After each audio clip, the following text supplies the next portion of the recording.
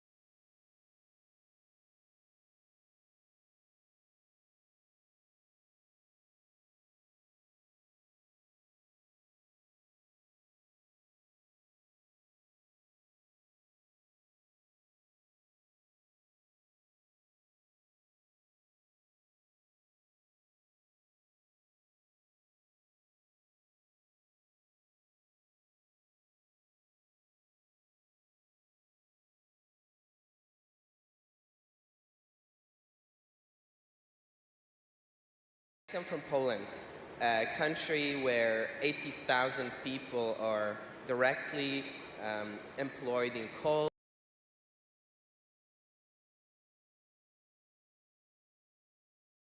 or coal-related industries. It is a country where coal sector is a big political and economic force. Now, in the face of the climate crisis and also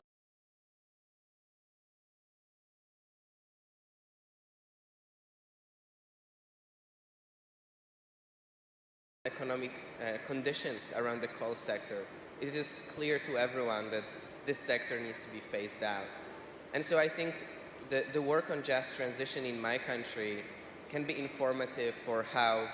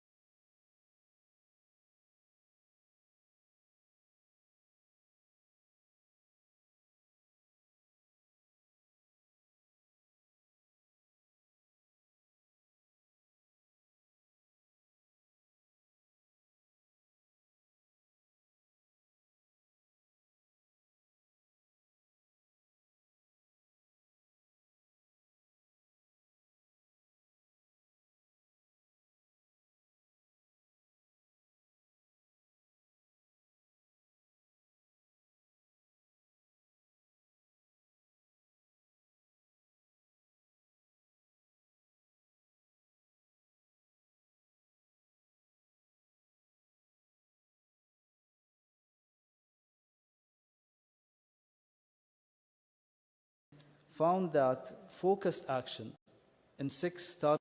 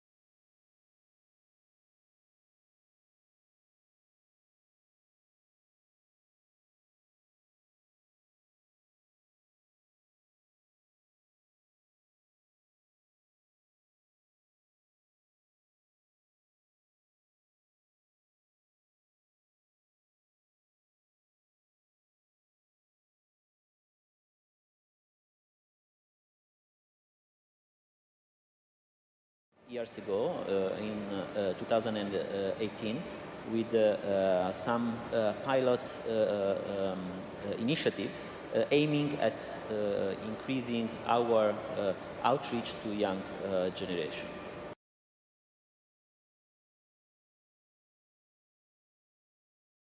As part of this short but very intense journey, we have been also taking into consideration the request, the call that was coming from our youth network throughout the different years, and by this year we decided to launch a new initiative which is targeting in particular startups. Youth-led startups in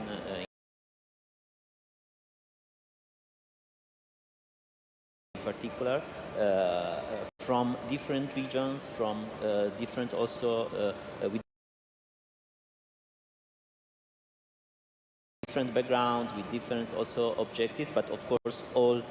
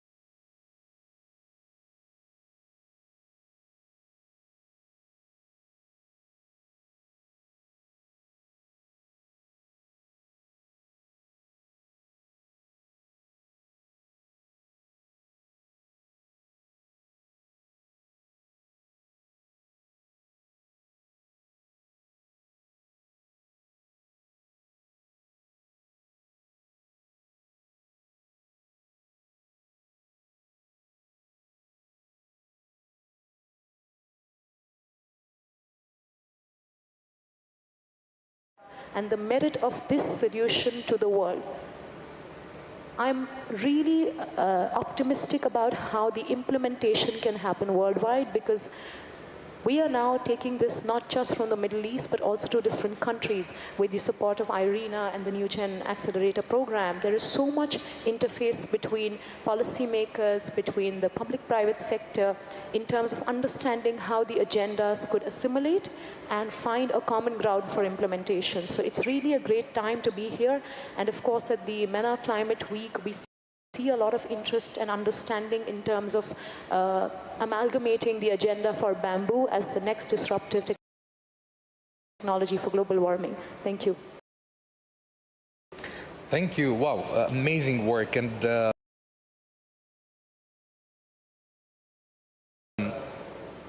I would also to start from what you said and go to Ala, since we were talking also about the space for talking with policymakers,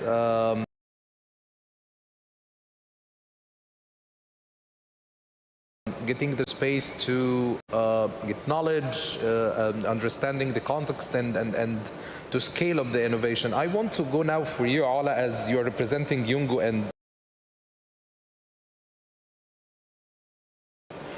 you are considering the challenges that the just transition facing in MENA region. The advocacy role is crucial to ensure that there is a move when it comes to the participation of youth, when it comes to ensuring that there is a seat on the table, and of course in facing the environmental challenges. When it comes to that, what specific challenges and opportunities does our region present in this context? Okay, so I need to speak up in a good mic, because I wasn't able to hear the other speakers, but what I got from you I can build on. So let me first, based on the things that I've been seeing in the last couple of days, this question is really important to put the MENA rule and to put the MENA voice on the table, because when we're speaking about MENA, we're not just speaking about the country that's handling the good climate action, like the United Arab Emirates or like Saudi Arabia, which is an amazing countries to be inspired from. But if I'm gonna be representing the MENA region, I'm gonna be representing the least represented countries in a climate action globally. So, for example, Syria or any conflicted areas from the region that we're not able to be a part of this kind of transition, even in energy or any kind of transition or in any field. So, for this moment, I'm going to take this platform to raise the challenges that we face as youth from these countries. So, first of all, the main thing that we face as a youth from this country is the instability situation that we have in our countries to be able to be effective or active in such a field. For example, in conflicted area, there is no infrastructure for us to be build on our plans or whatever it is. The security thing, which is something also to take into consideration. We're speaking about youth being able to speak up for their needs or for their demands on, okay, we need this in this field. Or as many panelists said as well, which is giving people and youth the platform to speak up for what they are doing. So, for example, let me give you an example. I started a project it's been a year since I started my project, which is called RICO. RICO project works on empowering youth from Syria. It's been 1,000 now in different activities. So what the thing is, with the challenges we faced to build on, we needed to start from scratch. There's no database to build on. There is no infrastructure. There is no collaborative work between the the entities of the government to take the, to help us build on. There is no, the paperwork, the visa issues. The thing is, just like those people who need to speak up for their needs, they can't because of this logistical thing, which is it's really, how can I say it? It's really logical to have it, but we don't have it, the database. Okay, what we need to base on, if you're gonna have a transition in energy, okay, what's the data we have on energy? If we're gonna have a transition in economy, what the data we have about our economy? We don't have this, so it's really critical for us to start engaging effectively. Even though there's a really important thing that it's funny to say it, but it's really important to bring it to the table. I came here in a good way. It's a miracle to be here as well, because I am Syrian. I live in Syria, so to came here is a miracle. So, but the thing is, the only thing that I was thinking of, okay, I'm gonna be in Saudi Arabia, I'm gonna have electricity to think about the thing that I need to do after I came to Syria, because in Syria we don't have electricity. So it's the basic thing that we always think about, so that prevent us to be engaged effectively. So those basic things, surviving things. So it's really critical for us to be engaged in this as well. But those are the challenges, but not many of them. There is more, but this is what the timing help us. But there's more critical opportunities as well for us in the region to take into consideration, because as Benjamin said, there is a growing population of youth. There are also a good how can I say it as well? It's something in us as youth from the region about resilience. And we need, we are ready to adapt to whatever it takes us, the situation is. So if there's a transition in energy, we adapt to it and we build skills on it, but we need support. But as youth from the regions like Syria, Iraq, Yemen, and other MENA countries, and including UAE and Saudi Arabia, the thing is just we need those supportive capacity building, empowering local communities to speak up for their needs, because what suits Saudi Arabia doesn't suit Syria. What suits United Arab Emirates doesn't fit in Egypt, for example. So we need to take those needs from the local people, local youth, and bring it to the table. And then have, there is a really critical thing that I've been thinking in the last couple of days. There is lots of talking about technologies and how everything, technologies and AI and whatever, but in the cases in the MENA region, some of the countries that are conflicted, we don't need a massive transformation in energy or technologies. We only need at the first step to have a low capacity technology approach. So at first we need the low capacity, and low approach, and then we can build on to the next step. So this is something we can start with. Great. There is also suggestions and opportunities for international organizations to help us in such process, which is providing and promote dialogue and securing the platform for those young people to present their ideas. And feeling that they are listened to and they are okay to speak up for this. So one thing that we always for youth from those countries, we're okay, if I speak up for this, do I feel secure to speak up for this?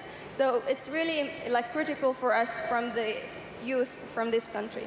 Definitely. And yeah, we can work in hand, collaboration and it's been said many times during the event, collaboration between international, local, private, government. It's really important for us as to feel empowered and to give whatever it takes to build the next generation transition. Thank you. Brilliant. Thank you, Ola. Ola actually brings many serious challenges and also opportunities. And that's a very questioning part regarding the resources. the availability of the resources, how the youth in different countries with different capabilities can be part of a movement. And I see what Ala is doing is brilliant, because we worked together in a certain point, and definitely in some countries without this much of resources and in a conflict areas, it's not that easy to bring to the table innovative solutions or even try to advocate for topics that might be luxurious when it comes to the resources of the country itself. So thank you, Ala, for bringing this, and I think it's critical when it comes to designing any programs, when it comes to designing policy and instruments, and also when any actor working on just a transition, it's not that easy to ask some people from a conflict country that you should go for renewable energy while they cannot provide the electricity for themselves. So it's basically an important thing to tackle. And from this, I would like to move to you, Jochi, when it comes to your expertise in energy at UNDP, Rome Center. And since your upcoming Youth for Climate flagship program will be in Rome, and I would like to ask you, from what you heard and also from your perspective, how you envision the MENA region paths toward just a transition, given the diversity in the MENA region, given the different capabilities of the countries, and also when it comes to the insights that shaping the policy frameworks, how can we ensure the young voices are integrated in the decision making? All right, well, I think that UNDP, first of all, recognizes the central role of youth in green transition. And this is both in two dimensions, when it comes to youth as beneficiaries of our projects, and youth as also implementers of our program and our initiative. And Youth for Climate is a comprehensive initiative that actually tries to mainstream and address these two dimensions, actually, that we intend to these two dimensions of our approach. I think that, like, when it comes to the role of youth in decision making, this is a critical issue that we have to tackle, and it's obvious and it's a matter of fact that the most ambitious set of public policy and frameworks are the ones that have been shaped and are shaped by who is going to beneficiary of this public policy, no? And in that sense, youth are the next generation will be the one. As a UN agency, I think that we have to target both government and both youth when it comes to replying to your question, no? When it comes to government, for sure, we have to be more ambitious on NDC. So try to, revise when we revise, implement when we implement, and assess when we assess the NDC in a way that youth are placed at the core of this important piece of public policy. No?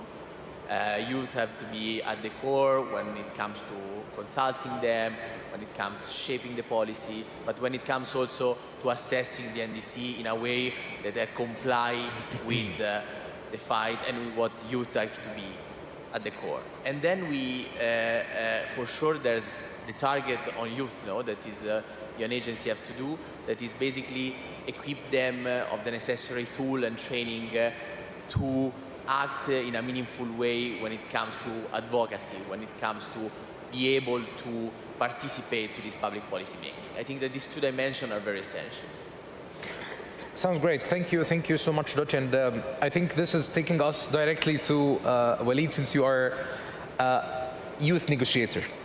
And while talking about engaging youth in decision making, and Dutch mentioned the programs, and we talked about the resources, we talked about different things. What I want you to address here is, how can young people effectively engage in decision making? You are a negotiator, and you know how the policy making process is going to be. And of course, the policies related to the youth in MENA region needs a lot of enhancements. What initiatives or programs that do you think it's crucial to bridging the gap between the youth-led innovation and the decision-making bodies in our region?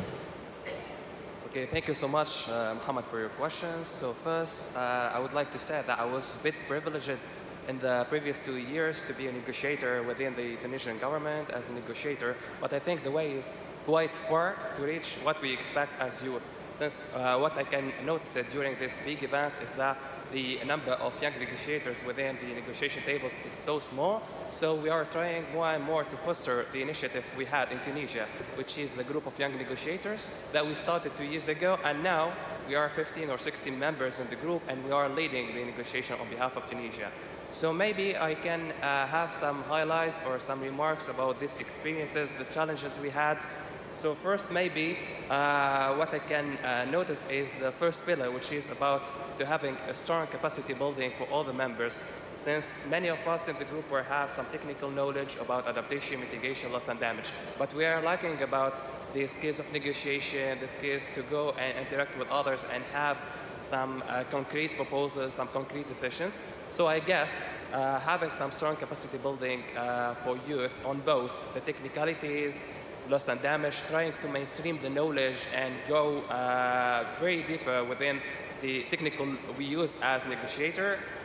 For example, what I can say is that the first COP I was so lost. A lot of terms, GTA, GST, adaptation funds, a lot of funds. But after and through the collective efforts of the group, we tried to, every one of us was having an expertise in different areas, so we tried to help each other to bring some experts from the MENA and from the south or the north. So we managed it in a period of 2 years to have a strong background about what's happening.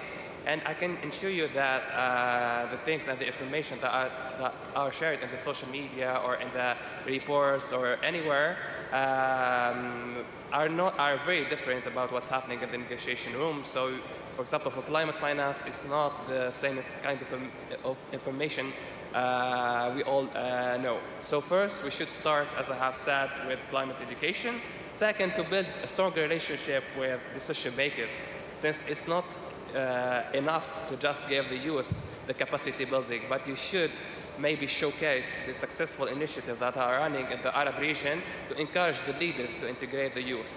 In many countries, the negotiation is running by the Ministry of Environment, others are running by the Ministry of Foreign Affairs. There is special programs to recruit negotiators, but it's super crucial to showcase the successful experiences, to go and encourage these leaders and maybe give them the incentives to make youth integrated within the decision making. I can see also within the Arab region there is a lot of initiatives that are happening and that are successful, like, for example, Yangu, like the UAE initiatives to have 100 young negotiators, and I really encourage that and would be happy to collaborate with them and to foster the knowledge we had within the previous 2 years. Also, I think the third main point is to organize and mobilize the young people to have some special programs that bring all young people together to regroup this youth and regroup the initiatives and not make all initiatives work on individual basis, so we can share scientific backgrounds, so we can share expertise, so we can, even in the negotiation table, when we go in the COP, for example, and we have a lot of young people, we can even go and work on decisions that are now struggling, like in so many items like climate finance, for example. We are trying to collaborate with other youth since they are more open to discuss all the options, all the positions, and I felt that not like the older generations, like there is some obstacles when it comes to negotiation. And finally, where I can see that using the creativity, the ambition of youth, we do have a lot of innovators, entrepreneurs, of creative minds in our region, and we can foster that through different kinds of forms. For example, through creating climate action, for example, councils. We are doing that through, for example, the UN initiative, the UNESCO Youth Climate Action Network, and we are trying to regroup all the networks around the world working on climate action. Second, maybe the Youth Climate Innovation Funds. Also, I can highlight some experience. So now we are collaborating with a startup called Hero, and we are working on providing funds for climate activists, negotiators, through crowdfunding. So there is a lot of innovative initiatives when it comes to climate finance. So we can build on that and try to regroup these initiatives to foster and to have more climate funds going to encourage people, entrepreneurs, negotiators to participate in this kind of events, or even to invest in their project and startups. And finally, maybe to build more on the youth climate mentorship programs, to have to go and address the needs of the youth, to try to be innovative, not just to have some capacity building in person or online, to go further, to go and learn about future thinking, foresight thinking, design thinking as well, to go and see how we can deal with the climate action in an innovative way and go a bit far from the traditional model of just having an online or in-person session of knowledge that we can go as a youth and seek for the information on internet, for example. Thank you so much, Walid. And I will take this and also to say that showcasing is important, as Walid mentioned, and the struggles that facing the young people to participate, to be on the table, when it comes to the finance, when it comes to the logistical arrangements, it's critically part of the advocacy plans that all the stakeholders are trying to do and accommodate. I would love to get back, but first, again, go to showcasing. We have a small video showcasing one of the youth-led energy projects that shortlisted through the Youth for Climate Call for Solution in 2023. Its name is Baghdad Dailan. I would likely to kindly ask the team to start the video so we could showcase this video, then back to the esteemed panelists. Hi everybody, I'm Baghdad Dailan, 28 years old, baccalaureate degree in pharmacy, entrepreneur and owner of the project Baghdad Dair Pharmacy, interested in health, alternative energy and environmental issues. Today, I'm going to tell you about my project. What are the most important struggles and obstacles, and how UNDP contributed to helping me overcome them. My innovation is smart road pump that converts the kinetic energy of vehicles into electrical energy, that is stored to be used for several uses, with an easy and high quality mechanical mechanism. Okay, let me start with the most important.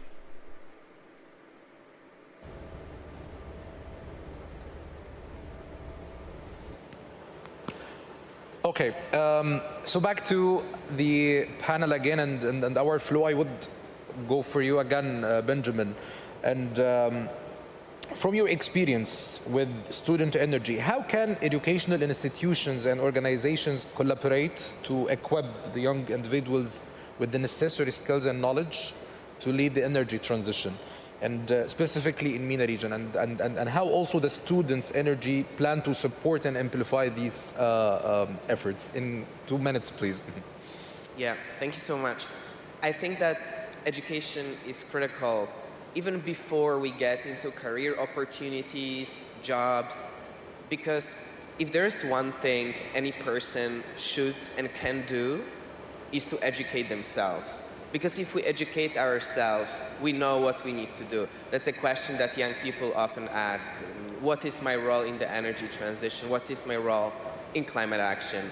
And when we learn about this topic, it really becomes clear, and I think each of us in this room feels what is the right thing for them to do, what kind of career they want to pursue. I think for educational institutions in the MENA region and beyond, for anyone to prepare young people for being a part of energy transition, 2 things are critical. First of them is critical thinking. I think there is definitely need for transfer of knowledge, but what is also perhaps even more important is to help young people become independent learners and critical thinkers who are able to be out in the real world and uncover the truth and speak truth to power, because it's the world is aligned on the goals of the Paris Agreement. But unfortunately, there is a lot of misinformation, there is a lot of greenwashing, there is a lot of people who are trying to push young people to work in a direction that does not promise us meeting those targets. And so I think every country has its own political and economic circumstances that needs to be navigated, and each country have different ways for young people to be involved.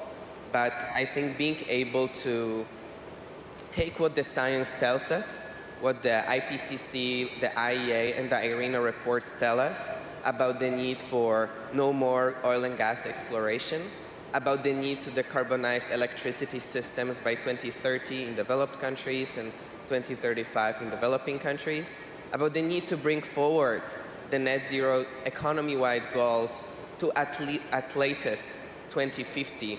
These are non-negotiable goals if we are trying to meet the goals of the Paris Agreement and ensure a livable planet for future generations. And so we as young people, who are the stewards of tomorrow, we have the responsibility to speak about it, talk about it to our parents, our friends, our leaders, our teachers, and whoever else is there who needs to hear that. So critical thinking is such an important skill, and being able to stand for the truth is so critical. Now, in terms of what we do to empower young people, I think there is a suite of programs, and I'm not going to go too much into detail because there is information available on our website, and there is strong collaboration and overlap with many of the programs that my co-panelists have shared. But yeah, I think this is it for now. Thank you. Thank you so much, Benjamin. And I will go for you, Ola, on Yani. Please, briefly, in 1 minute, give a message. How can young activists from the MENA region contribute to upskilling, reskilling initiatives that align with the goals tackling the climate neutral economy? So you're working on that. A message for the young activists directed to them. Yeah, thank you for this. Actually, I love giving messages. Okay, so as a young person from this region, and I working on a just transition, kind of like capacities and processes. The thing is, I want to tell the other people that are like me, who have vision, who have something to give to their communities.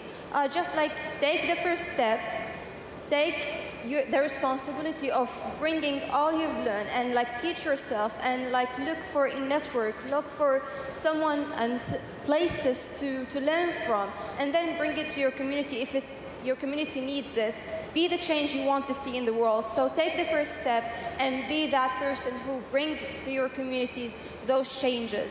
So I started like my project, and my project's working with so many young people in my country now. So we're promoting circular economy, we're promoting so many things that my community needs. So let's be those people who the governments and the other institutions around the world can lean on and keen on to promote those changes. So thank you. Thank you so much, Ola. And going for you, I would like to ask you from the global experience and lessons that the UNDP Room Centers has been privy, and there is a lot of strategies that you follow, and there is a lot of best practices, if we can see, could be adopted in the MENA region to foster the just transition. What are these best practices? What are these strategies? And how can Youth for Climate Initiative serve as like a platform to these insights with the youth in MENA region? Well, Youth for Climate, I have to say, has adopted a comprehensive approach to integrating youth in climate action. A comprehensive approach that is designed on three dimensions. Well, the first is related to, as I said before, to advocacy, bringing closer youth and youth-led organization to policymakers. Like an opportunity will be the event in Rome of the next week, for instance. The second is obviously the most concrete, that is related to solution. No? So providing technical assistance, but also financial support to design the solutions, to design some project led by youth that actually tackle climate change. And the third thing is related to building solid partnership, specifically when it comes to public-private sector. No? So if we have to tackle climate change, we have to adopt, as I said, a comprehensive approach that takes into account collaborating, exploring partnership with different actors, and different actors means different expertise. I think that everything can be reflected on prioritizing main issue that comes out of this exercise. And when it comes to the MENA region, I would say that, first of all, it's really important prioritizing this education and capacity building, again, targeting youth organization, young people, but also government. I think that is extremely important. The second thing is that there are elements and actors of the private sector that are developing a sort of environmental consciousness and awareness, no? And it's extremely important that youth and young people, when decided to step in, when decided to engage with the private sector, they go for these actors that have developed this sort of awareness, no? Because they can be part of this, they feed this, and they work in an institution that they share the same goals, no? And then the third thing is, again, raising awareness. Raising awareness of how much is important what we do, what young people are doing for climate, what they are doing when it comes to engaging with policymakers. And this raising awareness, it has multiple layers. No? This has to be with peers, this has to be with government, and has to be among youth itself. Thank you so much. And I would take from that, and also tackling again the climate finance and the technology transfer also. So going back to you, Walid, how do you see the role of climate finance in supporting the MENA region transition to renewable energy and sustainable practices? What are the strategies that you think it's essential to have effective technology transfer to the MENA region and to enhance the climate resilience to promote green infrastructure? In 2 minutes, please. Okay, I will try to be brief. So first, let me set the scene. So maybe in the Arab region, for example, received only 5% of the global funds, despite the fact that it's one of the most vulnerable places all over the world. And also, the Arab region needs approximately $300 million per year, starting from 2030. And so we can see that there is a huge gap between the amount of money mobilized and the one pledged. As also, we do have that $1 billion goal, which was set and was a pledge that will be given to the developing countries, but we didn't met it yet. But we are optimistic to reach that goal. So these kind of the challenges to define the new collective quantified goals, for example, by 2025, to set the quantity, the quality of the new goal, the scope, who are going to be the donors, is so crucial and so challenging. So we are working during the next 2 COPs to define the new collective quantified goal. Another challenge would be maybe the access to the funds under the United Nations, like the JEF, the GCF. Since there is a lot of obstacles, the process are taking some time for some countries. The capacity building for the countries to develop a good documents and to present it to the UN so they can get the fund is still lacking. So this is also one of the challenges. Also, I can relate the problem of climate finance to the debate that is holding about the mitigation and the mitigation and adaptation. So we should go and assess the needs within all the region and see, for example, for Arab region, what is the biggest needs for adaptation and mitigation. For the other region as well, we should raise our ambition for mitigation, but also we should focus, since we are, for the most of the Arab countries, we will be moving toward our just transition, so we need more investment on adaptation, on new technologies, on hydrogen, solar energy, and etc. Also, I want to relate the climate finance field to the just transition and transfer of technologies. So now we should be, let's say, updated, since there is a lot of technologies that are new on the market. We should have more capacity building for youth, for, let's say, junior people who are interested to go further and learn about all the new technologies, like hydrogen, generative AI, for example, machine learning, and so on. But also we should not forget that transfer of technology is also so crucial. So for the countries who have the capacities, technical and financial, it is so crucial to go and talk with their partners, stakeholders, and try to provide this kind of knowledge so we can move, all the countries can move in the same, let's say, path, in the same, let's say, speeds toward our clean energy, and maybe to end up with, so I can give just 1 minute about what we are expecting from the next COP when it comes to finance.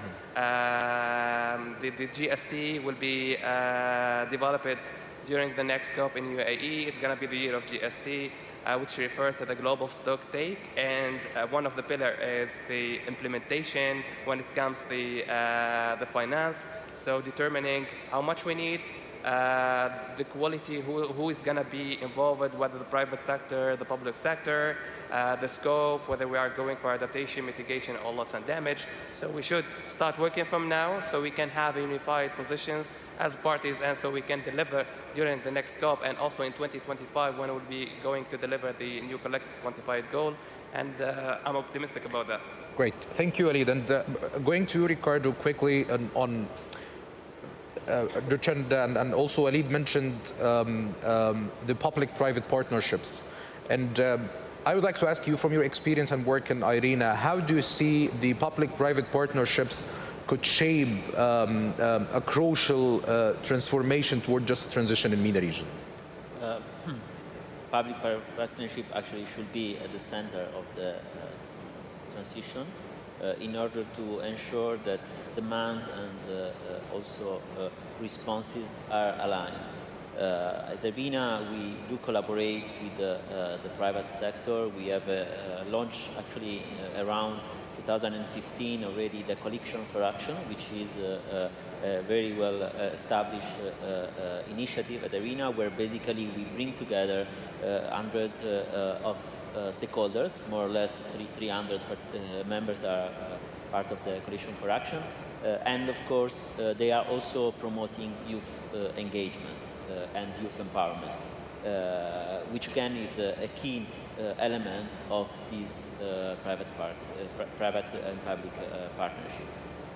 We do the same also when we are organizing some of our events and initiatives. For example, in the coming weeks, there will be the IRENA Latin America Investment Forum, which will be actually a very good example of how the private sector is called and has to contribute to the energy transition by working and establishing collaboration with the public sector. So again, very keen on our work, very keen also on what kind of support this partnership can bring to young people. If I can conclude with something which is not necessarily related to your question, is that as IRENA, we want to, again, promote a different approach when working with the young people. We have been working with them since a few years now, and since the very beginning, we decided to address this generation not as the next one, but as the new one. And here we are also especially seeing young entrepreneurs, young leaders that are already now working today. So what I want to share again is that in order to have a change also in other organizations, in other contexts, I think that young people have to start addressing themselves not as the next generation of energy leaders, of anything that you want, but as the new generation, because they are already able to make changes now and to strike also for additional changes and also to embark with new opportunities. So Thank you so much. Thank you so much, Ricardo. And finalizing with you, actually, and I would like to ask you to give a message to the young innovators how they could be part of the movement toward the just transition. Thank you so much. There were just quick two things that I'd like to address in addition to what the experts mentioned about education, about passionate advocacy that needs to be combined with capacity building. But I think from an individual experience, what I would personally like to add is that there is a lot of detachment from policymakers and innovation when it comes to empirical data. So there is not enough statistics that showcase that what we are saying is actually practical in real sense and can have action or change at ground level. There are certain things, because this is an amazing dais to be able to address this, but this is from statistical data, is that one bamboo tree can sequester minimum 400 kgs of carbon dioxide per tree per year. 300 kgs of oxygen per tree per year generated. That is massively high as compared to a mangrove tree, which takes in a maximum of 25 to 30 kg. Now, I am saying even if it does 10% of what I say, that's still 50% higher than a mangrove or a gaff, or for that matter, a eucalyptus. Every 4 kg of bamboo produces 1.2 liters of bioethanol. Every 4 kg of digested bamboo can create 4 kg of compressed natural gas. Every 1 kg of bamboo can produce 1 kilowatt of current. These are some hard statistics in terms of implementation, and that's where the detachment is from policymakers to innovation. The second thing is that governments, enterprises have a massive research and development budget for pharmacological needs, or for that matter, space exploration. But very few governments and enterprise have a very massive budget to fail when it comes to the climate agenda. So why don't we have that? Why don't we have a massive agenda for climate initiatives to fail or succeed, but at least we are trying? And that's what we need, a massive research and development budget to come up, and which is also adding up to capacity building for the youth and for advancement of technology. A mere modicum which would really not habilitate any of us to be able to excel. So we need to move with alacrity. We need to move with the support of institutions like IRENA, with governments, and more importantly, collectively, Yes. because changing behavior is not going to impact climate change in the long run, but changing enterprise, changing industry, changing the way we procure, changing the supply chain needs will actually make a massive transition with energy. And this is what we need to address collectively. Thank you so much. And I would take this as a message to the young innovators to work on it, empirical data, and also ensuring that we are working on the innovation from the grassroots. And as we run out of time right now, but our session will continue in Yanbar room. I would like to invite you all to join us at 10:30. 10:30 at Yanbar room. You can see on the slide here. Join us for the Green Jobs Policy Challenge. I think we have a lot of discussion to tackle there. And I would like to thank all the panelists for their valuable contribution, and to all the esteemed guests and audience for their existence. Unfortunately, we don't have that time to have interventions, but we will have that time in the room during the policy game. So we would like to invite you all, and we will be happy to see you in like 20 minutes. And thank you so much for your participation. Thank you so much, and let's take a photo together. Yeah.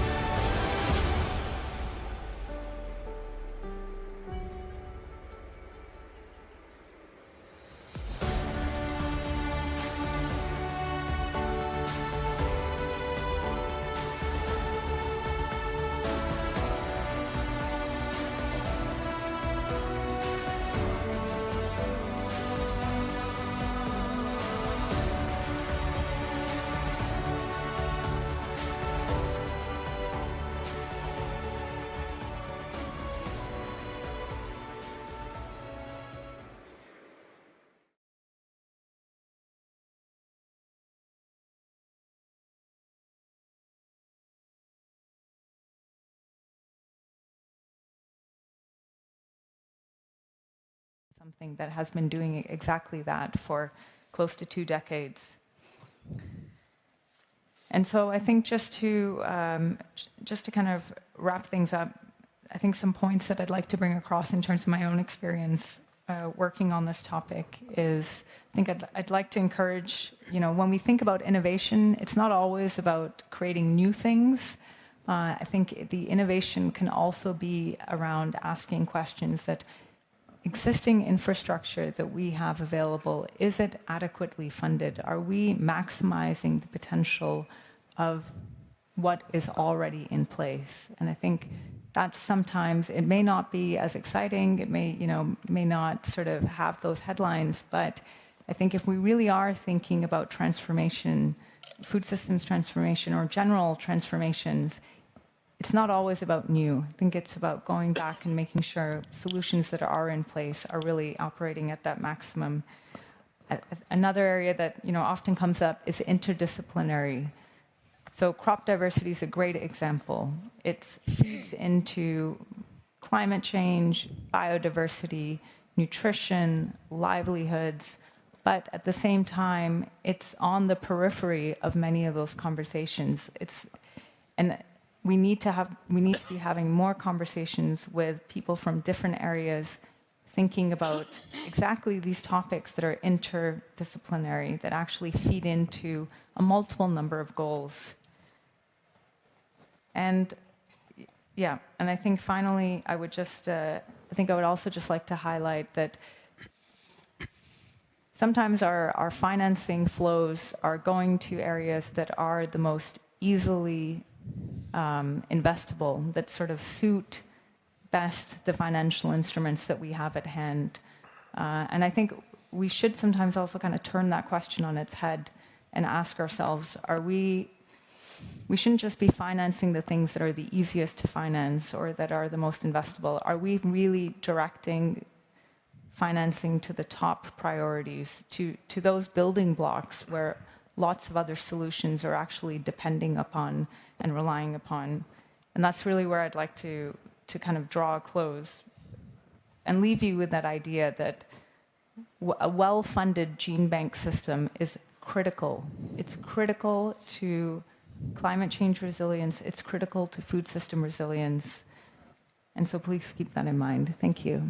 Thank you so much, Jaspreet, for reminding us that some of the old debates and the issues that have always been there, genetic resources, genetic biodiversity, should not be forgotten as we head towards this new era of risks, because I know that, as you said, it offers a lot of new opportunities to build the kind of resilience we're looking for. And some of these are not new solutions. They have been hashed over, debated. People who work in agriculture, for example, are familiar with some of these. So I think that thank you for that, and also for offering some models of financing, quite simple but also effective endowment model, for example, that are readily that can be taken up quite readily by many. So thank you so much for that. Moving on to our last speaker. I know we started a little late, so I want to give the right opportunity for all our speakers to have the chance to speak and then be able to also take questions. So I think we can go a little over time.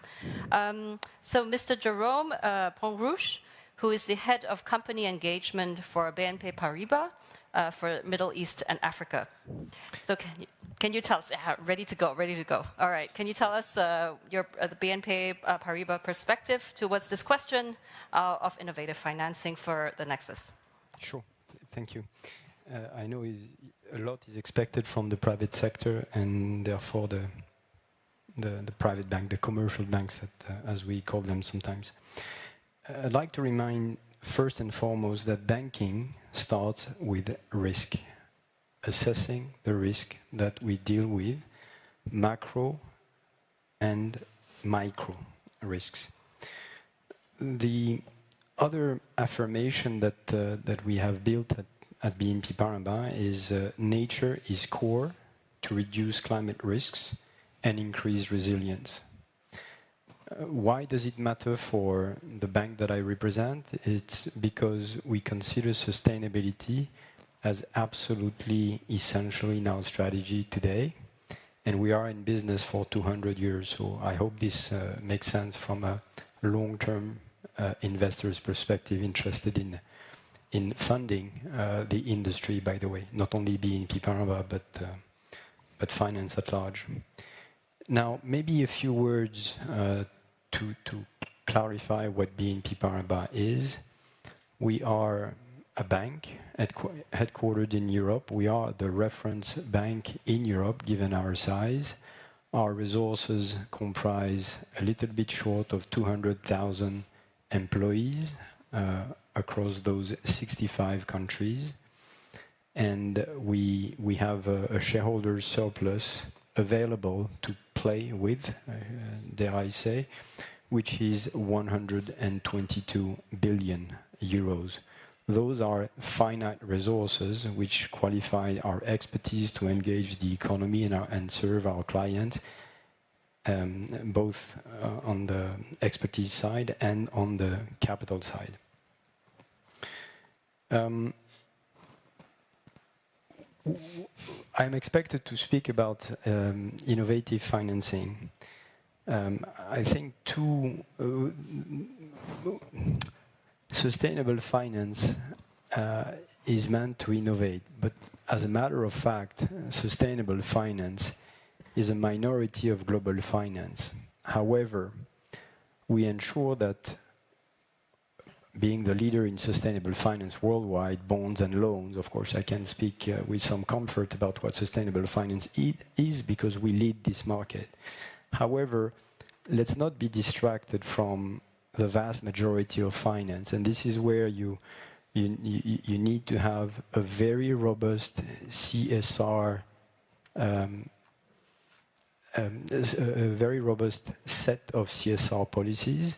At BNP Paribas, we have a number of them, and to come to the nexus of land, water, food, and ocean, some of them touch very, very directly those, including agriculture and ocean in particular. Those CSR policies are the less fun part of my job, which is to make sure that any engagement that we have with the economy complies with those restrictions. You may be familiar with the fact that we have completely left tobacco, the tobacco industry. We don't touch it. That's clear. There's no gray area about this, but that's just one example. Now, as I said earlier, nature is core to reduce climate risks. And we see that risk as absolutely defining the future of finance and the future of society and the future of civilization as we know it today. What we know for sure is that we don't know enough. And one of the ways that we try to make ourselves relevant as a private bank is to partner and fund scientific research. And the two most recent illustration of that are the TNFD, and the Task Force for Nature-Related Financial Disclosure, that we've been a founding member of this initiative in 2021. And the other is the just renewed partnership that we have with the IUCN. We recently, by the way, made a very significant donation to this organization. Those are just two illustrations of what we do. It may be very simple for you for me to say this, but maybe not as expected from the mouth of a banker. But for us, water, food, land, and ocean are only one theme that we need to understand as a system, and it is the natural environment, what we increasingly call natural capital that we need to preserve. Biodiversity, by the way, is in depletion exactly as the fossil fuel as a natural resource are on the way of depletion. So we need to factor this, and this is new, by the way, for the world, for the economy, for science. We've tended to approach, by the way, climate change in a fairly segregated fashion. this won't work. At some point, we will need to connect the dots and make a better sense of the system as we live in. It is way more complex than what we understand today. So I said that the thing that we do is we fund the science. In our market research, this is commonly expected from an international bank, we have a fairly developed and very robust research at BNP Paribas Global Market in particular, where we monitor signals in the market to identify where markets are developing. Water, for example, is something that will emerge as an asset of much higher value than it is today, and that is worth not only for emerging markets in Africa, for example, or in Asia, but also throughout Europe. You're aware of that.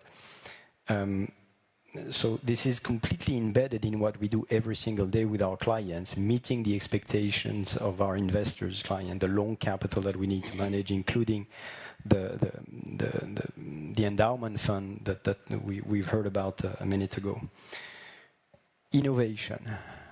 Because we know we don't know enough, we understand that any step that we gain in terms of understanding the overall natural system must translate into companies making sense of it. Some of you may not appreciate that we need to make a market of scientific progress. Need also to appreciate that making a market of something new, if done properly, ensure resilience of those innovations. When, for example, and this is the last part of my intervention, when, for example, we finance a desalination plant in Abu Dhabi, supporting TACA, supporting EWEC, supporting ENGIE, the French company, with $500 million financing, we enable the implementation of advanced technology, reverse osmosis, in order to reduce the carbon intensity of this technology. And in doing so, by the way, we also comply with our obligation to be in line with the Equator principles and the IFC norms, both on environment and social norms. What else do we do? In partnership with the World Bank and because we speak about the region here, we partner with the World Bank and the IBRD in the African continent, across sub-Saharan countries, to develop water infrastructure. And this kind of financing with BNP Paribas, let's not fool ourselves, the commercial banks are rarely equipped to finance those fairly risky projects in markets, in countries which are remote from where we operate with retail and very grounded presence. But through the intervention of the World Bank and the African Trade Insurance, which offer the protection necessary to deploy the private capital that so many people talk about, this is happening. And this is happening for more than $900 million. Those are significant projects that we do.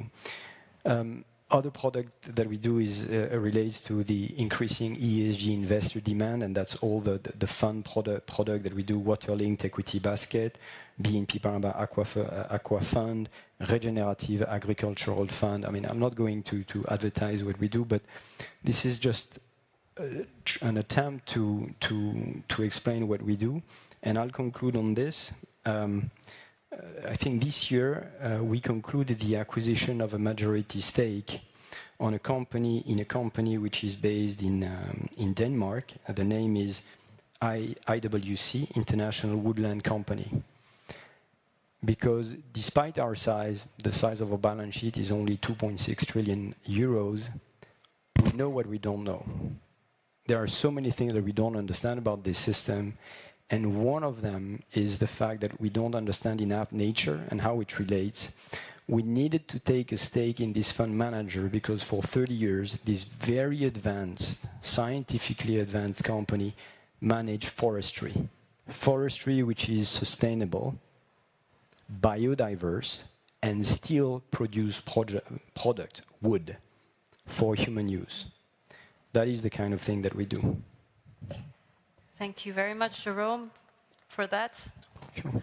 I do know that you and Daouda might have to leave. Yes, but I can take one or two questions if there are any. Let's have some. All right. Thank you so much, Daouda, for being here. I know Jerome has to leave, so if there are any questions. Okay. I'm just giving opportunity for people who have not asked questions before, and I see the hand of this gentleman here. If you don't mind. Yeah.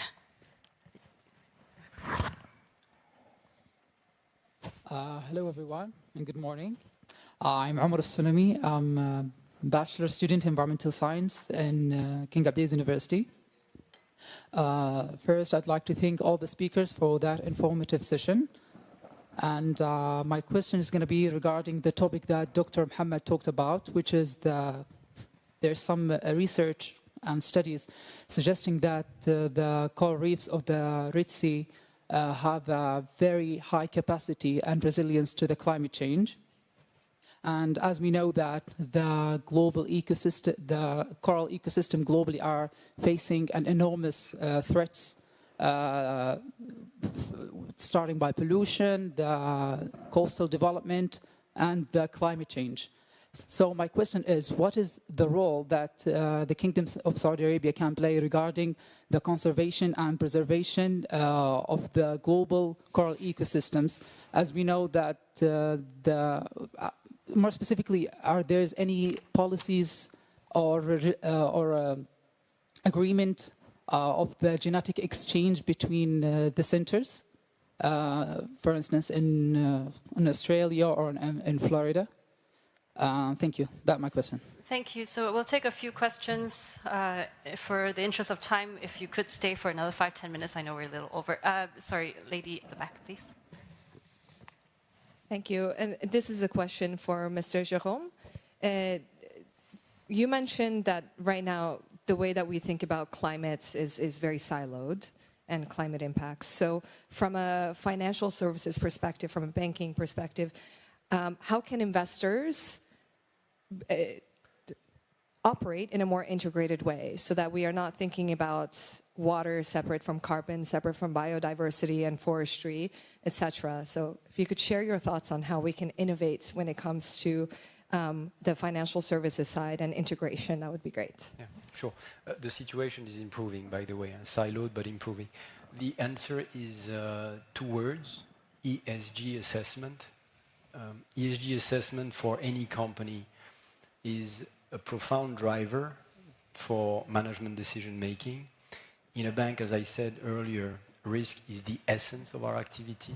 No credit decision can be made, at least at BNP Paribas, without what you can call a CSR profiling or an ESG assessment, as we call it today. So the ESG assessment, and that's why I need to leave very quickly because we have a training on this internally for the regional staff. The ESG assessment is a way for any banker and their associate to profile the clients and the project. In this ESG assessment, we cover every single question pertaining to E, S, and G. And depending on the score, we are more or less comfortable to deploy human and capital resources to support this client or project. And that includes biodiversity, that includes human rights, that includes carbon footprint, carbon efficiency. One driver that I did not mention and I should have is that it was alluded to earlier. The emergence of a more cohesive approach to how we make the world more sustainable will probably use carbon credit when we define market integrity for this market. We're not there yet. And something that we start talking about is the biodiversity performance of anything humans do. That is something that will happen, hopefully with advanced regulation.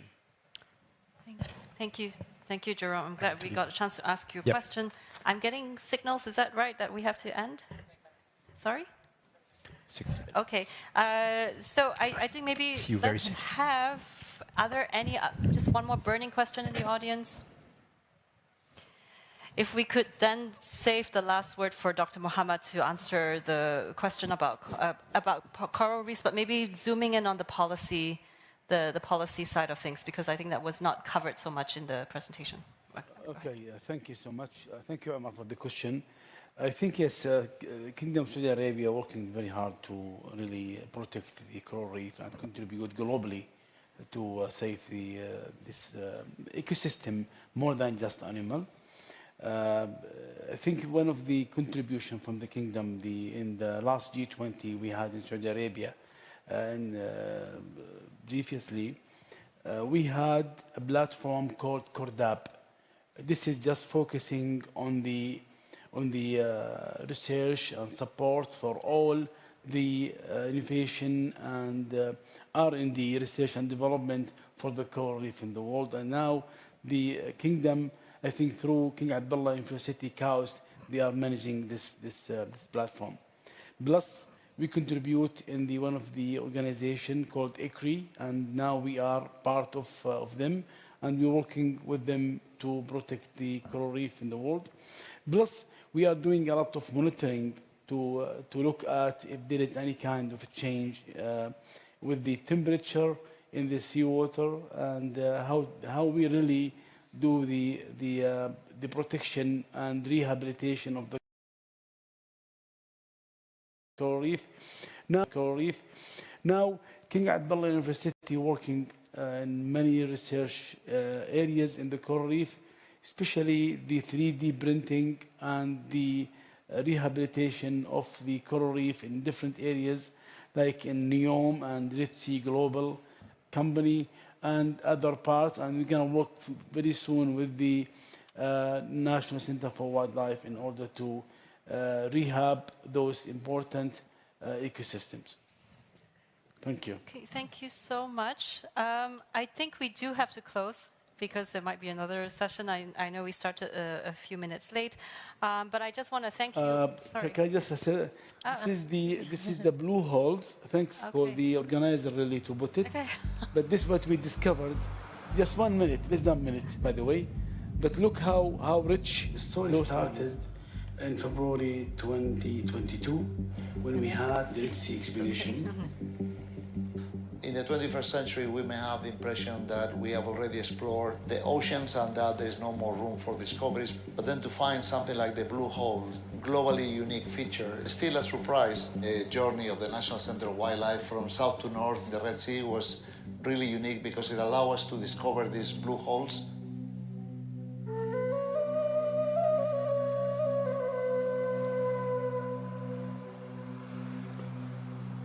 Blue holes are basically rings of coral that we see from the surface, but below the surface what we have is a cylinder that rises from depths of 700 to 900 meter deep. Oh wow, that's gonna be so happy, huh? Those are the whales. Often come back to the same space. It's such new information for us.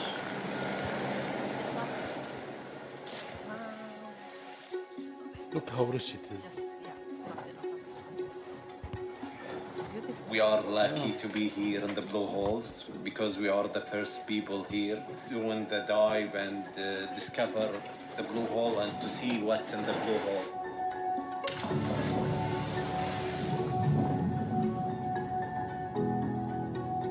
We want to know more about the diversity of the marine. We are going to study the physical parameters, which is the current, the waves, the temperature. We have to study it and know it to start to understand it and respect it more. If you want to, excuse me, finish. Okay. Can we? On the top of it is full of biodiversity, specifically different type of healthy coral reef. And if you go down deep, you're gonna see. Thank you so much. Again, taking us back to the Arabian Sea. That's a very nice way to end. Thank you so much for everyone, especially to all our speakers for their really engaging comments. It's really very, very hard to summarize, so I will not do that. And also with regards to time, but I will say that there will be another session under track 3, session 5, collaborating around common resources of water, food, land, and oceans, here tomorrow, same time, 9 o'clock. So please come back for the last session of this track and enjoy the rest of your MENA Climate Week. Thank you. Thank you. Thanks.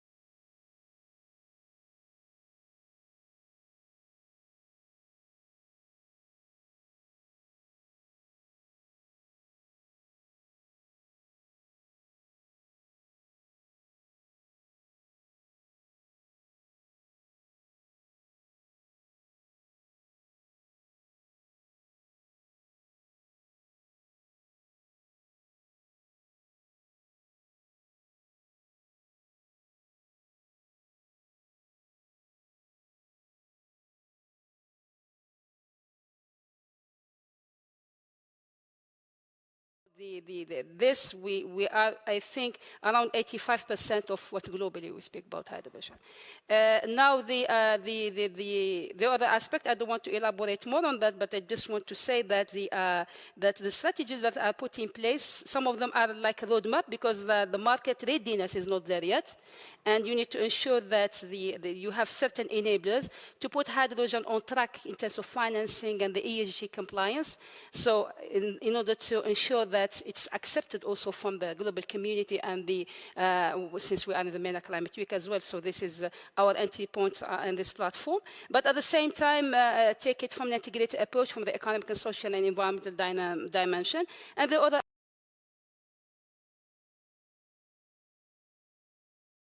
aspect for me, always I see hydrogen, since my background was in the oil and gas sector, specifically in the LNG, that I see hydrogen as an LNG, and this is the business model that we all need to learn from in order to build on an effective, but also on a reliable and a long-term partnerships between the supplier and the off-takers in order to ensure that we build the energy security pathway for all of us. Thank you. Thank you very much. And speaking about different sources, as Radia mentioned, Dr. Samir, considering that there is a significant potential for renewables, particularly, well, your institution leads research in solar, for example, but also in other sources, such as wind. And these sources have a significant development during the last years in the region, but still have much potential to be increased. What is expected, from your point of view, to be the role between these sources and hydrogen as a catalyzer for increasing that development in the short to medium term? Thank you. Thank you. Yeah. Thank you so much, Luciano, for the kind invitation. I would like also to thank Irina for the opportunity to speak, and also congratulate the Kingdom of Saudi Arabia for this holding this successful pre-COP summit. If you allow me, before answering directly your question, Luciano, allow me please 3 general remarks, as objective as possible, because I'm defined sort of militant or advocate for green hydrogen or clean hydrogen in general, as Radia mentioned. But allow me please to be a bit objective in 3 little remarks. First of all is probably to touch on the importance of the opportunity that was mentioned in the presentation of Simon. for this, to simplify the figures, I would like to share with the attendants a simple rule. The rule of 1, 10, 20, and 30. So it's for each million ton, 1 million ton, we need 10 gigawatts of electrolysis capacity. And for green hydrogen, we need 20 gigawatts approximately of renewables. And it will cost $30 billion of investment. Más o menos. It's l'épaisseur du trait, as we say in French. And this is an idea that when you do the maths, I mean, the market is just substantial. We are targeting somehow, depending on the studies and the estimations, between 500 to 600 million tons of market by 2050. And when you do the maths, it's a trillion capex, $1 trillion, sorry, worth of capex, without mentioning, this is the tip of the iceberg. This is the investment on the plants themselves, but you have, of course, all the opportunities to invest in solar panels, factories, in electrolyzers factories, and wind blades, etc. So this is just to attract your attention to this massive opportunity, social and economic. The second point, also objectively, is that there is a key role of the governments to play in this regards, and I would put a first task for the governments is to own the subject. And by owning the subject, I mean two things. First of all, define the country's interest. What is the interest of the country first? Each country of, be it importers or exporters, potential importers. And the second thing is to be aware of the potential you have and the gap you need to bridge. Because the opportunity is there, but there are lots of challenges that probably we could discuss with my fellow colleagues, panelists.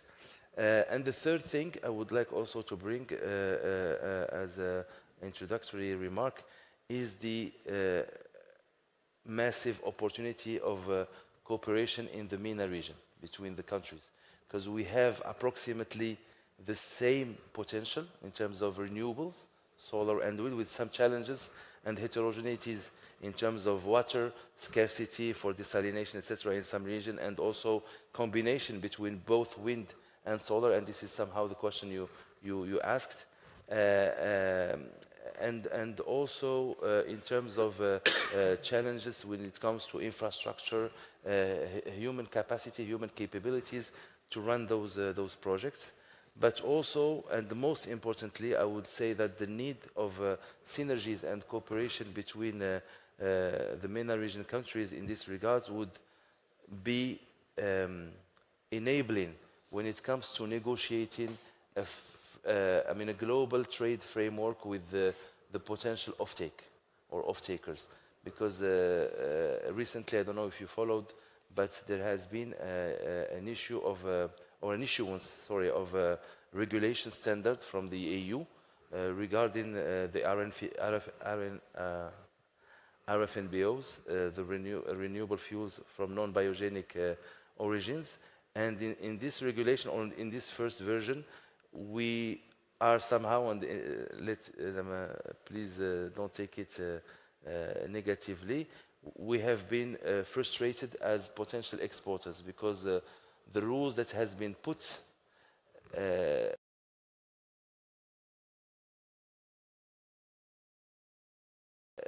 as a potential, Morocco, for example, as a potential exporter, we don't fit for this first.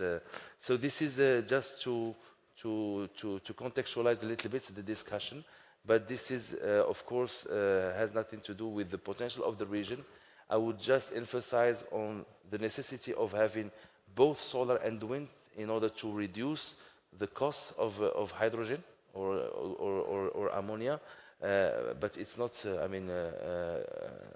important, but it would be better, especially in this first phase of triggering the market of green hydrogen in the region. Thank you, Dr. Sami. Then coming back to Radia's first comment on cost and alternative sources, and you building up on that. I think Dr. said that we have an opportunity to discuss how to deal with this. The issue of costs may be significantly higher in some countries of this region due to geography, due to water access, due to different kind of particular geographical and other issues. How can technology help us address these kind of gaps and promote the development of competitive hydrogen for the MENA region? Just to probably put my case here, I need just to start at the beginning. So, as has been just showed, we're still short of meeting our 1.5 target. And to put things in a simple term, we have 3 tracks in order to meet that. We have a decarbonization track, decarbonizing our conventional energy. That's very important. We need to deploy and ship electrons, renewable, and we need to deploy and ship molecules, that's hydrogen. All of these are new tracks that requires a lot of investments, a lot of funding. So there is already huge investments to be made, and there's going to be competition on the source of funding. For the decarbonization, it has a local nature or regional nature, where every country, especially in the MENA region that's blessed with natural sinks, will actually deploy these sources to decarbonize. Maybe in the future, these sinks could be monetized by accepting or importing some of the CO2 from other regions. But that's far in the future. When we compare electrons and molecules are easier to ship and move around. And I say easier, but not easy, because still hydrogen is very complex when it comes to moving it around. So when we focus on hydrogen, which is our topic today, and with this, I would say, competition on funding, we need to really be, I would say, practical on how we focus and how we deploy the resources. We now see many regions and many, I would say, top figures in our industry focusing green hydrogen, which is fair, but unfortunately, maybe we're focusing on the expensive product, but we're forgetting the other product, which is relatively cheaper. And we forget that the 1.5 and why we need hydrogen. We need hydrogen to lower our emission. We don't need hydrogen because we choose to go with other energy source. It's decarbonization. So that's why I believe the narrative of blue versus green versus gray, the color coding in general has to change. And that has to be reflected and embodied in the regulations and policy. It doesn't matter which color we choose, as long as we meet our carbon footprint. We specify the carbon footprint, we specify the carbon emission.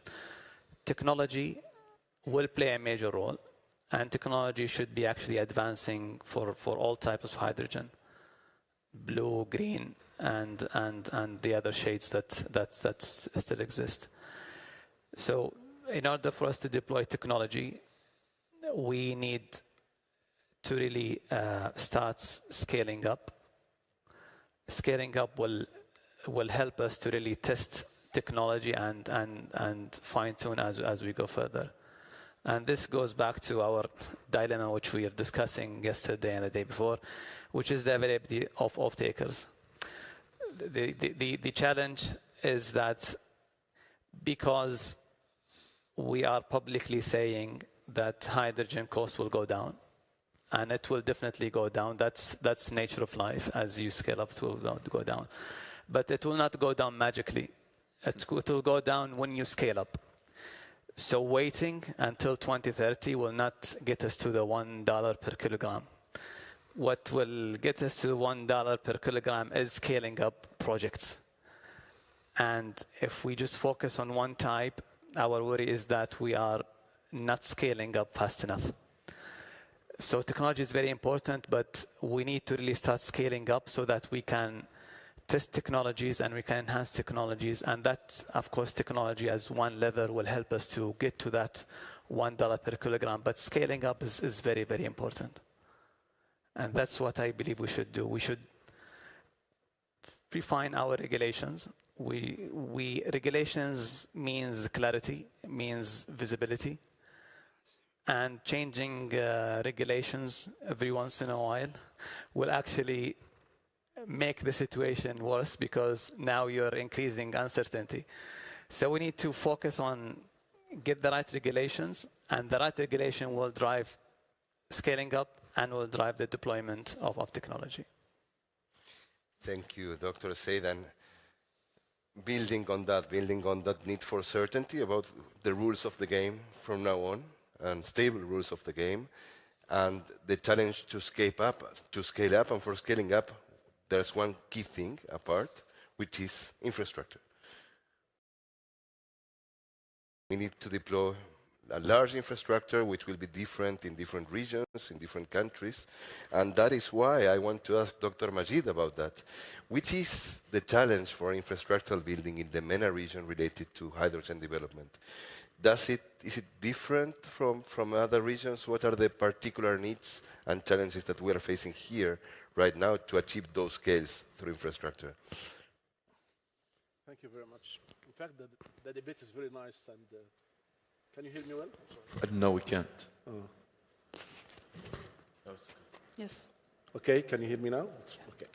The debate, in fact, is very interesting. And we are hearing several voices. We have heard from Radia on the importance, and Samir reflected the fact that we cannot really predict how the market will grow because for example, now we have regulations that will hinder us from exporting.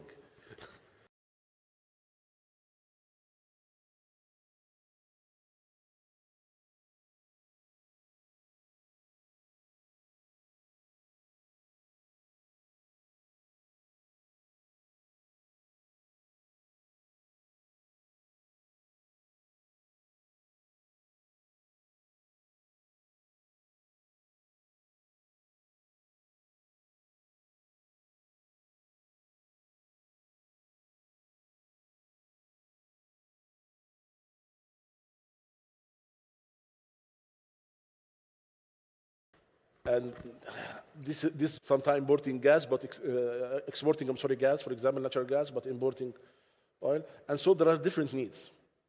And here it is important to look into the national demand and the regional demand, and then the neighboring regions' demand. And for example, when you look into when we say green hydrogen, the term green means renewables for us, simply. When you look into the history of the past 10 years, we have been very much successful in bringing the prices of renewable electricity to unprecedented levels. 1.04 in Saudi Arabia, 1.1, 2 cents in Egypt, 2 to 3 in Morocco, and so on. And this was because of the business model, not only because of the resources, but the business model, the incentives that we injected into this market. But when you look into the targets and where we are right now, you'll find that many countries, we have success stories. We have seen the leadership in Morocco, in Egypt, in Jordan at the beginning, and then Gulf countries picked up and, in fact, moved very fast, so that we are expecting in the near future that they are already now big player in the market of renewables. But when you look into the 22 Arab countries, this is not the same case. There are issues. There is a gap between what was announced as targets for renewable energy and what is being implemented.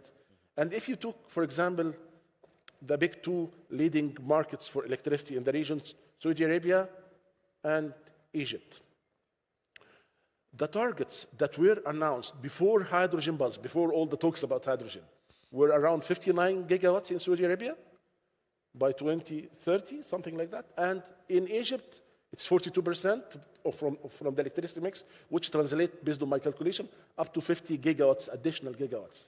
Where we are right now, we are on 6, roughly 6, and 4 gigawatts are under implementation. So within 10 years, less than 10 years, you need to bring additional at least 40 gigawatts. 40 gigawatts. Think about the grid capacity to absorb that. Infrastructure challenge.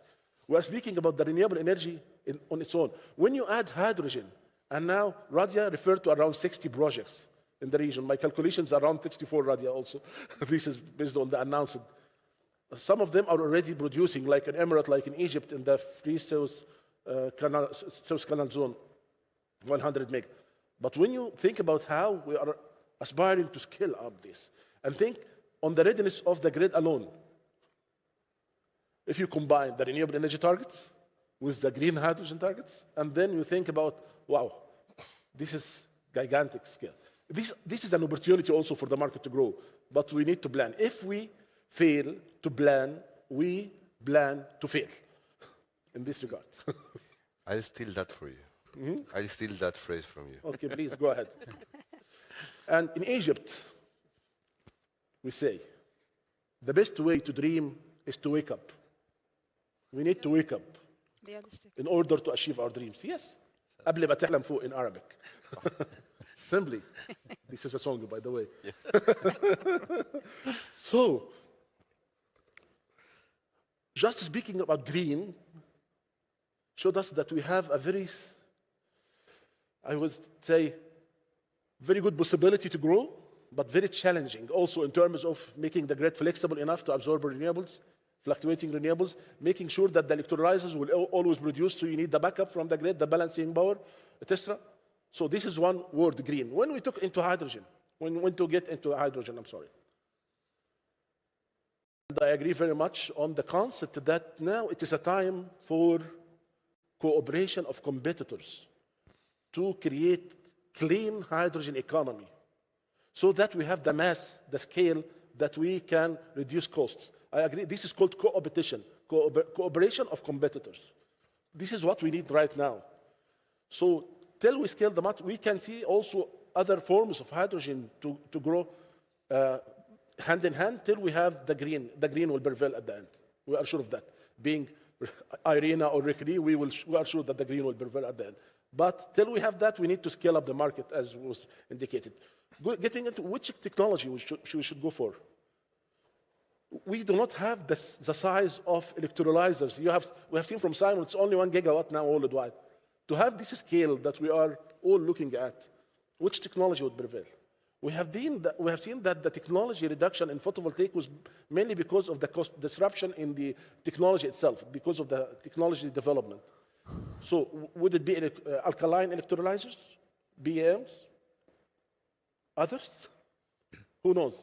There is uncertainty here in that. And when you are making a decision that would cost billions for having 10 gigawatts project, 2 gigawatts, there is here a certain amount of uncertainty what will happen within a couple of years. And unless you have a secured BBA, similar to electricity, for several years to come, then you are in a big trouble.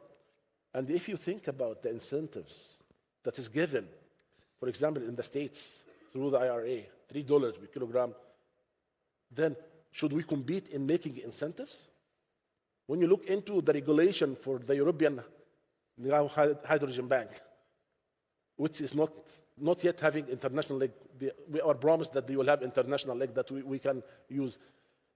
It's a competition on who is providing more incentive. This is not right to create. It is good for the start, but it is not a healthy market in such case. But let's move. We need to move fast to scale up the market. Another challenge is the water availability, and this is not a big case from the perspective of economy. It's only 1 to 2% of the total cost, the levelized cost. But in terms of a region that is somehow scarce in water resources, we need to plan for this giga scale also. This is a huge and massive infrastructure for the desalination that is created particularly for the green hydrogen.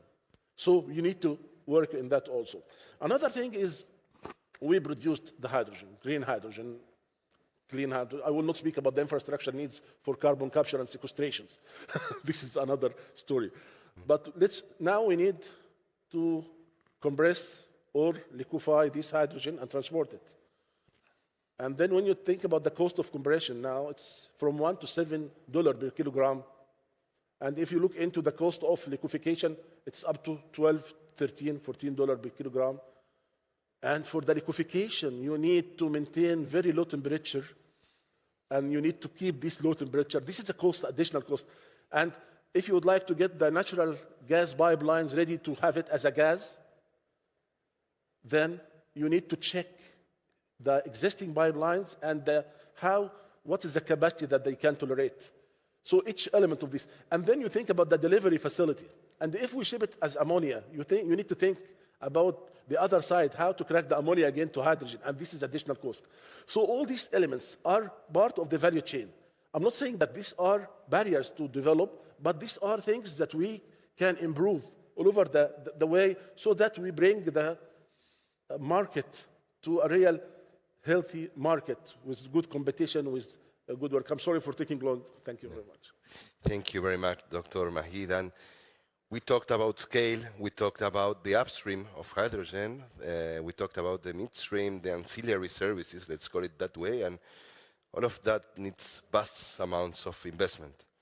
And I wonder, apart from these conversations, apart from the targets, apart from the rules that are being set around the world from the demand side, from the supply side, what about the real investment, the real activity? What is the climate for investment for delivering actual projects to comply with these targets and these plans that we're seeing around everywhere, John? And what else can we do to catalyze more investment to deliver all what our colleagues mentioned before? So thank you very much for this question. It's very interesting. Typically, when I'm on these panels, I come towards the end, which makes sense as a financier because you need, in many ways, the stars to be aligned in order to ensure that you have investment that's bankable. And to give you an idea, banks and commercial banks and IFC, which I work for, that looks specifically at private investment, we need stable, visible cash flows in order to ensure that we can have a lending capacity. So the green hydrogen market is a relatively nascent sector. And to give you an idea, I mean, there's a lot of interest within the MENA region. Of course, we've heard NEOM. There's projects of green hydrogen in Egypt, Morocco, Tunisia, and Oman. But to give you an idea, just worldwide, in terms of what we're talking about green hydrogen projects that have actually reached financial investment decisions. So McKinsey, in May 2023, they indicated that there are more than 1,000 projects worldwide linked to green hydrogen. That's more than double what was in the previous year, in May 2022, but less than 10% of them have actually reached financial investment decision. So it gives you an idea, of the gap, and the gap in terms of reaching closure for these projects. That's already been mentioned by my esteemed colleagues. So, I mean, what I'd like to give you is a list of considerations, that banks have to think about when they provide debt facilities. So, and some of the points were already mentioned, but I'll try to put it in kind of a list of considerations. So the first one is electrolyzer technology. That was already mentioned. The more advanced, the more mainstream the technology, the better it is for a bank to provide debt facilities.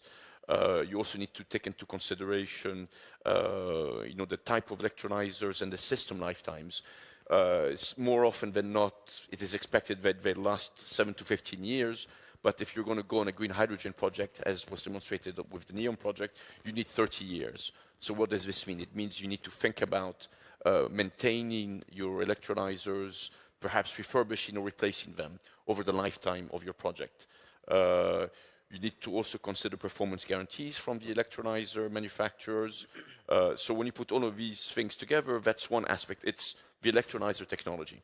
And my friend Dr. Magid was also mentioning what type of electrolyzer technology do you need? Is it alkaline? Is it PM, etc.? So these are considerations to take into account. A next point, which was already mentioned by my colleagues here on the panel, is the cost of power. It's extremely important to have renewable energy feeding into your green hydrogen to ensure that it is maintained and called green hydrogen. Dr. Samir was mentioning the nomenclature in the EU, for instance. You have to ensure that the whole value chain is green in order to keep the green hydrogen terminology. What does this mean? And this was already mentioned, that you need a combination of renewable energy sources to ensure that you minimize variability in terms of your source of energy. So you need solar, wind, hydro, and so on and so forth. And Dr. Madig again mentioned this, transmission. The transmission sector is absolutely vital for this. Depending on where the green hydrogen project is located, it could be over long distances. You have to ensure that you have a very strong transmission network. So that's another piece to the power puzzle. Thirdly, in terms of the associated infrastructure facilities, we've talked about some of these here today, just now. So one is desalination. You need a lot of water to make the electrolyzers work, which means that you have to consider the cost of desalination. Apparently, you need 15 liters of portable water for each kilogram, 1 kilogram of green hydrogen. So it gives you the scale, especially if we're talking about those large gigawatt size projects. So desalination is one, but port infrastructure as well. So if you're going to be exporting, you have to choose the relevant port location. You have to ensure that the port facilities are right, that you can store as well the hydrogen. So storage is another component to take into account. And pipelines is another thing that was mentioned today. So that's the associated infrastructure. Fourthly, and we've also talked about it briefly, is project competitiveness. I'm not saying anything new compared to what the panel is saying. You have to ensure that green hydrogen is competitive compared to the alternatives. And I hear what Dr. Zaid is saying you should not really, you should look holistically at all the sources of energy, but here we're talking about green hydrogen, so we have to think about the competitiveness, at least from a financier's point of view. So it's quite clear that from a policy perspective, you need a number of things. One is perhaps subsidies from governments and blended finance to help scale up. Very often in these early stage type of nascent markets, you need concessional finance and blended finance to help that, which are hard to come by. But as a financier within the IFC, we have access to basically these pockets of monies. And there are a number of other considerations, and I'll just list them very, very briefly in the interest of time. Construction risk, the gurus of project finance will know that construction risk is typical. Here, it's unavoidable. Regulatory risk, which we mentioned. You also need, of course, a very strong offtake.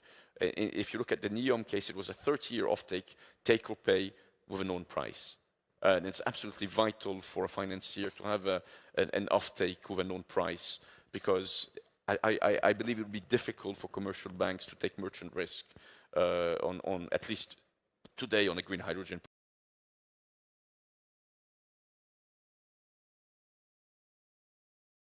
project. And of course, wearing the IFC hat, other elements that you have to think of from an ENS perspective,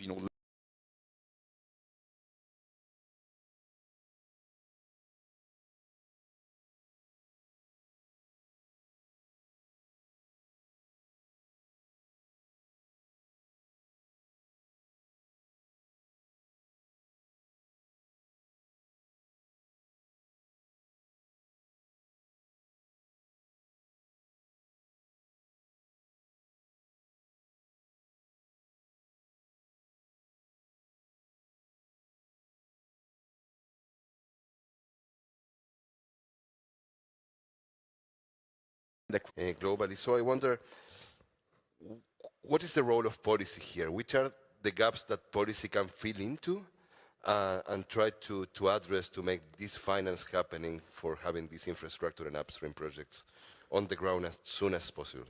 Okay. Salam, and good morning to all. It's indeed an honor to stand before you today, sharing the stage with that distinguished speaker. I would like to give a big thank you to Arena for making all of this possible. Green hydrogen is gradually being recognized as a crucial component in achieving sustainable energy transition worldwide. In the context of MENA region, which is rich of renewable energy potentials, the development and the adoption of green hydrogen could be highly advantageous. So the policies in the MENA region, let's give you an overview about it. It must to implement incentive for development and deployment green hydrogen and green technology as well. For example, Saudi Arabia and Morocco sharing the same target, which is generating 50% of their electricity by 2030. Is it right, Samir? Yeah.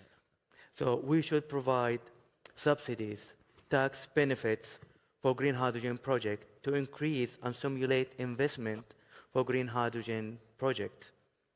Look at Oman, signed $10 billion for hydrogen deal to boost their net zero ambitions plan. We must ensure the infrastructure can absorb the high proportion of renewable energy and use it directly. That means direct use of electrification to support green hydrogen production. Needless to say, NEOM is one-of-a-kind project. Encouraging R&D in general, especially in hydrogen storage, because this is the case. Storing hydrogen, it's a huge issue because you need to call it minus 200 degrees Celsius. It's waste of energy as well. So this can lead to patents. And these patents could be another income for the government as well. So finally, we need even more engagement, international cooperation, knowledge sharing is something really, really important. We must have like alliance with the green hydrogen and global initiatives to have the ability to access to international funding and sharing expertise. So let's jump into the gaps. Let's answer this question by taking Saudi Vision 2030 as our reference. The Vision 2030 is an ambitious national plan designed to diversify our economy, lessen its dependence on oil, and develop the private and public service sector. However, when it comes to green hydrogen production, enabling sustainable energy transition, I believe there is opportunities to further development. There is a lack of clear, detailed strategy and dictated policies focusing in green hydrogen production. There is no yet strategies here in Saudi Arabia, but I think it's coming sooner. It's a Saudi strategy for hydrogen. We should implement more robust infrastructure for renewable energy development, including subsidies, tax break, and supportive framework. There is a limited focus in technical development, research, innovation. So we must have the opportunity to establish research institutions to promote the global and international cooperation. There is no local market. There is no local market for using hydrogen in Saudi Arabia or in other markets. We speak about Morocco or the MENA region in general. And the market, for the global market, doesn't establish yet. The price is really high. It's not affordable to have a green hydrogen at the moment. So we have the opportunity to engage a strategic partner in the global level to knowledge exchange, technical transfer, and possible market access.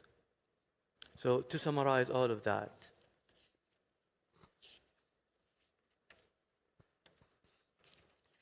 the wealth of resources and renewable, the wealth of resources available in MENA region mean we are in the prime position to harness these for green hydrogen production, addressing this gap for further integrating sustainable hydrogen-powered future.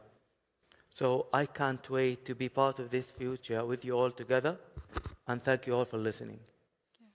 Thank you very much, Abdul Rahman. Thank you, colleagues, for this great conversation. I think we walked through lots of key aspects for the development of hydrogen, which are particular for MENA region, but also lessons that can be learned by all of our regions trying to develop in this new hydrogen economy. I would like to thank you all for having us today in MENA Climate Week. I ask you, please, for an applause for our great panel. And I welcome to the floor Eric with his final remarks. Again, thank you everybody for being here and for keeping us company during these discussions. It was very insightful. It is believed that once Seneca said that good fortune is when preparation meets opportunity. In this case, I think our good fortune is when preparation meets a challenge. And we have to focus on that. It is clear that we are in front of a monumental challenge in terms of policy, infrastructure, in terms of collaboration, in terms of the financials that need to be put into this. But we are getting ready. And I think it was also clear from our panelists and what they shared is that as time goes on, we are buying into this. We are getting readier and readier for whatever comes our way. And in terms of green hydrogen and the development of this technology, as well as the potential that the market is bringing, is just opening great opportunities that are also good for business and are good for our planet, making the development more sustainable. So again, thank you everybody, and we wish you a fruitful discussion today or tomorrow, and thank you for being here today.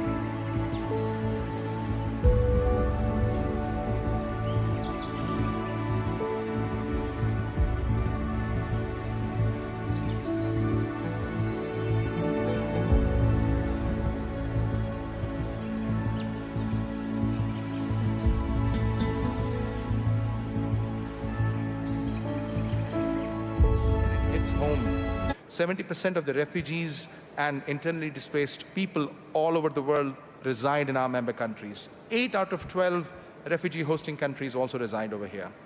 So we have to come up with innovative solutions. And these are just given as a food for thought and as an inspiration and how we go through. In 2018, we came up with an education program for Syrian refugees that has helped nearly 12,000 Syrian refugees. We looked at that program. We came up with another one called Tadamun, which stands for Solidarity in Arabic, and it has been endorsed by 33 countries, where we map civil societies, and we find that the civil societies are some of the best vehicles to be able to support and get to the most untapped communities where it is not easy for sometimes even governments to come through. And that way, at least from this program alone, we estimate indirectly 4.8 million people have benefited, and directly 700,000 individuals have. Then last year, we came up with our skills training education program, STEP. It is targeting 15 countries, and we're looking at mobilizing $100 million to be able to support education, entrepreneurship, and looking at green jobs for the future. We've already mobilized $55 million. We're welcome and open to partners to come through as well. And these seed funding is providing support for crises in Afghanistan, Pakistan, Turkey, Syria, and Sudan. And likewise, we're working with the Bill and Melinda Gates Foundation, with the LLF, the Lives and Livelihood Fund, also supported by King Salman Relief Center from Riyadh. So, in conclusion, I would like to just mention and give my deep appreciation to the MENA Climate Week. This is a key event in the lead up to COP28, and it's an opportunity to consolidate and build consensus about some of these activities that we are going to be talking about. Today's session, that I'm very excited to hear, will provide a platform to a range of stakeholders, including humanitarian development actors, affected populations, states, and international financial institutions. I look forward to a stimulating panel discussions, and I thank you all for joining us and sparing your time to be with us today.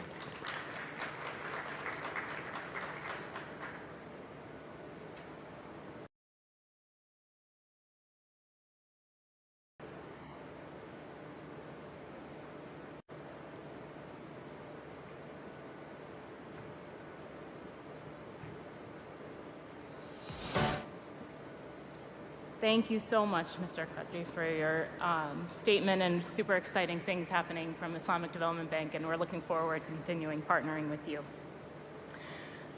At this time, I'm very excited to invite our moderator, Mr. Franz Chapadonk, from the Climate Peace and Security. He's a Climate Peace and Security Specialist from the Alliance for Biodiversity and CGAR.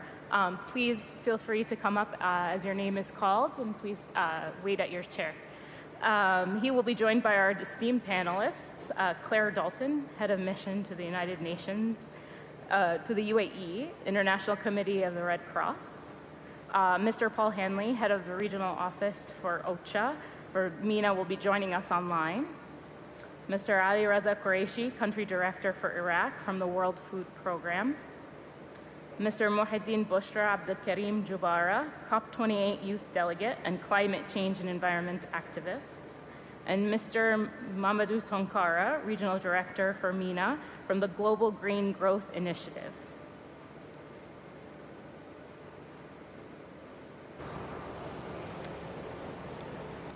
Thank you all for joining us today, and I am pleased to hand over to Franz to moderate the first session. Thank you. Great, thank you very much. Hello everyone, thank you for attending this undoubtedly very important event on accelerating climate action to contexts characterized by conflict and fragility. My name is Franz Chapadonk. I'm a climate peace and security specialist with the CGR Focused Climate Security Team based in Cairo at our MENA Regional Climate Security Hub. At our hub, we produce evidence and generate capacities around how to do climate action in fragile and conflict-affected settings, and also how climate action can become more peace positive, particularly in the context of food, land, and water systems. And a key component of this mission is very clearly related to breaking down some of the remaining barriers with regards to ensuring climate finance reaches those areas that are conventionally considered inaccessible. And we're joined by a diverse set of panelists today to discuss exactly that. What is working to already scale up action and finance in places that face that dual burden of climate change and conflict and fragility, and also then what we still need to ensure actors in these spaces are able to access critical financial resources. We'll begin the session with a set of questions to each of the panelists, for which I'll ask you to keep your answers to a maximum of around 8 minutes or so each. I will be timing, in order to leave sufficient time for some audience Q&A at the end of the first hour. So let's jump right in, starting with Ms. Dalton. So the ICRC obviously works in places that are affected by armed conflict. Could you tell us what you see in terms of climate risks in these places, what the ICRC has been able to do to respond to those risks, and also where you think future action is needed? Well, thank you very much, and thank you to the hosts for allowing us to be part of this side event. We really appreciate the opportunity. You know, I think what we're seeing now, of course, is the double impact of climate change and conflict across this region. For the International Committee of the Red Cross, because we work in places largely affected by armed conflict or violence, we are now also seeing that impact of climate change on people's lives and livelihoods. You know, I think a startling statistic for us is that out of the 25 countries globally that are most vulnerable to the impact of climate change, 60% of those have been affected in some way by conflict. And that, of course, means that people's capacity to adapt and to be able to manage this double vulnerability is severely impacted. And I think we see that very much here in the Middle East. I'm sure the discussions throughout the week have been looking at some of these different impacts of climate change, what that means in terms of extreme heat or scarce water resources. And of course, for us as a humanitarian organization, much like, you know, the director of the Islamic Development Bank explained in his opening remarks, we then see a challenge for people who have experienced the impact of armed conflict in some sense. Maybe that's damaged essential infrastructure. Maybe it's meant their capacity to respond to what they face is harder. If there's scarce water, what does that mean for agriculture? I think, you know, you're seeing that impact. And for us as humanitarians, we have to be able to see then how we can support people to address essentially two things.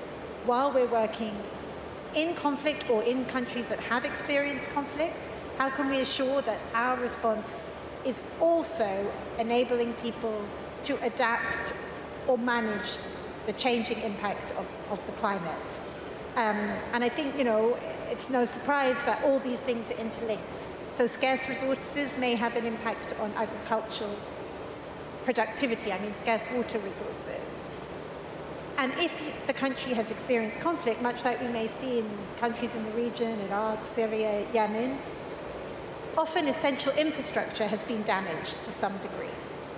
And therefore, maybe the essential services are limited or, you know, perhaps not available throughout the country. And then the impact of climate change on top of that means people's capacity to cope is severely impacted. So we need to be able to design programs together with partners who have different expertise to us to manage this. And I feel that, you know, these sorts of platforms where you bring people across different sectors together are very important for enabling us to do this. Another important part is, of course, the need to have finance that is accessible to people and these programs in some of these places. You know, and we really acknowledge that, of course, there are many, many needs when it comes to countries experiencing climate change. And those experiencing fragility or conflict are one part of that. And, you know, for us, it's very important that we also address that, as well as addressing all the very extreme and real needs in countries that are not experiencing conflict.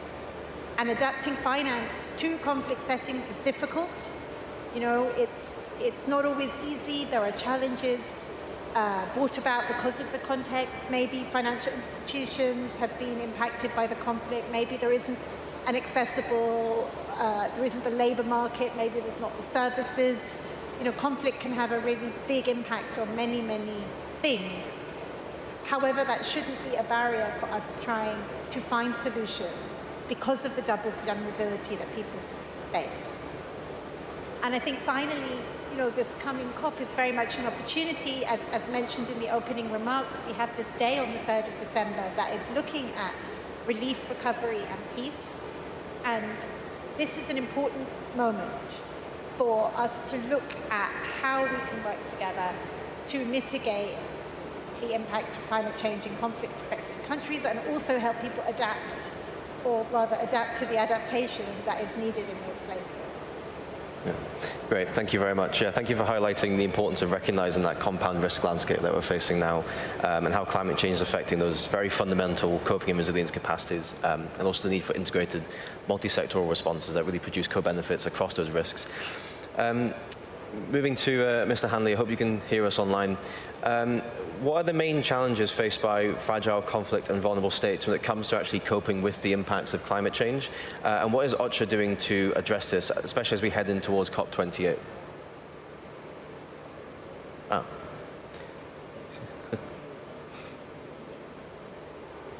Maybe we can skip ahead and come back to Mr. Hanley. Mr. Qureshi, WFP has been implementing a range of climate and resilience interventions in some of the most protracted crisis settings, including some very interesting ecosystem-based interventions in Iraq. Could you maybe share some first-hand experiences and lessons learned in interacting with and supporting governments on those adaptation solutions? And what are the challenges that you've experienced in doing so? A very good morning to everyone. And thank you to the organizers for organizing this event. I think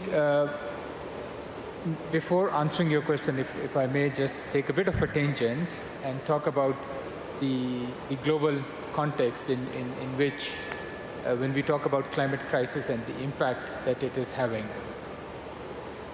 We all know that the climate crisis, it always sets back the development progress that has been made or countries are achieving.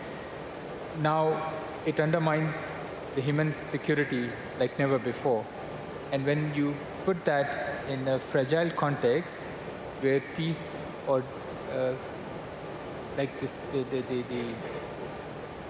the fragility is so high that any little incident, any little shock can really affect peace, can affect human security, then in those contexts we see the impact of climate exacerbated multiple times compared to other situations. Now, for us as WFP, we have witnessed an increasing number of people who require life-saving assistance after climate shocks. So just in 2022 alone, 57 million people were driven into crisis or emergency levels of hunger by climate extremes. That's a huge number. We heard earlier this morning from Mr. Kadri about 100 million displaced people. So within that number, this is the 57 million that require emergency assistance because of this crisis. When you compare that to 3 years ago, this is a number that has tripled. So that shows us that there is a crisis that is unfolding, that is happening. The failure to act on climate change mitigation, climate change adaptation, social and financial protection is leading to catastrophic impacts like what I've just alluded to earlier. So what should be done? I think this is the most important question, and I think this is what these conferences are all about, and the work that we do at the country level is all about. And what are the challenges that we face in carrying out this work? For us as the World Food Programme in 2022 alone, we have delivered early warning and anticipatory action systems in about 28 countries covering 3.2 million people, providing forecast-based assistance to 1.7 million people in 6 countries so that before the impact of the climate hits them, they're able to support themselves through this assistance. And therefore, the cost of response becomes lower. We all know that when you respond early, the cost is less then when you respond late through a humanitarian response, the cost goes up much higher. So there is naturally a case for responding earlier, and this is the basis on which we are working and trying to expand that part of our work. But that will not be possible if you do not have forecast climate information system services through which you are enabling and supporting these people as well. So that's another pillar that we work on together with all the other partners, and we are enhancing that. Now, coming to the question that you asked, in particular, implementing climate and resilience interventions in protracted crisis settings, it is quite complex. The challenges that you face in such settings are much higher than the challenges you face in other contexts. Why? First and foremost, the choices that have to be made. In a fragile context, in a situation where there is a humanitarian need to be met, the choices that you have to make are very challenging. What do you want to prioritize? You want to prioritize, not for us, but especially for the governments. Do you want to prioritize security first and foremost for the people? Do you want to prioritize basic service provision to the people? Do you want to prioritize stability before you start thinking about climate change, right? And the actions related to that. And sometimes the understanding is limited in terms of that it's a vicious cycle, that the impacts of climate change are causing often the symptoms that you see in terms of lack of security, lack of peace, etc. So that's one of the key challenges that I think starts at the higher level. But then the other challenge that we all face, and not just as WFP, but all of us, I think, in this room, is the lack of resources. Again, that's a competing area where one set of priorities competes with another set of priorities, and how do we integrate it all together so it comes as a one package.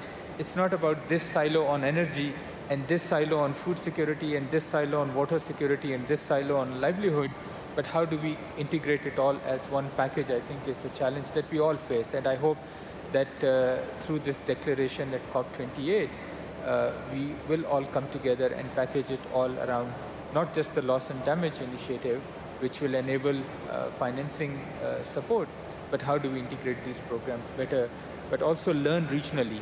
I mean, in this region, in MENA, so for example, in Iraq, we are focusing on ecosystems which are part of the livelihood of people, which are already, the degradation of those ecosystems are already causing migration.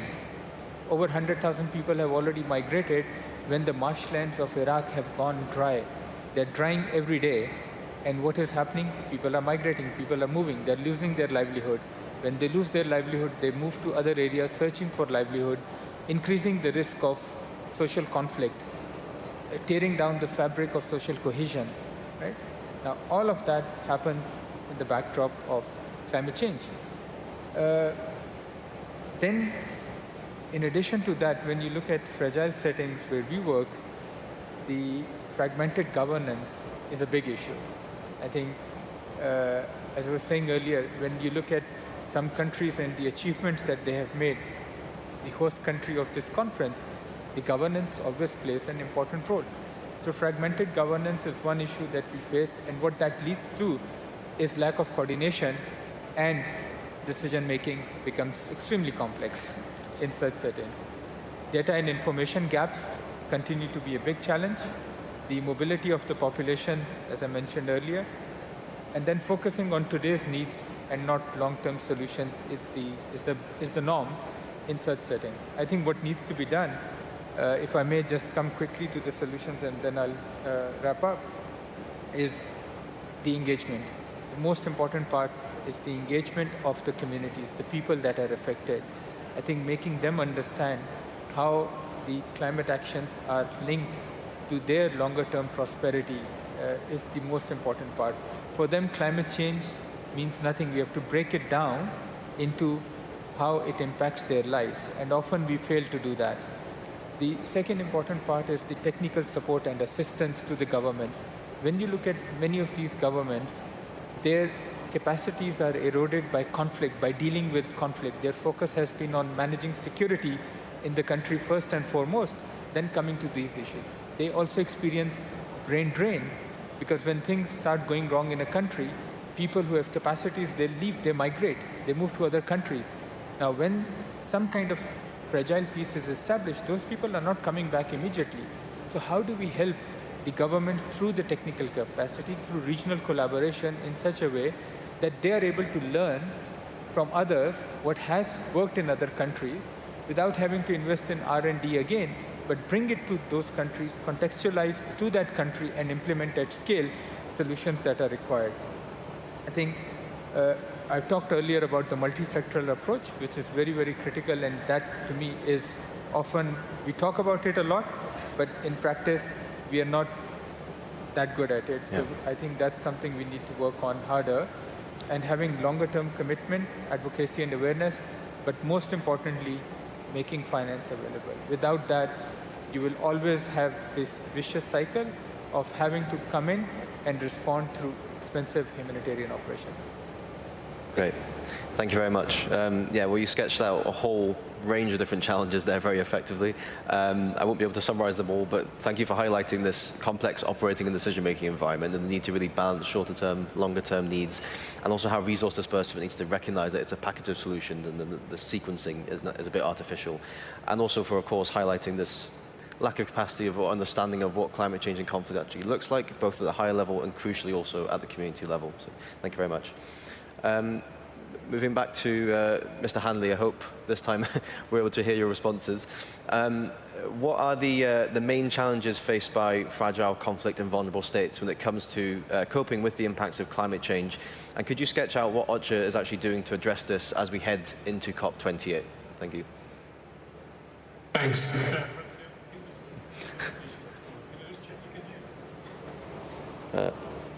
Still having some technical difficulties, unfortunately. I think there's maybe a connectivity issue somewhere. Do you hear me now, or should I perhaps turn my camera off to be clear? Yes, we can hear you clearly now. So yes, great. Please go ahead. Okay, let me give it a go. So thanks very much. Thanks very much for the hosts also for bringing this together. Let me try and build on the points raised by Claire and our colleague from the World Food Programme. Look, I mean, I think that the main challenges are really that many fragile and conflict states are really bearing the brunt of the climate crisis, and the resources are just not available, and there is no climate finance making its way to these communities. Many of the shocks that the humanitarian system gets called in to address are increasingly recurrent and also increasingly predictable, affecting the same areas, the same communities, if not annually, then certainly periodically as different climate systems are impacted by climate change. When it comes to decision-making by the humanitarian system, we're fairly simple in terms of how we go about it. We assess needs, we work out where the biggest priorities are, and we go and address those needs. But we do it on the basis of the resources that are made available to us. So quite often, that means we're slow to be able to mobilize the necessary response, which means that the response, that the needs become more complicated, but also much more expensive globally.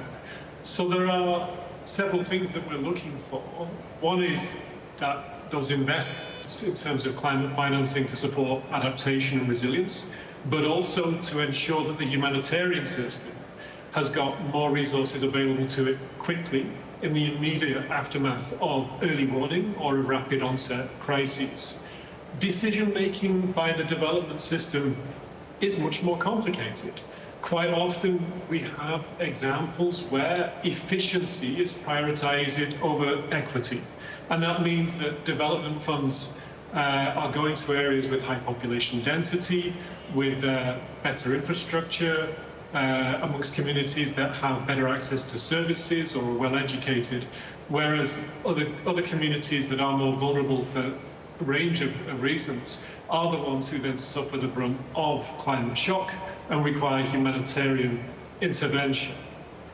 The tools are available to us to make some of the changes that we're looking for. And some of the evidence base, as you've heard both from Claire and Alireza, the humanitarians have a huge amount of information regarding the trends, the patterns of recurrent shock, but also we have an increasingly overview of where development investments are going and where they're not, and where a real difference could be made if new climate financing could be made available, as I say, for adaptation and resilience, but also in terms of anticipatory action.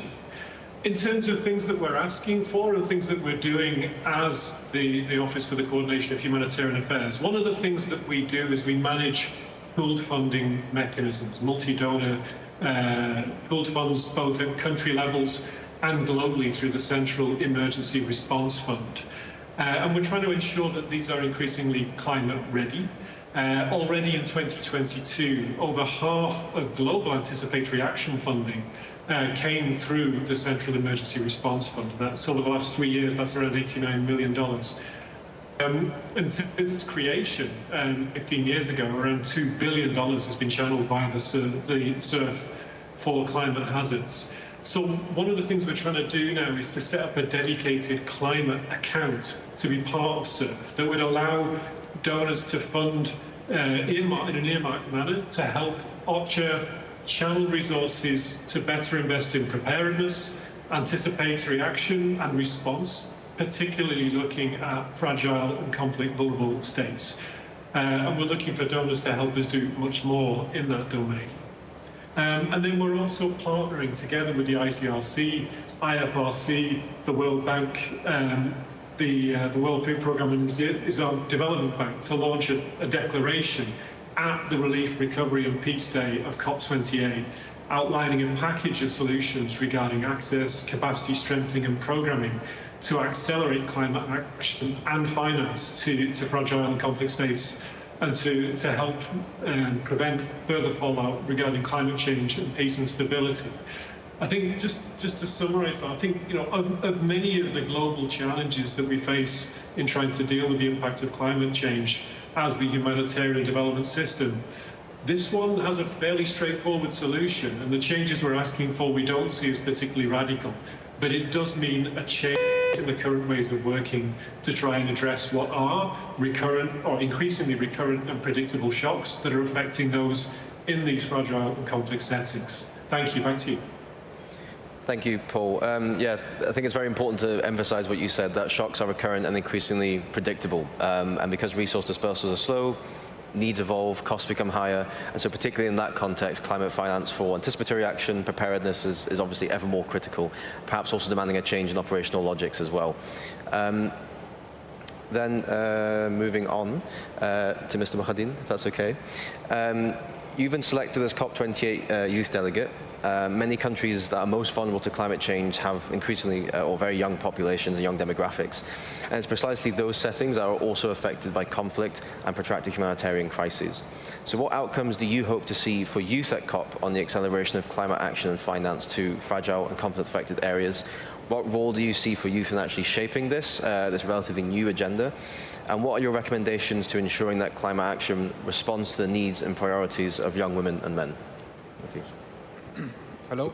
Yeah. Hello. Hello, everyone. My name is Mohildin. I am from Sudan. I'm a youth delegate in the International Youth Climate Delegate Program. It's a partnership between Youngo and COP28 presidency. I would like to just preface by saying that I'm not just participating as a youth that is going to be included in the COP28 discussion. I'm also part of, I came from an area now that is facing conflict. I'm a person from Sudan, from Khartoum. I was in the midst of the war that is just decided all of a sudden. So I can give you a first-hand experience of what exactly happened and how the disparity that happened within with that area when it comes to the people living there and how they dealt with the problems and the fragility of the situation that was already there and then just added upon by the war itself. So what I see for the outcomes that could come out of COP28. As a youth delegate, I believe that we should not just be included as just youth and as in a tokenism matter. We will be included just in the same areas and the same discussion points as everyone else. And I believe that our ideas and our point of views are very important to be included directly, rather than just being included as the youths that we just include, oh, this is a tokenism mechanism. And I see that it should start firstly by the outcomes that I want to see is just continuity. The fact that the youth that are included now in the COP28, which is going to be the largest when it comes to youth inclusion, I believe that after COP28, for the youth that were in COP28 and saw the successes of COP28, and I'm going to, as a youth delegate, I'm going to ensure that I'm going to make sure that it is successful and the implementation of the outcomes is successful also as well, or the programs was successful also as well, but also to continue upon that and building up the next generation that are going to come after us to implement those ideas also and to continue the efforts. I want to see more emphasis on capacity building for youth to be able to understand the climatic issues that happen and how conflict can influence and increase upon the climate issues that already exist. And most of the youth now do not recognize the issues that happen in the climate area because, first off, there's quite a responsibility when it comes to the climate area. It feels like we haven't started this, we didn't do anything about this, we just all of a sudden told that, oh, this is something that happened and now you are responsible for it and you have to deal with it and you have to live through it. So the fact that this is such a responsibility, such a burden, kind of deters people from thinking about what the issues of the climate and how to mitigate and how to adapt and how to calculate this out, whether the loss and damages is. So we should start by first introducing the idea of how youth can implement how can they be implemented within the whole fight against climate change, building their capacities to be more understandable, to have more understanding of what is going on, and be included directly in programs that are not just dedicated for youth, but dedicated as for the whole entirety of the fight against climate change. That is mostly what I want to say. I just want to add that there's problems when it comes to financing of youth endeavors, because it seems like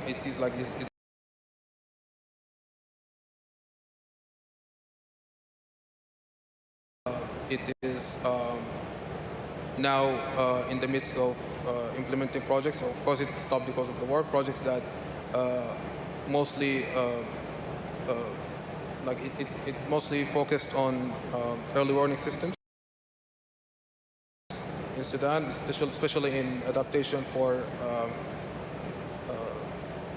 climate issues, just like floods in the areas that affected mostly by floods in the river basin.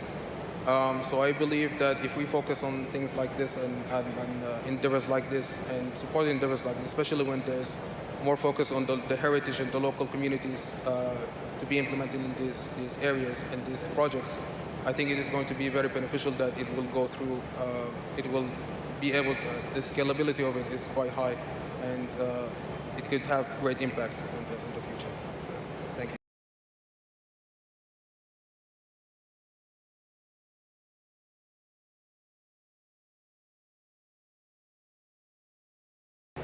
Thank you.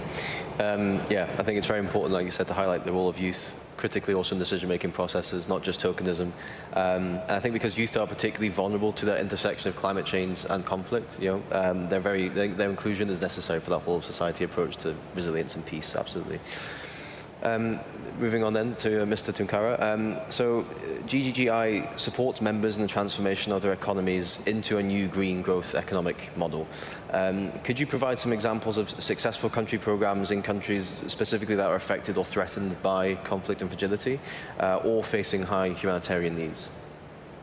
Thank you. Good morning. My name is Mahamadou Tunkara from GGGI. I'm the Regional Director for the Middle East and North Africa. I would like to thank ISDB, Islamic Development Bank, for organizing this event and also giving us the opportunity to share and learn from our experiences. I'm going to talk about 3 types of examples. The first type of example is at the policy level. When it comes to climate actions and support to building the resilience to communities, I think it's important to look at it not as climate action being separate from the humanitarian support or the long-term development. The two can go together. So at the policy level, we look at a number of specific aspects. If I take, for example, the NDCs, we've been working with about 31 countries now to develop their NDCs or making them more ambitious, and using that exercise as an opportunity to integrate the solutions for enhancing adaptation capacities for the communities. The other example, the other opportunity we have at the policy level is with the long-term development strategy, the low-emission development strategy that we help countries develop, or the national green growth plans or other development plans that we help to green. We use that opportunity to actually integrate the linkage between the long-term development and the humanitarian assistance by emphasizing on the level of readiness for the communities to be able to address the climate change issues related, as well as the man-made disaster that impact on the communities. So that's the first type of example, which is more at the policy level. But then the second type of example is linking the policies to the investment, green and climate finance mobilization. So translating government or national development plans, translating them into investment plan is a key aspect, because access to finance, access to resources is always going to impact on our ability to match the magnitude of the issues with the scale and the speed of the solutions. So access to finance is an important one. And over the past 5 years, we helped mobilize about $12.5 billion of green and climate finance. And part of it went to that linkage between the humanitarian assistance and the long-term development by focusing on solutions like climate-smart agriculture, by also working on a large-scale program called Greenpreneurs, or Green Entrepreneurship. We call it Greenpreneurs for women and youth. We specifically targeted women and youth because when you look at most of the situations where you have displaced people, the local productive assets are affected by the situation of climate change and conflict. And in most cases also, where you have the link between climate and conflict in many areas, it makes it even more difficult to have those populations accessing services because of the context they are in, because of the security situation, because of many other factors. So access to green and climate finance is important. And one specific example I can give here is on doing blended finance by de-risking the investment, where we manage to bring other stakeholders or private sector into investing in adaptation solutions by de-risking those investments. So that's the second type of example, which is on green and climate finance mobilization, particularly thinking also on innovative financing mechanisms. So we have put in place what we call the Green Innovation Fund. So this is a fund where we provide the seed funding. It's like zero interest rate reimbursable grants that is provided to 4 categories of greenpreneurs. The first category is up to $5,000, the second category up to $10,000, and then the third up to $50,000, and the fourth category up to $200,000. So that they receive a 2-year support program with coaching and mentoring in 4 areas: energy, transport, agriculture, and forestry, where they receive the coaching and training to develop their business plan, to be able to have the record over 2 or 3 years to graduate and be able to access the conventional financing system. Otherwise, it's almost impossible for many of them to get there. And that program has been going on for 5 years. So that's the access to finance. Now, the third type of example are specific projects in countries. And I would like to take two, if the time allows. The first one is in Burkina Faso. For some of you who may know the context of Burkina Faso, the country has been dealing with security situation for some time now. And before that, the climate situation, the impact of climate change created internal displacement because of access to water resources being limited and a conflict between agriculture and other communities. And every time that we have displacement of population, they come to places where there is more stress on the limited resources. So that's where we came up with a program in cooperation with KOICA, the Korean Development Agency, to focus on 3 areas. One is on livelihood, the second one on agriculture, the third one on forestry. In this, and the focus has been on access to sustainable services as one component. The second one is on green jobs creation, and the third one is developing green entrepreneurship for youth and women in those communities. So the income generation activities are important, and climate-smart agriculture has been an important aspect of this program in the center region of Burkina Faso. The second example of project implemented to address this situation is in Jordan, where we have the climate refugee program for green employability of youth, but focusing on youth specifically in Jordan. For some of you who may have listened to the King of Jordan during his address to the UN General Assembly 3 weeks ago, a big part of his speech was on climate refugee nexus, how to help address, because there is not enough investment in there. So this is a $6 million program which helped to develop, looking at 3 aspects. So developing the employability skill of youth to access jobs. The second one is on helping them to develop their own businesses through green entrepreneurship. And the third one is working with stakeholders to actually expand the program in other areas. So those are 3 types of examples. But if I put it into a much bigger context, we plan to launch at the COP28 the Africa and Middle East Food Security and Food System Transformation Initiative. It's a $10 billion public-private partnership that focuses on food security and food system transformation. One specific component of that is on how do we address the value chain approach when it comes to climate-smart agriculture. If you take the example of Burkina or Senegal or Ethiopia, when you look at the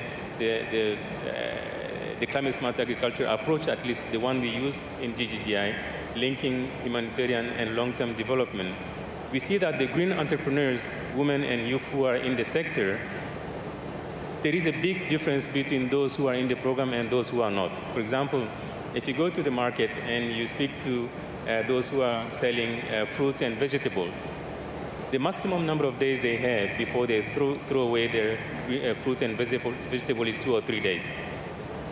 By looking at the value chain approach and having a conservation system in that approach, you increase from 2 to 3 days, from 2-3 days to 21 days. That makes a big difference for somebody who is in that business. You know, instead of throwing away the food in 2 or 3 days, they can still market it for 21 days. So it's a big difference in terms of income generation activities. And then the access to market. So that value chain approach is a key component that we are going to develop in this program. I just want to mention the SAFE initiative because I believe that we are not going fast enough. We are not going fast enough, and we are not investing enough in this space. But I also believe that the cooperation between organizations who are very good into humanitarian assistance and organizations who are good into long-term development, that strategic cooperation is going to make a difference. Now, one last point, if I may. is the institutional development. The long-term strategy or the long-term development plans we help countries develop as we are embedded in government ministries, when it comes to implementation, the local governments, the decentralized institutions, quite often are not equipped enough or don't have the capacities to deliver on those development plans.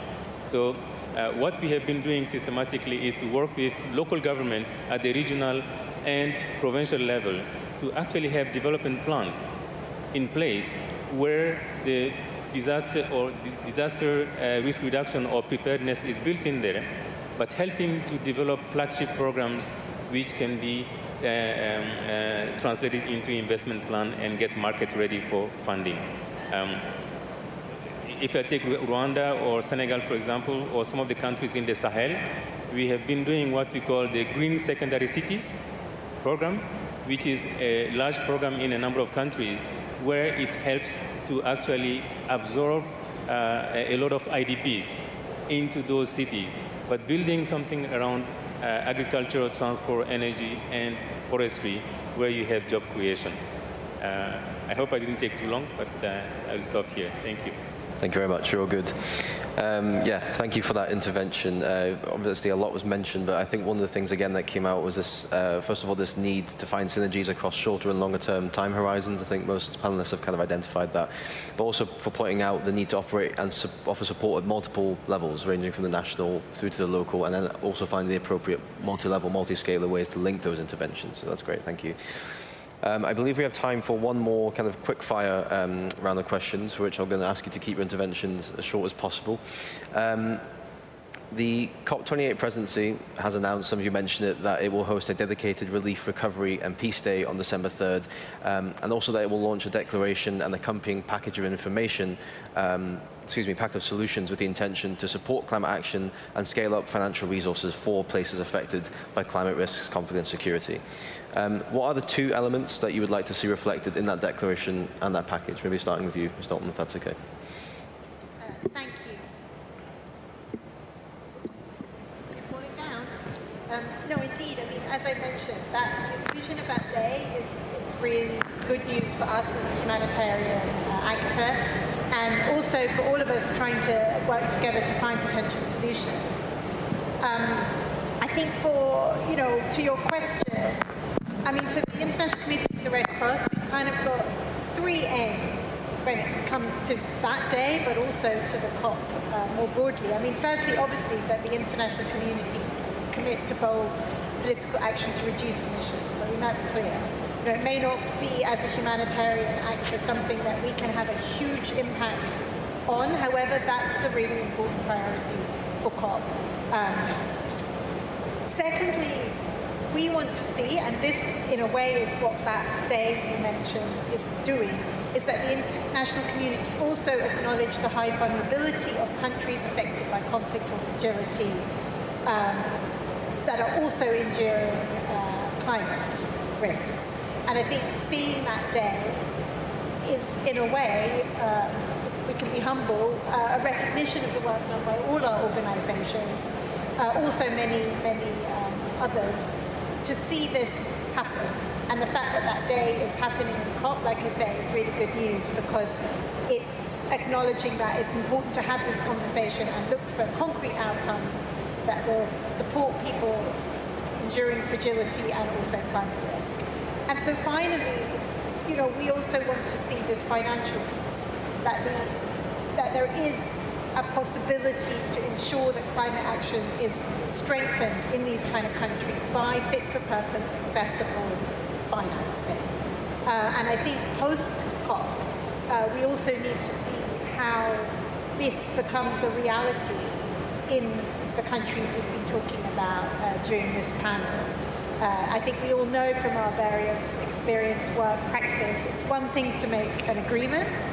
It's also another thing to make sure that you see the impact of that, making a measurable difference on people's lives and livelihoods.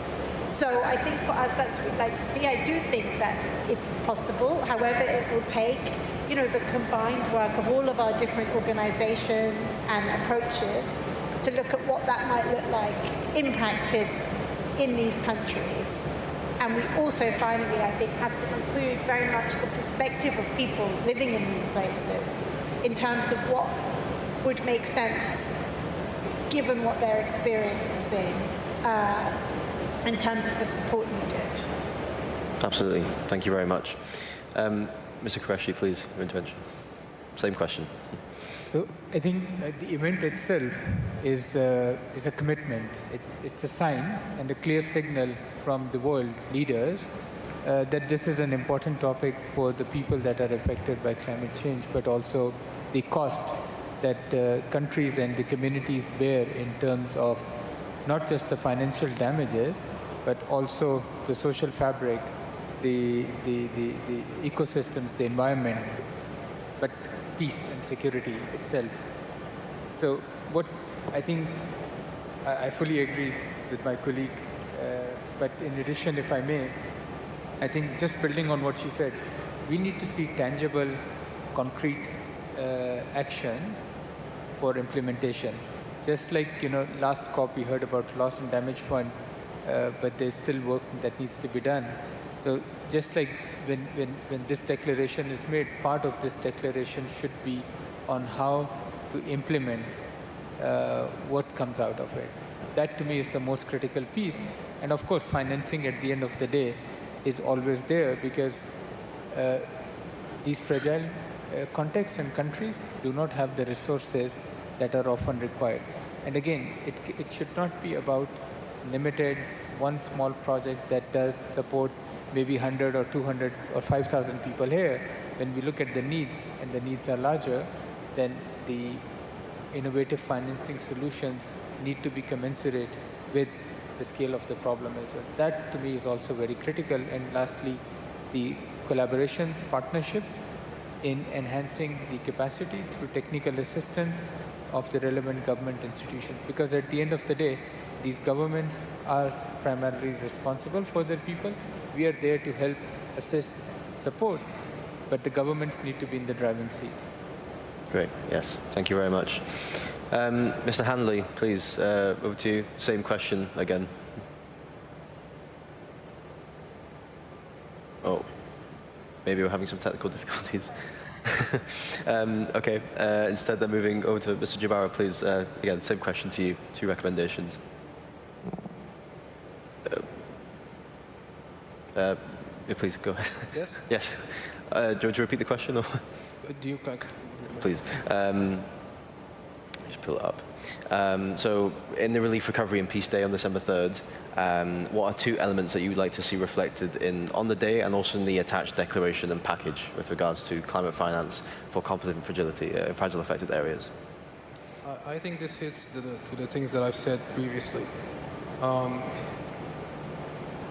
The weird thing that, when I said that I just came from a place who is inflicted with conflict, I truly mean that. I am currently a displaced person, internally displaced. I have nowhere to go to if I go back to my own home. I believe that there needs to be more methods of quick action when it comes. I think that Red Cross had a great response when it comes to that. But there needs to be more fast response. It's situations like this just occurred all of a sudden, especially the war in Sudan. It occurred in a few minutes matter. We found ourselves displaced, but how are we going to fight through that? It doesn't. It's kind of a vague idea to think about. It's quite the complex matter, actually. Yeah, so I believe that just go to reach these places, see what the people need, how they're fighting through it against the disparities that's happening there, and to build upon that. I hope that just answered the question. Yes, very much. Thank you. Mr. Hanley, I hope you can hear us again. Did you hear the original question, or would you like me to repeat it? Thanks, I did, and I can be super concise. Look, I think the 2 biggest things that we're looking for, very specifically, is that we want to see a greater share of climate financing reaching to these fragile and conflict countries. I think right now the OECD data points to the fact that amongst the 25 countries seen as most facing the greatest challenges to adapt, climate financing is around only $2 per capita. So we need to see a big increase in that, and we also need to see a readiness to be more flexible with the way that development financing is programmed, including so that it moves geographically into the areas where humanitarians are recurrently having and almost predictably having to engage in response. So that's the first thing we're asking for. And the second thing is we're looking for member states to commit to finance the new tools that we're talking about, in particular this climate account associated with the Central Emergency Response Fund. Really, the commitments made around loss and damage and the early warning for all and so on, this is all wonderful progress that's been made at the previous COP. What we need to see, if we're going to really see early warning turn into early action, is that the money's there to back it up so that anticipatory action, once those early warning signs are clear, can be realised. Thank you. Thank you very much. Also very concise, yeah. Mr. Ntukara, please, if I can ask you to also be as concise as Mr. Hanley, that'd be great. And I think I may risk repeating some of the responses given, but maybe to complement, I will add two things. One is, I think we, as part of increasing the access to green and climate finance, we need to also focus a lot on innovative financing mechanisms. So between last year and this year, we managed to work on the resilience bond, as well as the first, not the first, but one of the largest debt for nature swap for Ecuador for $1.2 billion. It's an example that is possible. There are other options, there are other avenues for accessing climate finance. The second point is that we need to be less reactive and more proactive. So quite often when the disaster hits, it's too late. So the level of readiness is key, and that requires having the finances to be ready, but also building the resilience building into the planning and the policies is an important part. So we've been reactive too often, and once the cameras are gone, then those populations are forgotten. We move to the next disaster.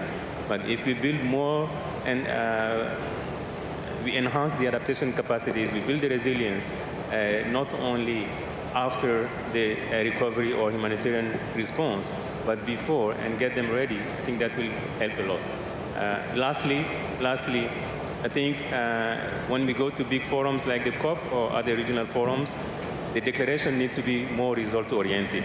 A lot of intention, but once the conference is over, then people move into their local development priorities, which sometimes may not be linked to climate or other resilience issues. But we need to be more result-oriented. And how the key orientation of the declaration can be linked to people's priorities, and how we can make them people-centered, not something that is just an intention, but any development plans, any policy, any declaration that is not people-centered is going to be very difficult to build the ownership around it. And if there are no ownership, it's going to be very difficult to make it sustainable and implement. Thank you very much. I believe that, looking at the organizers, I think we maybe have time for one question, or are we out of time? Okay, we're going to finish the session there. So yeah, I think with that we can end the first half of the session. Thank you very much to all the participants and for the audience, obviously, and looking forward to a fruitful discussion in the next panel. Thank you. Thank you, everyone, for really insightful comments and the really great examples. I really connected with so many of the opportunities you mentioned and the great work your organizations are doing,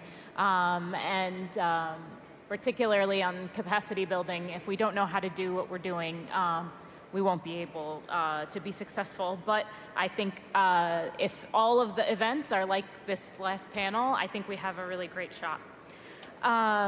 Again, thank you very much, friends, for your excellent moderation. To our esteemed panelists, thanks for your time. Now that we've heard what needs to be done and how organizations are tackling some areas, we want to dive in to a bit of a technical discussion with participants from practitioners, academia, and young people who can tell us a bit more about their efforts.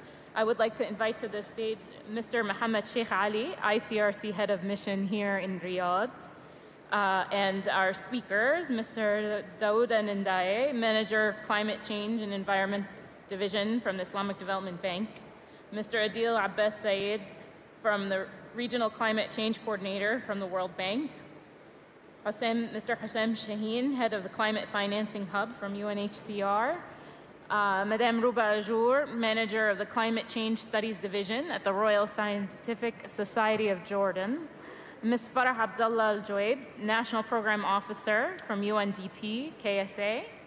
I will allow all of the colleagues to get to their seats and then hand over to Mr. Mohammed to take on the moderation for this panel.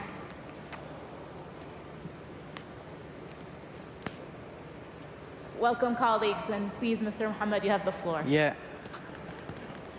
Yes, welcome again, colleagues. And because we are running a little late, blame the first group, I'll start the questions straight.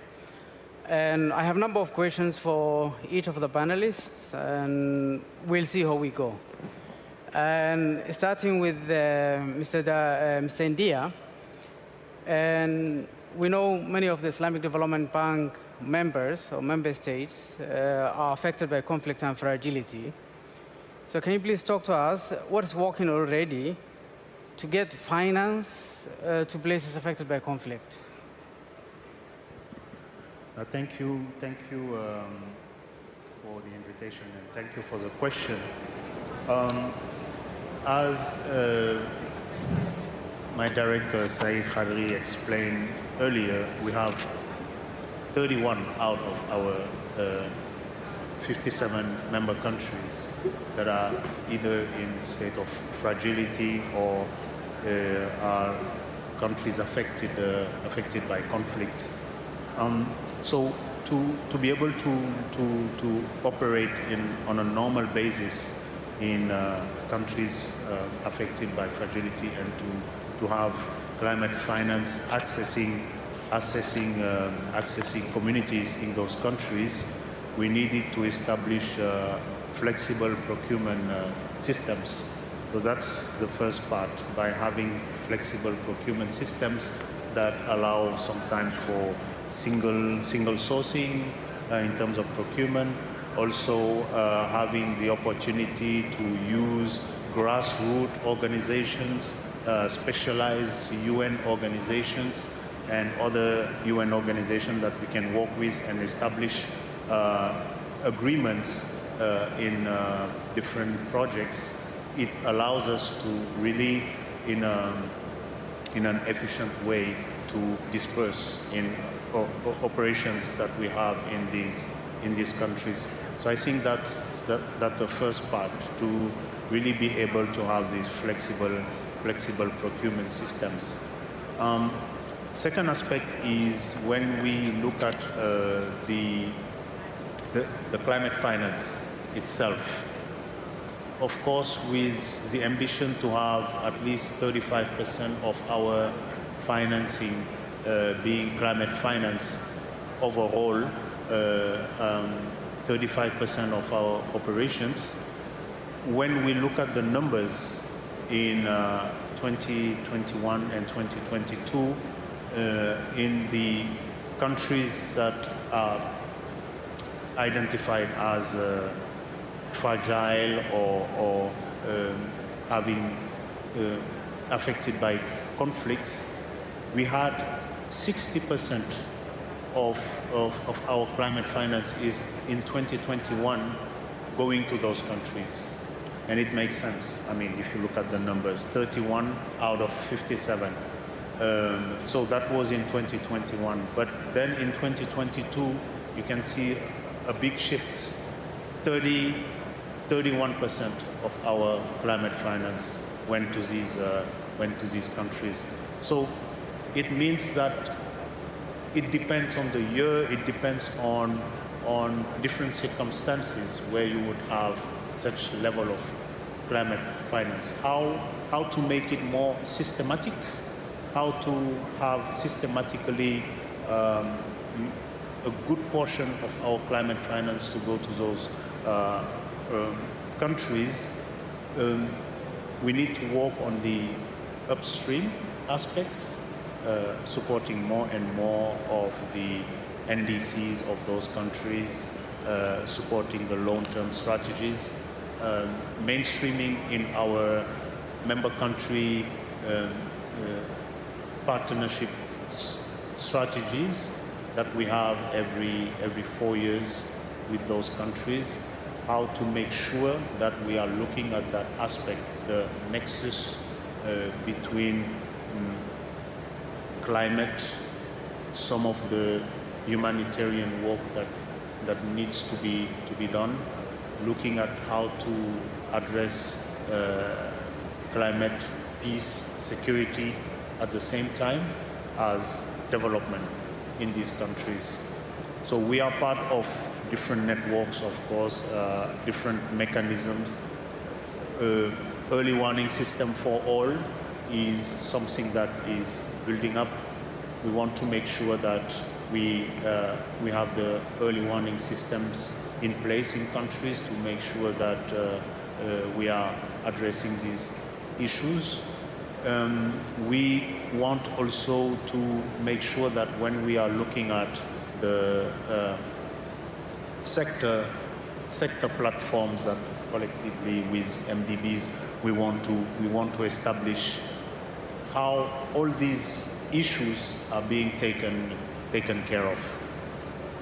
We want to address the sector issue, but at the same time looking at the underlying issues that affect these countries in terms of fragility and conflict. So by having more and more a holistic approach, we are lucky that we have a department that addresses at the same time climate, fragility, disaster risk. So it helps us in working on this in a more coordinated way within the bank. Last point is that we are more and more looking at social protection as an instrument that we will more and more use in our countries, and also disaster risk financing. How do we support countries to pay for premiums, for example, as sovereign premiums when there are some disasters that might affect them. So we are currently discussing with the African Risk Capacity, for example, to establish such instrument of support to our member countries. Great. Thank you. Thank you very much. Flexibility, improving the systems, and working in partnerships, the words I take. Staying with the banks, and Mr. Adil, in your capacity as a regional climate change coordinator for the World Bank, why is climate financing important? Last study. Thank you. First of all, thank you for the invite. And let me start by congratulating COP28 team for prioritizing this topic. This is a topic that has not received a lot of attention historically on the climate change dialogue. And it is really important because, as many of us have already said and are seeing, that climate change exacerbates existing fragility and conflict. So absolutely critical to really look at it as an area of focus going forward and see what could be done in terms of financing solutions to support building more peace and stability in these countries. Just few facts again. I think we have heard many of these this morning and this afternoon, but we cannot say this enough. From the World Bank perspective, we have a strategy on fragility, conflict, and violence. Of the top 25 most vulnerable countries, 15 are in the World Bank's FCV context. So it is really, the intersection is really, really clear. Our analysis also shows that 132 million more people can be pushed into poverty if fragility and adaptation is not addressed together from climate perspective. and 2/3 more people get affected by disasters in fragile contexts. So, and there's this list of implications on poor and vulnerable continues to go on and on. What are we as the bank doing about this? We have started working with a number of partners, the concessional climate funds, the adaptation fund, climate investment funds, green environment facility, and also with other multilateral development banks to support and see how we can bridge the financing gap in these contexts. And towards a statement or a joint declaration at COP28. It's an area that the bank has not started only prioritizing recently, but we've been working on these issues for a number of years. In fact, if we look at our support on climate financing in fragile and vulnerable contexts, since 2016 to 2020, we have increased it from 200 million to 1.8 billion in that year. And collectively in that 5-year period, about $3.8 billion of financing has flown into. And that makes us the bank as the largest financier of adaptation in these contexts. But we need to, of course, do more. World Bank was almost half of all of the adaptation financing that flow to these countries. And that's why we are zeroing in on working with other partners to ensure we develop mechanisms to focus on fragile and violent contexts in the context of how climate is exacerbating these. I'll stop here, and of course I can come back to more specific questions. Thank you. Thank you very much. Yes, I have follow-up questions. I'll come back to you. And Mr. Shaheen, you are the head of UNHCR Climate Action Financing Hub. And can you provide us with some insights on how climate risks are affecting and driving displacement? Great. Thank you very much. And maybe I would start with the last figures where we see the trend growing when it comes to people who are fleeing conflict, but at the same time getting out of or fleeing countries where they are very vulnerable for climate, because of climate. So we're talking about 84% of displaced people who had to flee countries very vulnerable to climate crisis. That's compared to 61% in 2010. So that shows us, the very strong connectivity between war, persecution, conflict, displacement, and climate. For UNHCR, we are looking into two categories currently, and we just launched our overview of our strategic plan from 2024 to 2030. And of course, and my colleague Mohamedou was talking about this before we joined here on the same panel. The thing is, of course, people are fleeing climate-affected areas, countries, villages, and cities, but at the same time you have, and this is the first group that we are concerned about, at the same time you have people who had already, they left their countries because of conflict and persecution, and they are under UNHCR's mandate, but at the same time they went out to countries where climate stresses are very high.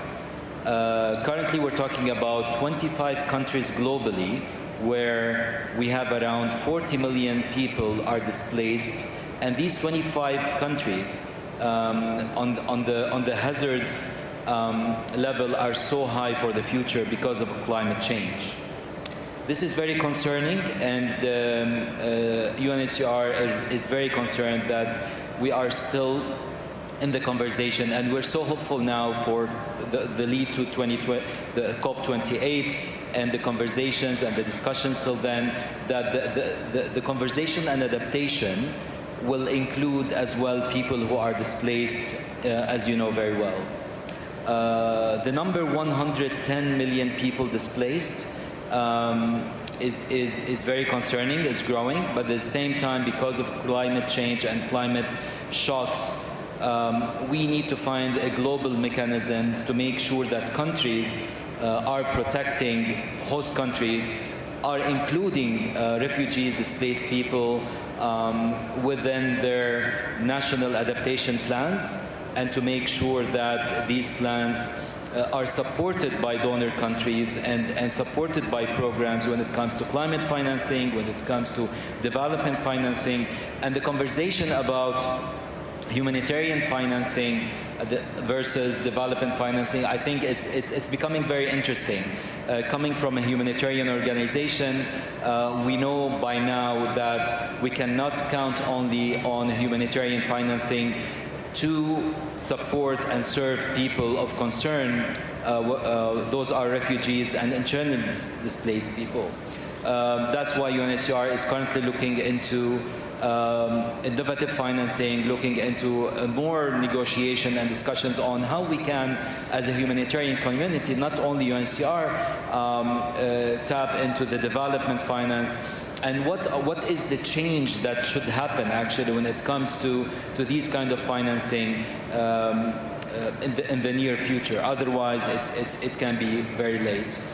I can come back later on these 25 countries, but I'll stop here. Absolutely. And, thank you very much. No, thank you very much.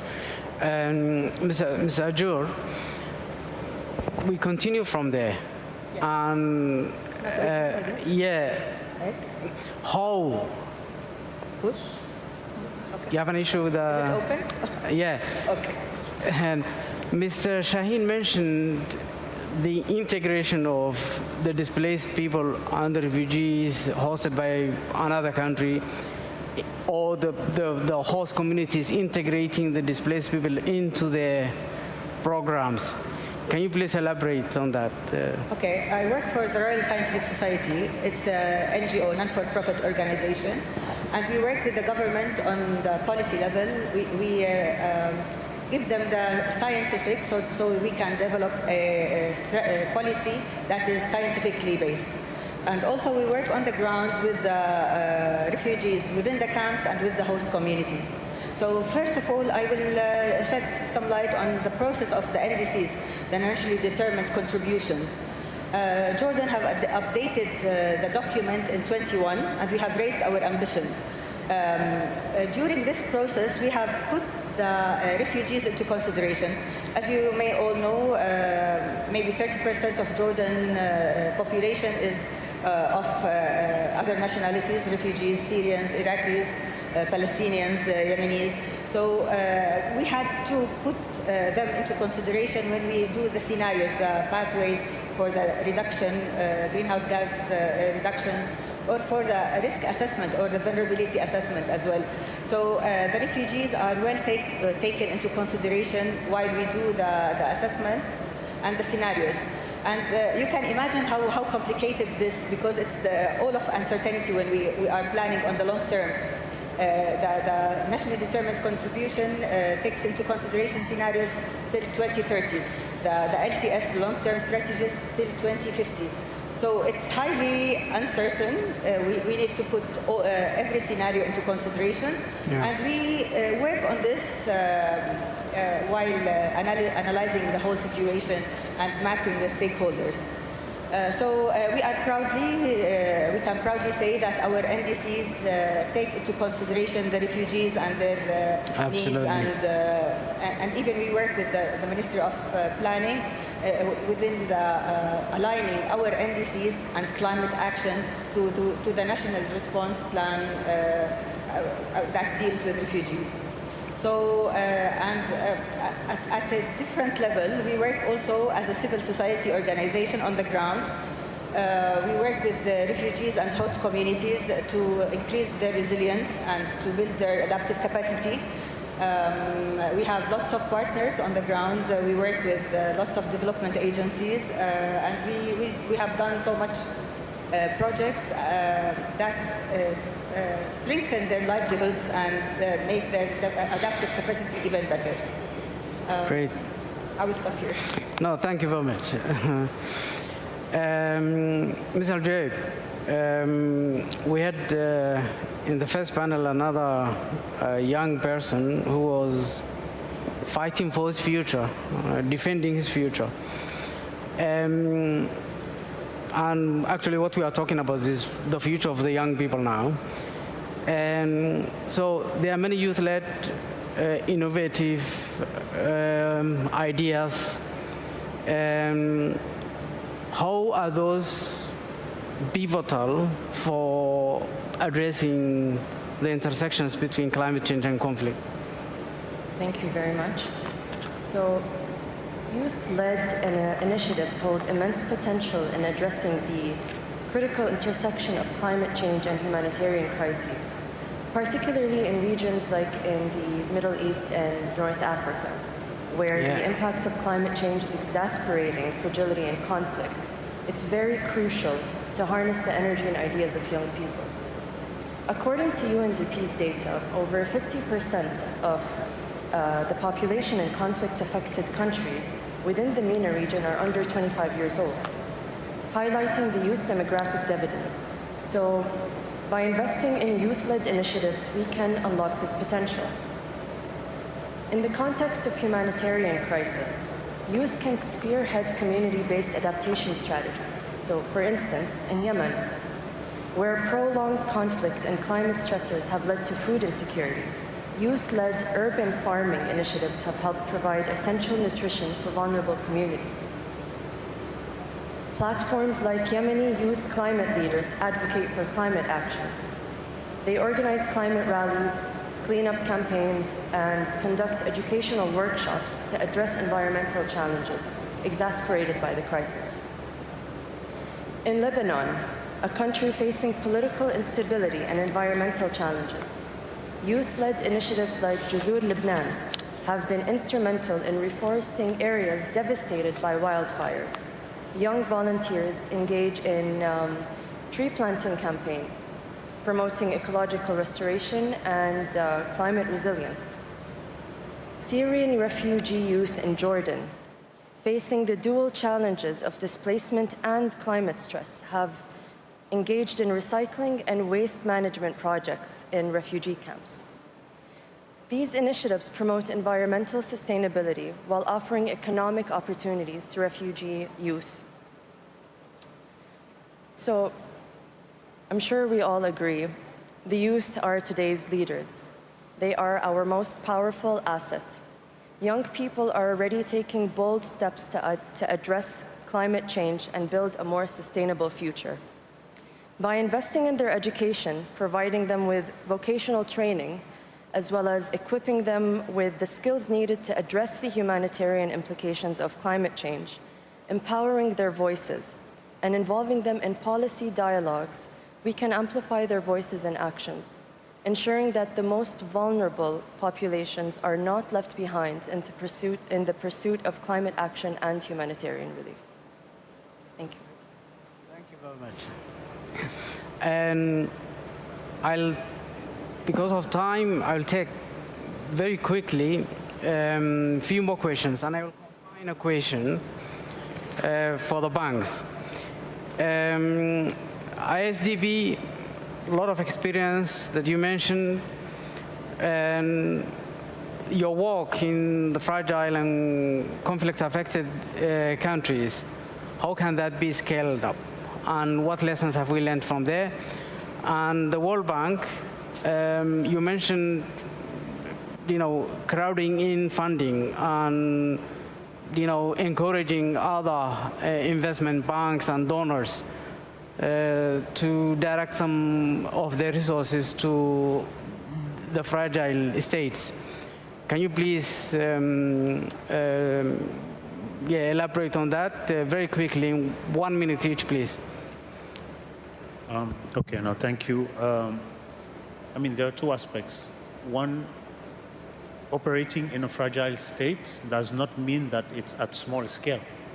It can be at large scale. It could be, our normal operations, but operating in a fragile setting. Yeah. So, but at the same time, the work that the grassroots organizations are doing, or supporting a specific area where there is a fragility identified and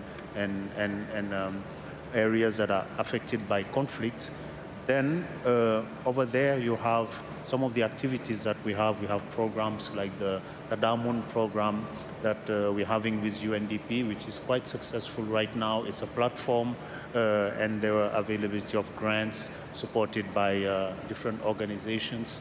And over there you can have different NGOs. They come up with transformative projects that are financed through the platform.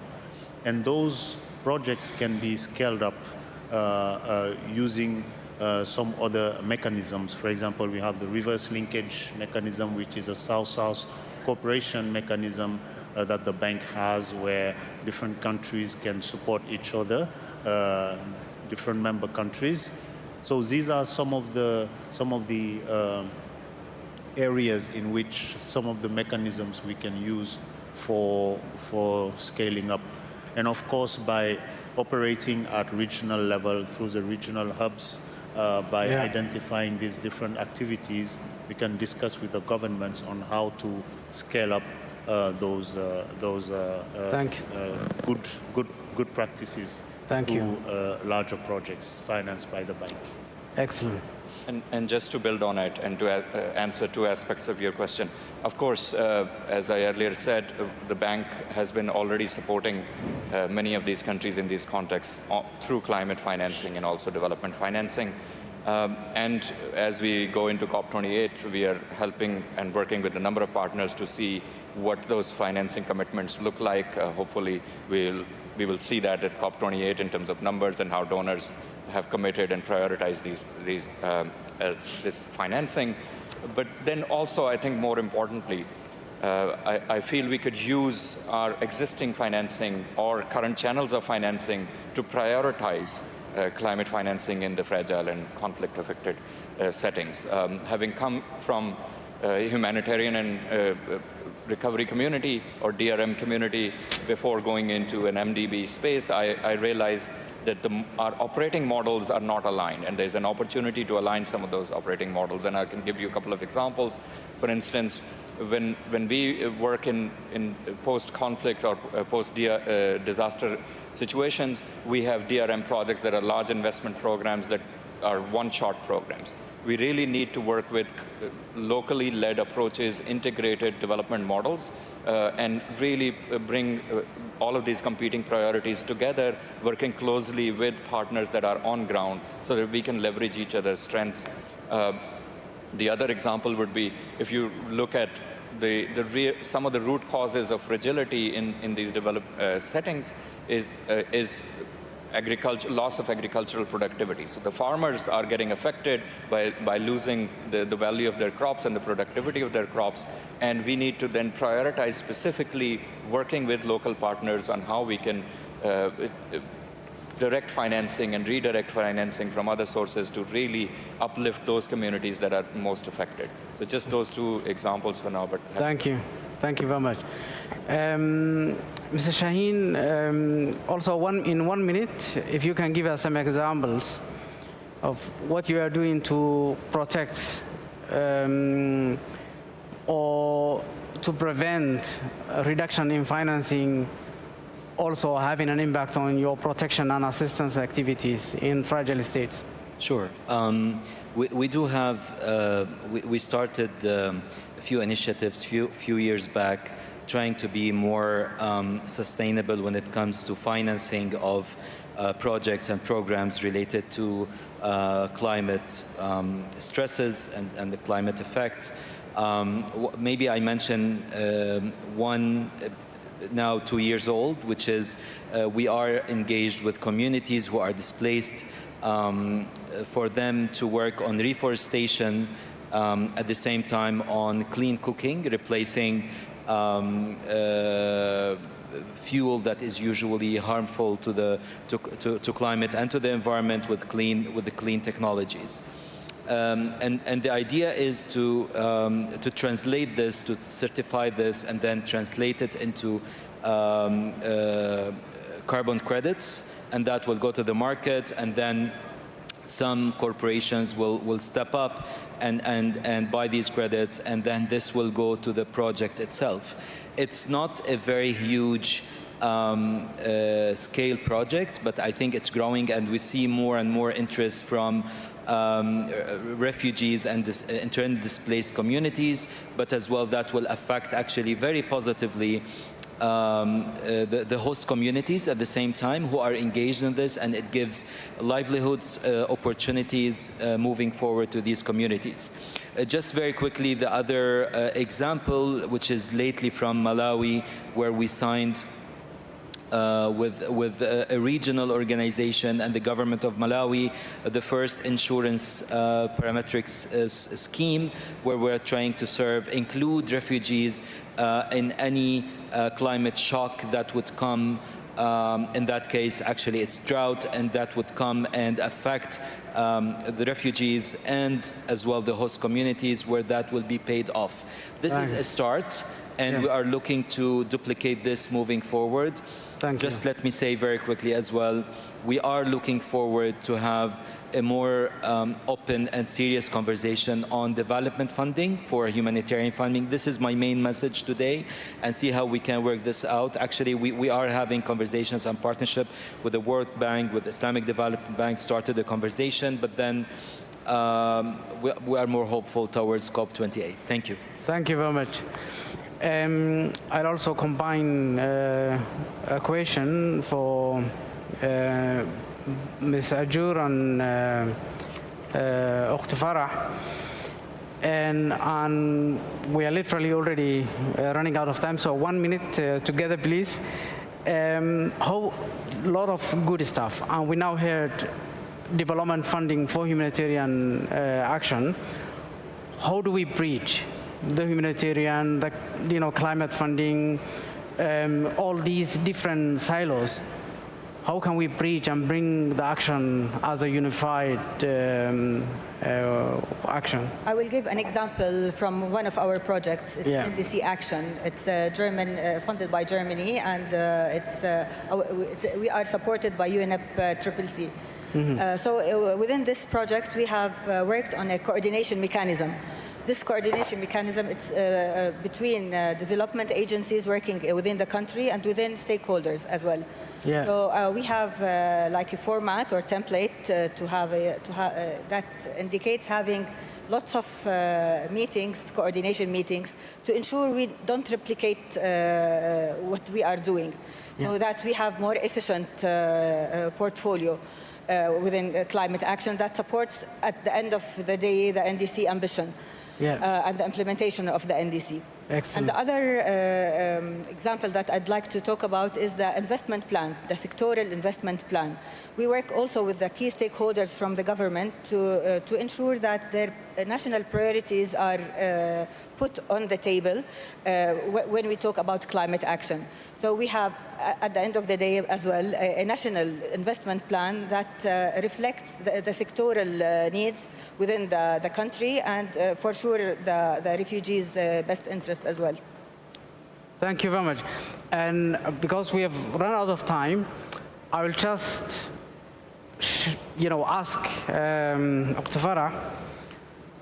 We have heard a lot of good stuff in the past few days. Amazing initiatives here in Saudi Arabia. So, as a young, person, I just wish and plead and ask you to share some of this good stuff that you have developed here in Saudi Arabia with the world. I will probably, some questions will come to you from the platform, but I will ask you any question. And now we take questions from the floor. And I'm sorry I don't see well because of the light, the floodlights. Any questions from the floor? Yes, thank you. Yes, please. Mention your name and who you are directing the question to, please.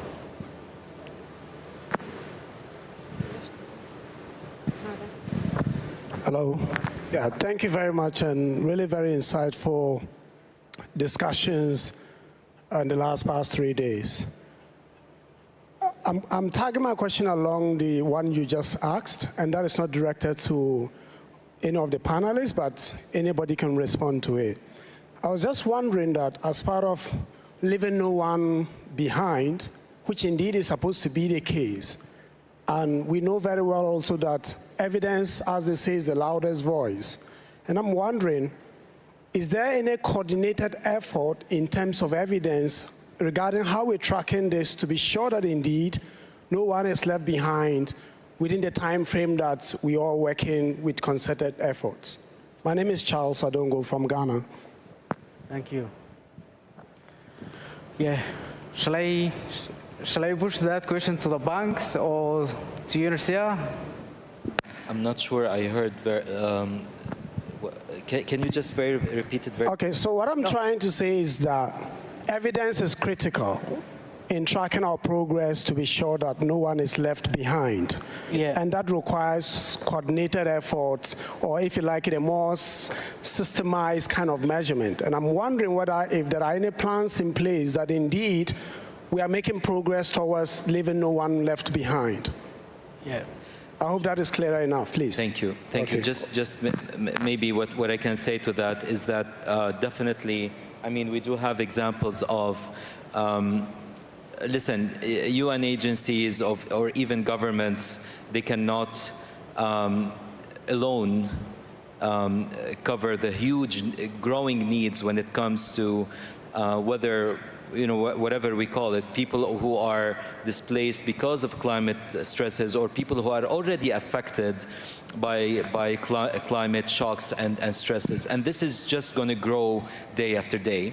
At UNHCR, because we are concerned about people who are displaced already and people who might be displaced in the future, this is really across a whole society approach that should be taken. I spoke about 25 countries. Those will be very much affected. Some of them, UNHCR will not really be able to solve problems, but will work with governments, will work with us to provide our capacity, experiences when it comes to displacement, and help them to make sure that displaced people are covered by policies, right? In other places, we will work and advocate for more development funding to solve problems that will take actually years to be sorted out. At the same time, in some cases, you have immediate humanitarian needs that you need to jump in, and this is where you have the humanitarian actors, the humanitarian fund, working along with governments and funders and partners from the private sector, which is so important to leverage this up for the coming few years and have a common understanding about that. And I'll stop here. Thank you. Yes, please. Maybe just to build on it, the question is simple, but the answer is not. As all of us know, working in MENA region and maybe in many other parts of the world as well, access to data and information in terms of coordinated tracking is very, very complex. Yeah. But from World Bank perspective, we are tracking this in alignment with how we look at the movement of people in and out of poverty line. The earlier statistic that I focused, if climate change is not addressed, especially in conflict and fragile contexts, 132 million more people will be pushed into poverty. So those are the statistics in terms of tracking.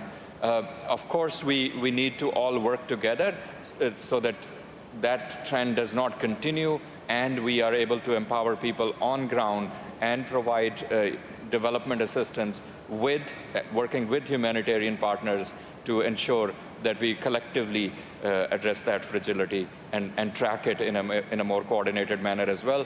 Last point, the new World Bank country climate and development reports, which are part of World Bank's evolving nature of our support to climate and other global public goods, are tracking these and putting spotlight on fragility and conflict in each of the countries that we are developing those reports. And through World Bank's new mission, which is not just alleviating poverty, but on a livable planet, we are setting up country platforms to support communities at the country level. Thank you. Stajur, do you have a point to add? I guess from my perspective is no one solution can solve the whole problem. So we can work on policy level, and we should work on the ground as well. We need the support of the local community. We need the host to support the host community because they are vulnerable as well. So we should work on all levels, and it is not even enough. Yeah, thank you. Maybe I can just add. Are there any hands on the floor? Yes, the lady at the back, please. I saw that hand first. No, the one. Yeah, please go. Please. Yes. Thank you. Oh, I confused you. Yeah. Assalamu alaikum. Hello, bonjour. My name is Nganaria Sinsise, and I'm attending University of Waterloo in Canada, following a Masters of Development program. Yesterday, I sat on a panel, and we were discussing sustainable tourism and youth implication and opportunities and challenging regarding their engagement. So I'm curious, when we're talking about accelerating climate action in countries, from the perspective of the diverse representation of the panel, what do we think, how could we think that youth can be most engaged? Because I would like to know so that I can bring this back to my cohort of development practitioners back at the University of Waterloo, because we're so interested to see how can we have not only practical action, but meaningful participation from the youth. Thank you. Thank you. Shall we take another question, or how can youth be engaged? Or maybe Farah, please answer first. Yeah, Farah, do you want to take this one? Yeah, I can take. Yes, please. Yes. Yeah. It's not. It's a matter of engaging them as much as possible. I mean, the youth want to be involved in any shape or form.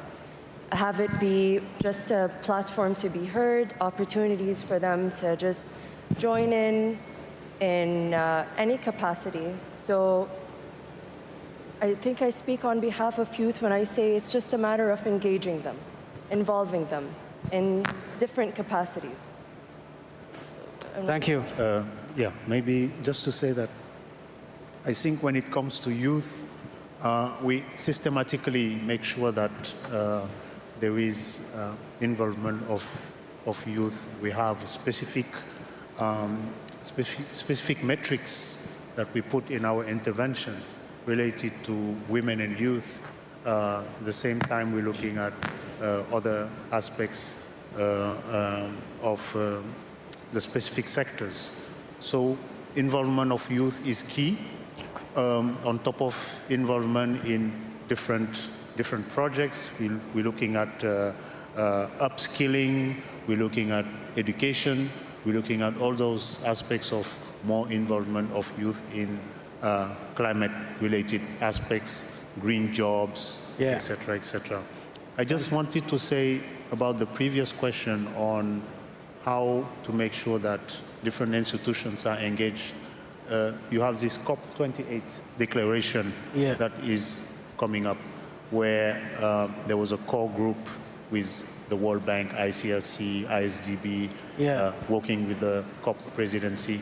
Now it's going to be open to other institutions. Excellent. It's going to be a COP28 declaration on this, and it will involve all of these aspects of how to work together. Great. I hope we'll answer that question in that session. Please go, and we have literally 2 minutes. Okay. Take the question and answer. So hi, my name is Sana, and I'm a final year medical student at Al Faisal University here in Riyadh. I'm also the leader of the Medical Students Association's Green Team, where our mission is to inspire the medical community to spread awareness and take sustainable action against climate change, and specifically its impacts on environmental health. So something that we notice as part of the Green Team is that as healthcare professionals, we're not really taught much about the intersection between the climate and our health. But when you look at the studies, you see 12.6 million people dying every year due to climate-related illnesses. Yeah. We can look at heat strokes and how that overburdens our hospitals. We can look at the floods that maybe happened in Pakistan, my home country, a year ago, and how that polluted the water and what that means for waterborne illnesses and what that means for our health. Yeah. So with all of that being said, what is some advice that this panel can provide for us as medical students, so that includes the youth, but then also as future healthcare professionals? How can we become more involved in the fight against climate change and use our specific unique role as people who are advocates for health to take it even a further step? Yeah, who will answer? And I'm sorry, this is the last question because our extra time expired. Will you please let me begin. That's a very, very good question. And again, it's an intersection of climate and health that has recently gained spotlight. In the last few years, we have actually worked with the World Health Organization and other health agencies from the World Bank side to identify some of those trends at the intersection, how climate is affecting public health in different countries. You mentioned vector-borne diseases, a number of other issues as well, and how can we work with service providers at country level to, one, educate them, but then also build their capacity and knowledge. I think knowledge gap is one of the big issues in this aspect. And there are already projects and policy reforms where we're working with the country policymakers on how to protect the most vulnerable from these impacts from health side as well. We recently developed a project in Morocco where we provided health insurance in the context of most climate vulnerable communities in the country. So those are kind of measures that we are already starting to implement, but of course knowledge, capacity, and information at a country level on the intersection of climate and health is really critical going. Thank you very much. Sajur, 0, but please, quickly, go ahead. Sajur. I guess we need to have a vulnerable and risk assessment, and we need to have it, the outcomes of it. It should be clear that those sectors are sensitive and they are highly vulnerable. So after that, we can have the measures how to counteract or combat those negative impacts. Thank you. So vulnerability assessment is key. Excellent. Thank you very much. I thank the panelists, the organizers, the host country, and the audience. Thank you very much. Thank you, everyone. Thank you to our moderator and our amazing panelists. I wish we had another hour to sit with you and hear more about your effort. This, unfortunately, brings us to the end of our event today, but look at it as a jumping off point for all of our engagement in this work. And I would also like to take the opportunity to share that OCHA is pleased that we will be hosting the first ever humanitarian hub at COP28. With our thanks to the government of the United Arab Emirates. We will be located in the green zone, and we are currently accepting applications from non-governmental organizations and humanitarian partners to feature programming, user experiences, you name it, we're willing to host it. So feel free to check out our Twitter at UNOCHA. You can find application and a link and a document of ideas of what we're looking for to present in the humanitarian hub. Which will feature a cross-section of non-governmental organizations and other humanitarian partners. And if you have any more questions, I'll be here for a few more minutes. Thank you again for attending our session today, and I wish you all a wonderful MENA Climate Week. Thank you.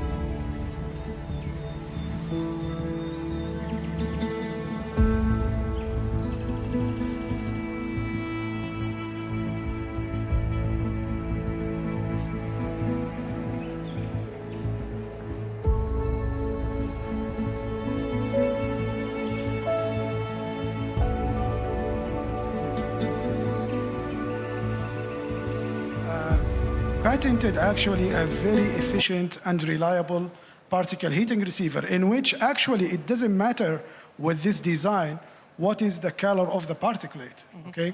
So with this innovative design of particle heat receiver, so we are sure that an efficiency of 90% can be achieved. Yeah. Thank you so much, Dr. Shakir. I think this needs a special session to talk about it and the different colors that you tested in lab scale. Definitely, yeah. In the early stage of this project. Definitely. Dr. Saeed, back to you. Tell us, please, more about the main differences between phase 1 of this project located at Riyadh Valley and phase 2 of this research project will be near to Wa'ad al-Shamal power plant. Well, the first phase was mainly to prove the concept. Of course, we are starting from, I would call it lab scale experiment. Near to Wa'ad al-Shamal power plant. Well, the first phase was mainly to prove the concept. Of course, this needs a special session to talk about it and the different colors that you tested in labs. Sand locally available to... Right back to you. Tell us, please, more about the main differences to the further turbine, etc. During this phase, many, I would call it learning really curve that we have gone through. Starting from the design of the preheater, the receiver, and also the lifter, and until the end of the stage that really many lessons have been learned. And we proved during this phase that, yes, you can produce energy, you can produce electricity.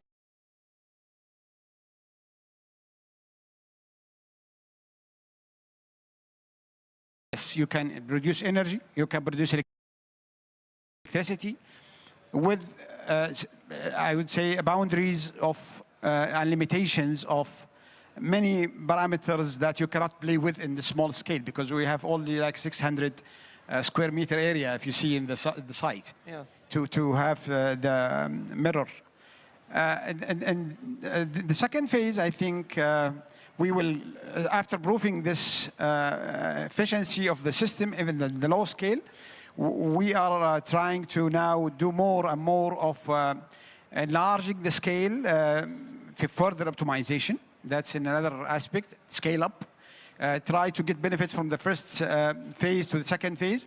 And again, we might need some optimization also in the second phase, where we call it pre-commercial phase. And that phase, which we will do with the SEC, hopefully in the near future, will minimize again any problems that we might face when we are going to the larger scale. This is the major difference. And again, another major difference that we are hoping to see in the upper scale is if the first one focused on, yes, you can produce energy, you can produce electricity.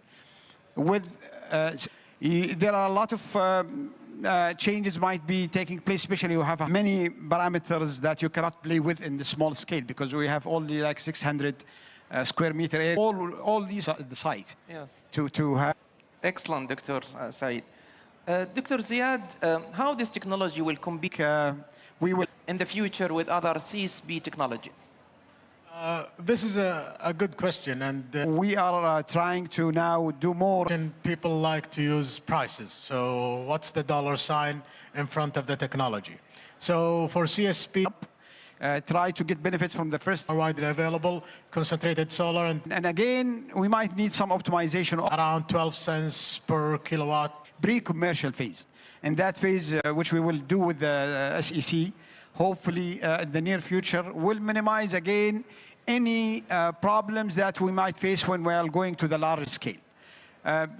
This is the major difference. And again, another major difference that we are hoping to see in the upper scale is if the first one focused on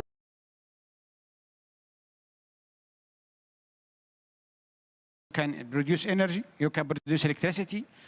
With the lowest price for the energy produced is in Dubai. The project that was done by Aqua Power, I think it was 7.2 kilowatt hour. With respect, lesson will be learned in phase 2. Excellent, Dr. Saeed. Dr. Ziad, how this technology will compete worldwide in the future with other... First, the medium of the heat transfer is sand, a solid particle. The medium is cheap. You don't need a special receiver because you can heat the medium directly. You need a cheaper heat exchanger.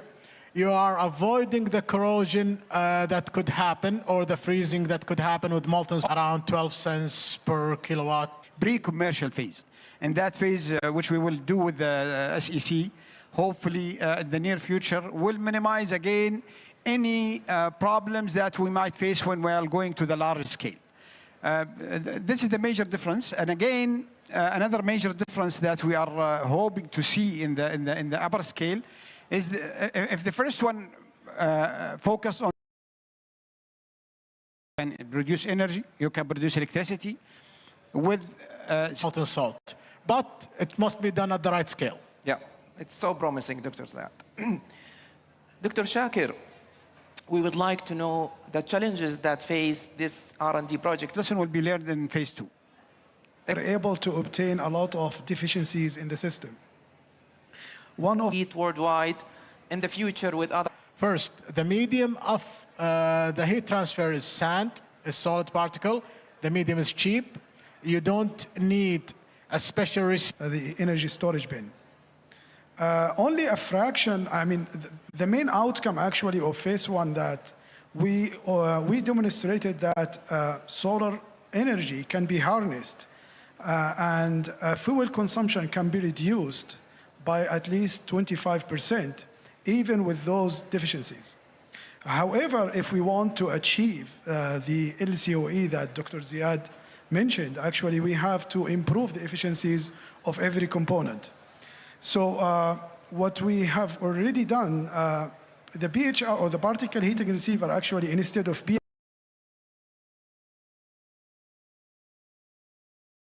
you can produce energy, you can produce electricity with are not scaling and at scale. Yeah, it's so promising, Dr. Ziad. Dr. Shakir, we would like to know the challenges that face this R&D project. Lesson will be learned in phase 2. They're able to obtain a lot of deficiencies. We noticed that some or a major portion of the collected energy actually has been lost during charging the TS bin. So we have also innovated a way to charge the TS bin with a minimum loss. So eventually, if we were able to decrease the main outcome actually of phase 1 that we demonstrated that solar energy can be harnessed and fuel consumption can be reduced by at least 25%, even with those deficiencies. However, if we want to achieve the LCOE that Dr. Ziad mentioned, actually we have to improve the efficiencies of every component. So what we have already done, the PHR or the particle heating receiver actually instead of being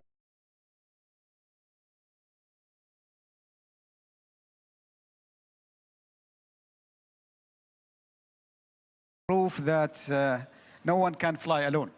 I think this project started with a collaboration with Georgia Tech in USA and also the Sandia National Lab at King Saud University. However, King Saud University worked efficiently to hold all the intellectual property rights. After initial, I would call it, month of this project, SEC generously funded this project as Dr. Shakir stated. And in my opinion, one of the successful stories that has to be raised here is such type of collaboration between really an interested client like SEC and the academia or the College of Engineering at King Saud University in many aspects, not just the fund, but also we think SEC is the right partner in terms of directing and I think this project started with a collaboration team to work with us in the university. I think this is one of the best scenarios that one would expect and would love to see in the research, is to have a real clarifier, inshallah. Thank you so much, Dr. Saeed. Also participated. And in my opinion,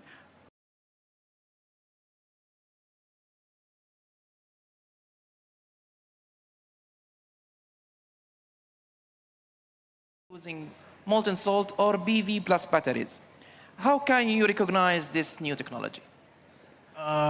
Yeah, also very, very important question that tells us what are the advantages of this technology compared to other conventional CSP tower technologies or PV and battery. So first, we mentioned this point a couple of times, that we are working with high temperatures. High temperatures allows us, aside from getting power, waste heat can be used for other industrial processes. And currently we are working in a consortium to use the waste heat in desalination of seawater. This is a project that we are looking forward to finish in the next couple of years. This is the first aspect. The second aspect is that with the high temperature and the easy storage of thermal sand or the thermal energy, we can use energy up to 6 to... Yeah, also very, very important question. With the high temperature and the easy storage of thermal, other conventional CSP tower, the thermal energy. So first, we to 6 to 8 hours. So, and in my opinion, high temperatures allows us, aside from getting power, waste heat can be... This technology has the potential to be a base load SEC and academia.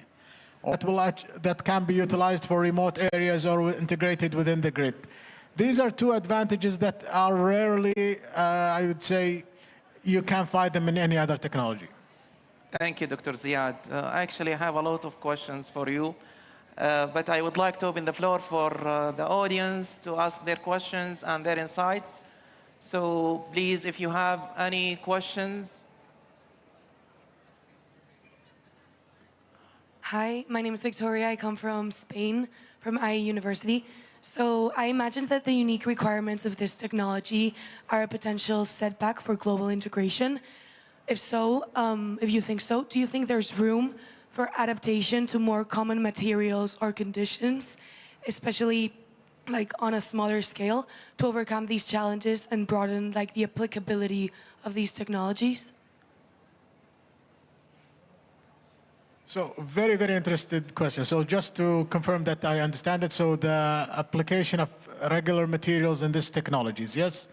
Yeah. So the advantage of this technology is that we are using common technologies for manufacturing. We don't have any novel materials that are precious or that requires environmentally harsh technologies for mining precious materials. So this is an advantage that any system, any manufacturing system, we can build a receiver, can build a tower, reflective mirrors, and so on. So this is one advantage. However, the other side of this question is that for this technology to be worthy, there is a certain capacity, energy capacity that must be met. You cannot put it in a small farm. You have to have a couple of megawatts of energy needed to be produced for this technology to be, I would say, economically profitable.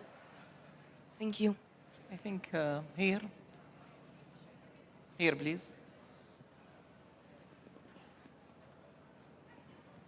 Hello, my name is Najat Al-Hashim. My thesis I actually worked on was forming ladder oligomers for photovoltaic technology. So I'm very familiar with the topic today. One of the issues that we prove that no one can fly alone. I think peak optimization. So the first thing actually you recognize this new technology is to increase the amount. Also very, very important question.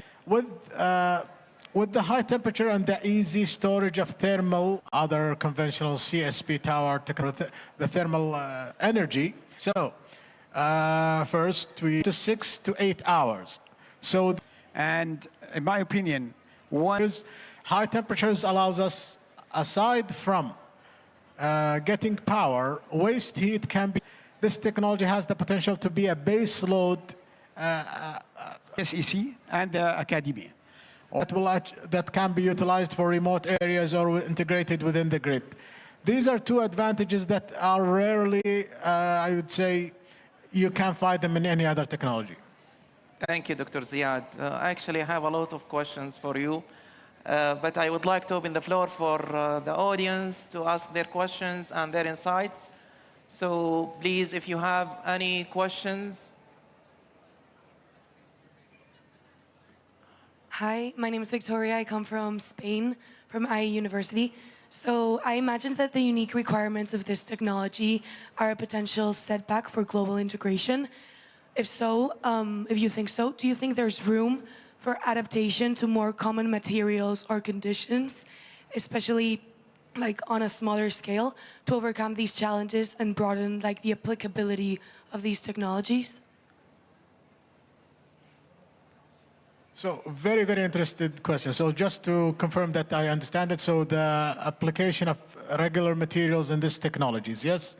Yeah. So the advantage of this technology is that we are using common technologies for manufacturing. We don't have any novel materials that are precious or that requires environmentally harsh technologies for mining precious materials. So this is an advantage that any system, any manufacturing system, we can build a receiver, can build a tower, reflective mirrors, and so on. So this is one advantage. However, the other side of this question is that for this technology to be worthy, there is a certain capacity, energy capacity that must be met. You cannot put it in a small farm. You have to have a couple of megawatts of energy needed to be produced for this technology to be, I would say, economically profitable. Thank you. I think here. Here, please. Hello, my name is Najat Al Hashim. My thesis I actually worked on was forming ladder oligomers for photovoltaic technology. So I'm very familiar with the topic today. One of the issues that we very cheap and utilizing very cheap raw materials. And at the same time, really, it's going to have a lot of application in the process side, at least on the utilizing such technology in a high temperature range. So the application of regular materials in these technologies, yes? Yeah. So the advantage of this technology is that we are using common technologies for manufacturing. We don't have any novel materials that are precious or that requires environmentally harsh technologies for mining precious materials. So this is an advantage that any system, any manufacturing system, we can build a receiver, can build a tower, reflective mirrors, and so on. So this is one advantage. However, the other side of this question is that for this technology to be worthy, there is a certain capacity, energy capacity that must be met. Sure. Thank you, Dr. Ziad. A couple of megawatts of energy needed to be produced for this technology to be, I would say, economically it will be part of the energy mix, and it will be exported by KSA. Thank you so much, Dr. Shakir. Actually, now we are targeting with phase 2 now, which is already put to in bidders. We are targeting to reach TRL 9 by fabricating the new or by building the new tower, which is already funded by SEC. So by doing that, we are ready to go for commercialization.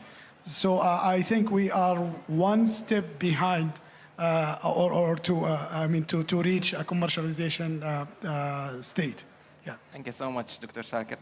Finally, I would like to thank our esteemed panelists, Professor Saida Zahrani, Dr. Ziad Al-Mutairi, and Dr. Shakir Abdullah for their valuable insights and inputs about this promising technology, and acknowledging our local and international partners King Saud University, CARE, and also Sandia National Lab in the United States for their unlimited contributions and continuous support to turn our dream into reality.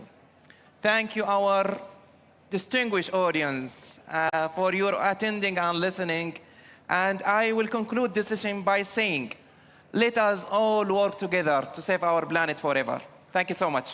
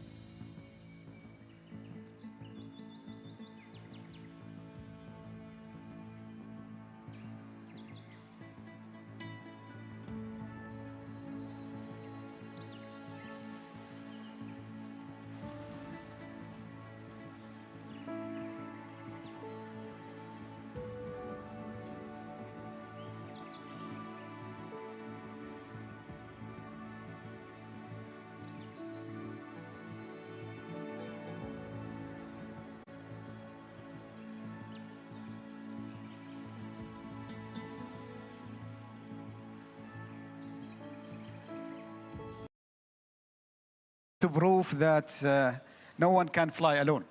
I think and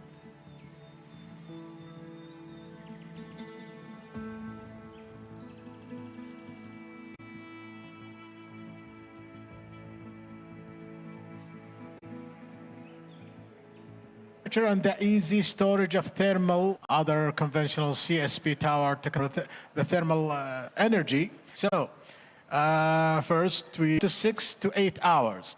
So, and in my opinion, high temperatures allows us, aside from getting power, waste heat can be. This technology has the potential to be a base load SEC and academia. That can be utilized for remote areas or integrated within the grid. And at the same time, I want to apologize for our colleague. Can't find them in any other technology. Project. He is representing questions for you, but I would like to open the floor for the audience to ask their questions and their insights in this technology, to be honest. I would like any questions. Hi, my name is Victoria. I come from Spain, from IE University. At least I could talk about the benefits right now for this type of technology. First of all, as Dr. Ziad was saying, it's very cheap and utilizing very cheap raw materials.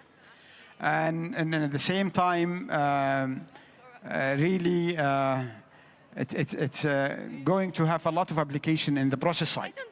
At least on the utilizing such technology in a high temperature range of. So the application of regular materials in these technologies, yes?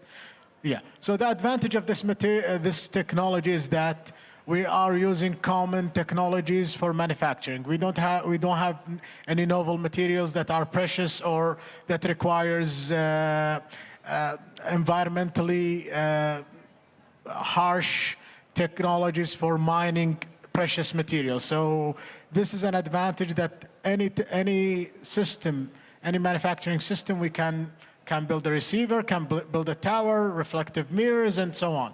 So this is one advantage. However, the other side of this question is that for this technology to be worthy, there is a certain capacity, energy capacity that must be met. Sure. Thank you, Dr. Ziad. A couple of megawatts of energy needed to be produced for this technology to be, I would say, economically. It will be part of the energy mix, and it will be exported by KSA. Thank you so much, Dr. Shakir. Actually, now we are targeting with phase 2 now, which is already put to in bidders. We are targeting to reach TRL 9 by fabricating the new or by building the new tower, which is already funded by SEC. So by doing that, we are ready to go for commercialization. So I think we are one step behind, to reach a commercialization state. Yeah. Thank you so much, Dr. Shakir. Finally, I would like to thank our esteemed panelists, Professor Saeed Al-Zahrani, Dr. Ziad Al-Mutairi, and Dr. Shakir Abdullah for their valuable insights and inputs about this promising technology, and acknowledging our local and international partners, King Saud University, KCARE, and also Sandia National Lab in the United States for their unlimited contributions and continuous support to turn our dream into reality. Thank you, our distinguished audience, for your attending and listening. And I will conclude this session by saying, let us all work together to save our planet forever. Thank you so much.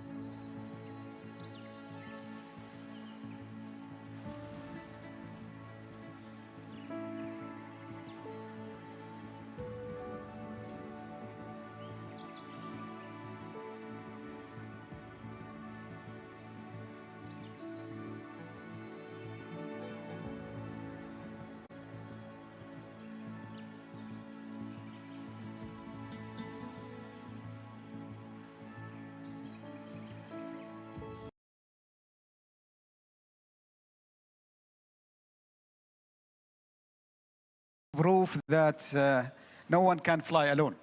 I think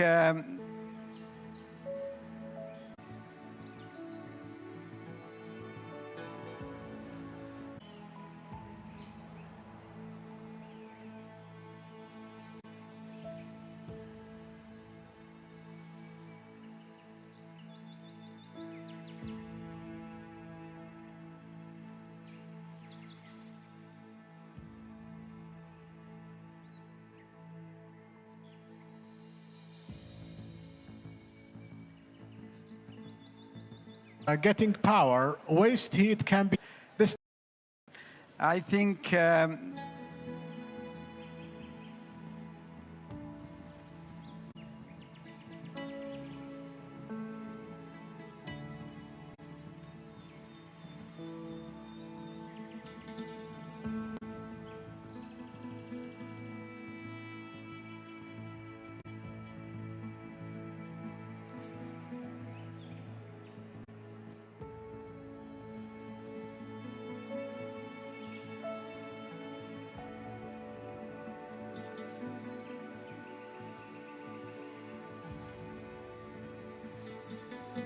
load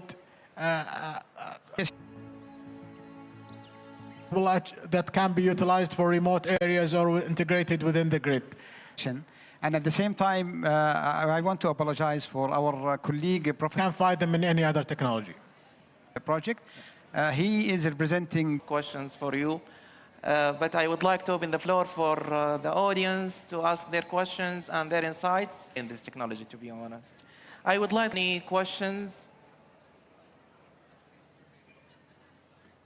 Hi, my name is Victoria. I come from Spain, from IE University.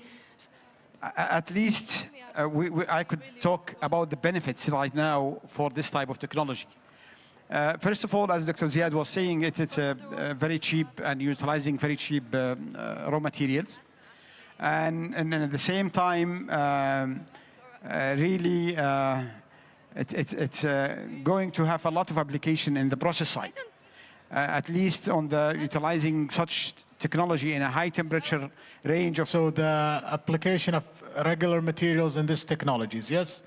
Yeah. So the advantage of this technology is that we are using common technologies for manufacturing. We don't have any novel materials that are precious or that requires environmentally harsh technologies for mining precious materials. So this is an advantage that any system, any manufacturing system, we can build a receiver, can build a tower, reflective mirrors, and so on. So this is one advantage. However, the other side of this question is that for this technology to be worthy, there is a certain capacity, energy capacity that must be met. Sure. Thank you, Dr. Ziad. A couple of megawatts of energy needed to be produced for this technology to be, I would say, economically. It will be part of the energy mix, and it will be exported by KSA. So much, Dr. Shakir. Actually, now we are targeting with phase 2 now, which is already put to in bidders. We are targeting to reach TRL 9 by fabricating the new or by building the new tower, which is already funded by SEC.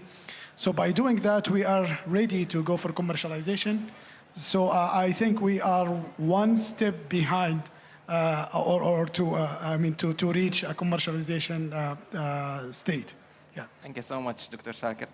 Finally, I would like to thank our esteemed panelists, Professor Saeed Zahrani, Dr. Ziad Al-Mutairi, and Dr. Shakir Abdullah for their valuable insights and inputs about this promising technology, and acknowledging our local opportunities related to carbon.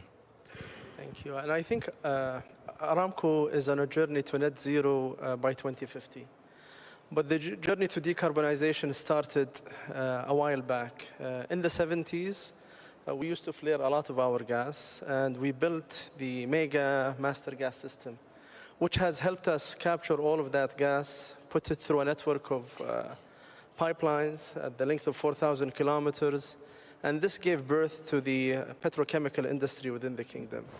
The pivotal point or the inflection point that you mentioned, Gerard, is we're living it again now with a similar story around hydrogen. The Ministry of Energy announced that we will reach a target of 44 million as a country, tons per annum in capturing CO2 by 2035. And Aramco is a partner in that journey. Given our history in capturing gas and CO2, managing a network of pipelines, and our knowledge of the geology and aquifers that can be leveraged. In 2015, we collected CO2 from one of our gas plants and injected it in one of our oil aquifers. And the purpose back then was to raise the pressure and help the flow of oil increase. And we got a lot of learning out of that. In 2022, we announced the biggest carbon capture hub, Jubail Hub. And we've signed an agreement with SLB and Linde, and we're truly excited about this project. This will be the culmination of decades of knowledge that brings the expertise of many companies, the support from government, which has been instrumental in jump-starting this potential and young industry until the regulations mature. We see this as a pivotal moment in the CCS industry in the kingdom and the region, and it will unleash the potential and will be a role model for a lot of the countries within the region to capture, given the subsurface infrastructure we have. That's excellent. So, hubs, you just mentioned Jubail.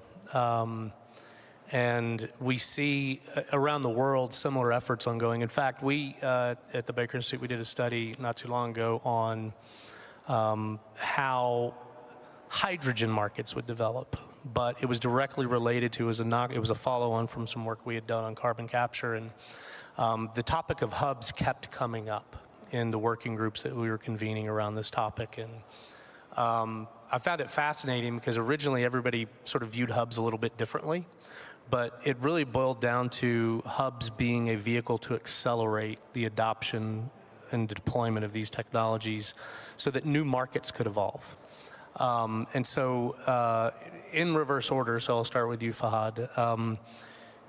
In the kingdom, how do you actually see the hub activity that's already been agreed to and is beginning to progress really acting as an accelerator for carbon capture and low carbon fuels more generally?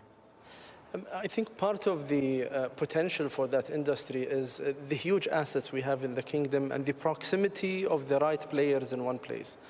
The reason we selected the city of Jubail is it's in the middle of many industries and in proximity for a lot of the potential aquifers that could be used for injection of CO2. And the name of the game in hubs is scale and infrastructure.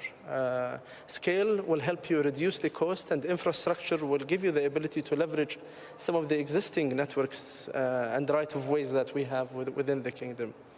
In absence of any regulation around revenue stream, you want to do this in partnership with companies that not only build and avail this aquifer, but those who can be the revenue streams for you as a customer. And we have the petrochemical industry and the steel industry and many of the hard-to-abate sectors in proximity. What we're building in phase one is around 9 million tons per annum.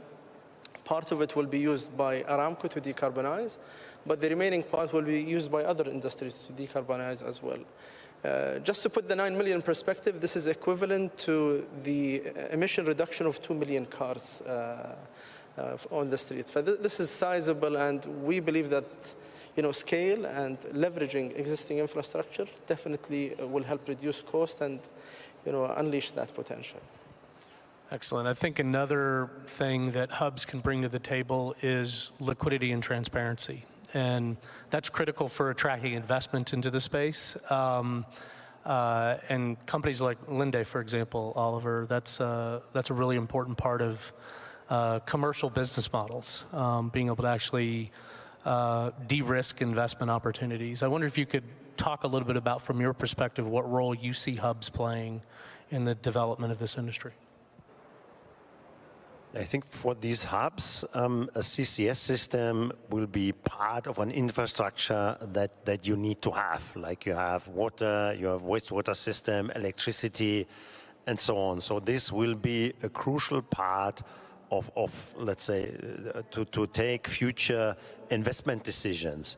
And here, the kingdom is very well positioned because there are a few really defined hubs on the east and the west coast where you can focus on. Now, if we discuss on the east coast, it's Jubail, it's maybe Ras Tanura, it will be Ras Al Khair for the future. And on the east coast, you will say, look, that's Jazan and Yambu. So you really have a few hubs where you focus on, and I think that will be really helpful to say then there, as you say, you have a liquidity, you have a real market for CO2 systems. You have a clear system that is competitive regarding your T&S, your transport and sequestration costs, and that will be, and then the hubs will be compared, and there you can have a competitive advantage or disadvantage. At the moment, this competition is a bit distorted by these governmental subsidy programs, especially by the IRA, and that's where I think at the moment governments around the world somehow are asked to match that, at least to get the process started. Excellent. So you just mentioned the IRA, and for those of you who are not aware, the IRA, we're referring to as the Inflation Reduction Act in the United States, has a series of incentives for a lot of different low carbon technologies, including carbon capture and sequestration, hydrogen, renewables, lots of things embedded there. Jared, your role prior to your role now as CEO of the Global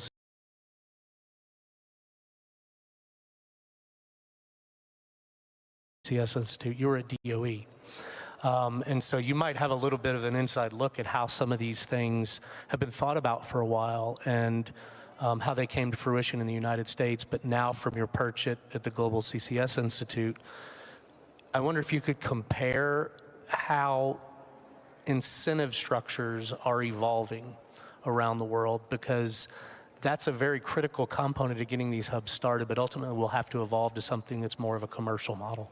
No, absolutely happy to talk about that. And again, it goes back to there's no one-size-fits-all solution, and we have much to learn from each other. There's been, much experience in a number of jurisdictions over the years, just in the United States, right? We started the tax credits for carbon capture and storage in 2008. Those were incrementally adjusted over the years. We learned by doing and improved those, but it's really taken us 15 years to get from the inception of those tax credits to support carbon capture and storage to where we are, the catalytic ability of the Inflation Reduction Act, and $85 per ton to really catalyze the amount of project development interest, investor interest that we're now seeing, right? 163 permit applications, I believe, public facing now on the US EPA website. And so taxes in Europe, tax credits in the United States, state-owned enterprise, leading forward in other jurisdictions. Again, no one size fits all. I think it's interesting in terms of the conversation on the role of hydrogen and what we see from networks and hubs and clusters. We've already talked about some of this. I'll point out that one of the benefits of carbon capture and storage as a climate mitigation tool is its diversity of application. And one of the benefits we see of CCS networks, hubs and clusters, is to provide that shared common infrastructure that can be used to decarbonize, a number of assets of society, right? Carbon-intensive industries where there is no other technology choice other than carbon capture for the deep decarbonization. Steel and cement and fertilizer to feed the world's 8 billion people and growing, right? Those can now connect to that common infrastructure that hubs and clusters provide to decarbonize hard-to-abate industry. We talked about, the role and opportunity for carbon management to decarbonize low carbon fuels like hydrogen. Another opportunity to connect that industry to that shared common infrastructure. And then also, if you believe the climate math that says we will need to pull CO2 out of the air, carbon dioxide removal, that can connect to those hubs and clusters. And so what we've seen, Ken, getting back to your question, policy that incentivized the most efficient application and deployment of all of these technologies together requires systems analysis, life cycle analysis, to help inform what that durable and most efficient policy is. And again, it's not a one-size-fits-all solution. I think what we've seen in the United States is the result of almost 2 decades of progress, right? Tax credits for wind and solar that were then the model for tax credits for carbon management. The need and the realization that we need to include, the social aspects into some of this policy. As we work to decarbonize, we also want everyone to be able to go along for the ride. So some of the social justice applications, it's interesting to see how that is being built in some of the policies in various regions. So you just raised an interesting point about social aspects of decarbonization in general. And one of the things that is often pointed out with regard to incentive structures that have been introduced in the US and Europe and other places around the world is those aren't always replicable everywhere. So that then opens the door for what role will technology play in helping to propagate carbon capture strategies beyond just the places where it's incentivized. And if you could, Jared, I wonder if you could just briefly talk about, and then we'll work across to Fahad and Oliver, what's happening in the space, because carbon capture is not new, right? It's been around for a while, but the technology really stands to evolve, and we're seeing a lot of interest in things like direct air capture, or DAC as it's often referred to. I wonder if you could talk a little bit about all of those. Yeah, well, I'm passionate about this because, with an engineering background, technology, all forms of technology will continue to improve and continue to improve, society and the ability for mankind to grow and thrive, right? So better, faster, safer, cheaper technologies of all forms. Carbon capture technology has been around for many, many years. It is safe and durable and proven. Scaling that up to the scale of climate change mitigation, right, to gigaton scale, and making that economically investable, right, with appropriate returns is the challenge. We see technology continue to progress, but I think at high level, current technology is sufficient for us to start to build out this infrastructure, for us to continue to move forward, to learn by doing, to drive down those costs, to de-risk the financing of some of these first mover CCS projects. We all can learn from each other, and as a global community, we all benefit from forward progress in deployment of these technologies. Direct air capture, some of the other carbon dioxide removal technologies are much younger, much earlier in their technology development, and so there's more room for improvement to continue to aggressively drive down those costs. And I think, Ken, you see from a number of governments from around the world investment in research, development, and demonstration to do just that. We can do all of these things in parallel, and in fact, consistent with the climate math, we need to do all of these things in parallel, deploy the technologies we have, continue to drive forward the technology advancement through R&D, and then share all of that information globally. That's the most efficient path forward. Yeah, Fahad, I wonder if you could lean into this. I know you and I have had some conversations about technology development and what scale can be brought as a result of new technology. So please. Well, if you look at the CCS system, there is a mature part of it, which is the compression and the pipeline part. And we don't expect, a lot of technology breakthroughs in that aspect of the CCS. But the real breakthroughs will be happening in the absorption side. There are a lot of research that's taking place on advancing the absorption capacity of some of the filters used in the direct air capture. 2 days ago, we signed with Siemens a large-scale pilot of direct air capture in this conference. This builds up on many efforts that go back in several years, starting with the lab in our research centers until we reach to where we are today. And we believe direct air capture, given the development we've seen lately, will benefit a lot from technology. The other area relates to some work that we've been doing with Korea Science and Technology Institute that started in 2014 around CO2 into concrete. It mainly revolves around how can we leverage that CO2 that we're capturing into application. This is necessary if we want to create revenue streams for these hubs. So the research that we've been doing with them and the piloting showed us that we can inject CO2 in concrete, which will not impact the durability and will shorten the time for the concrete to cure substantially.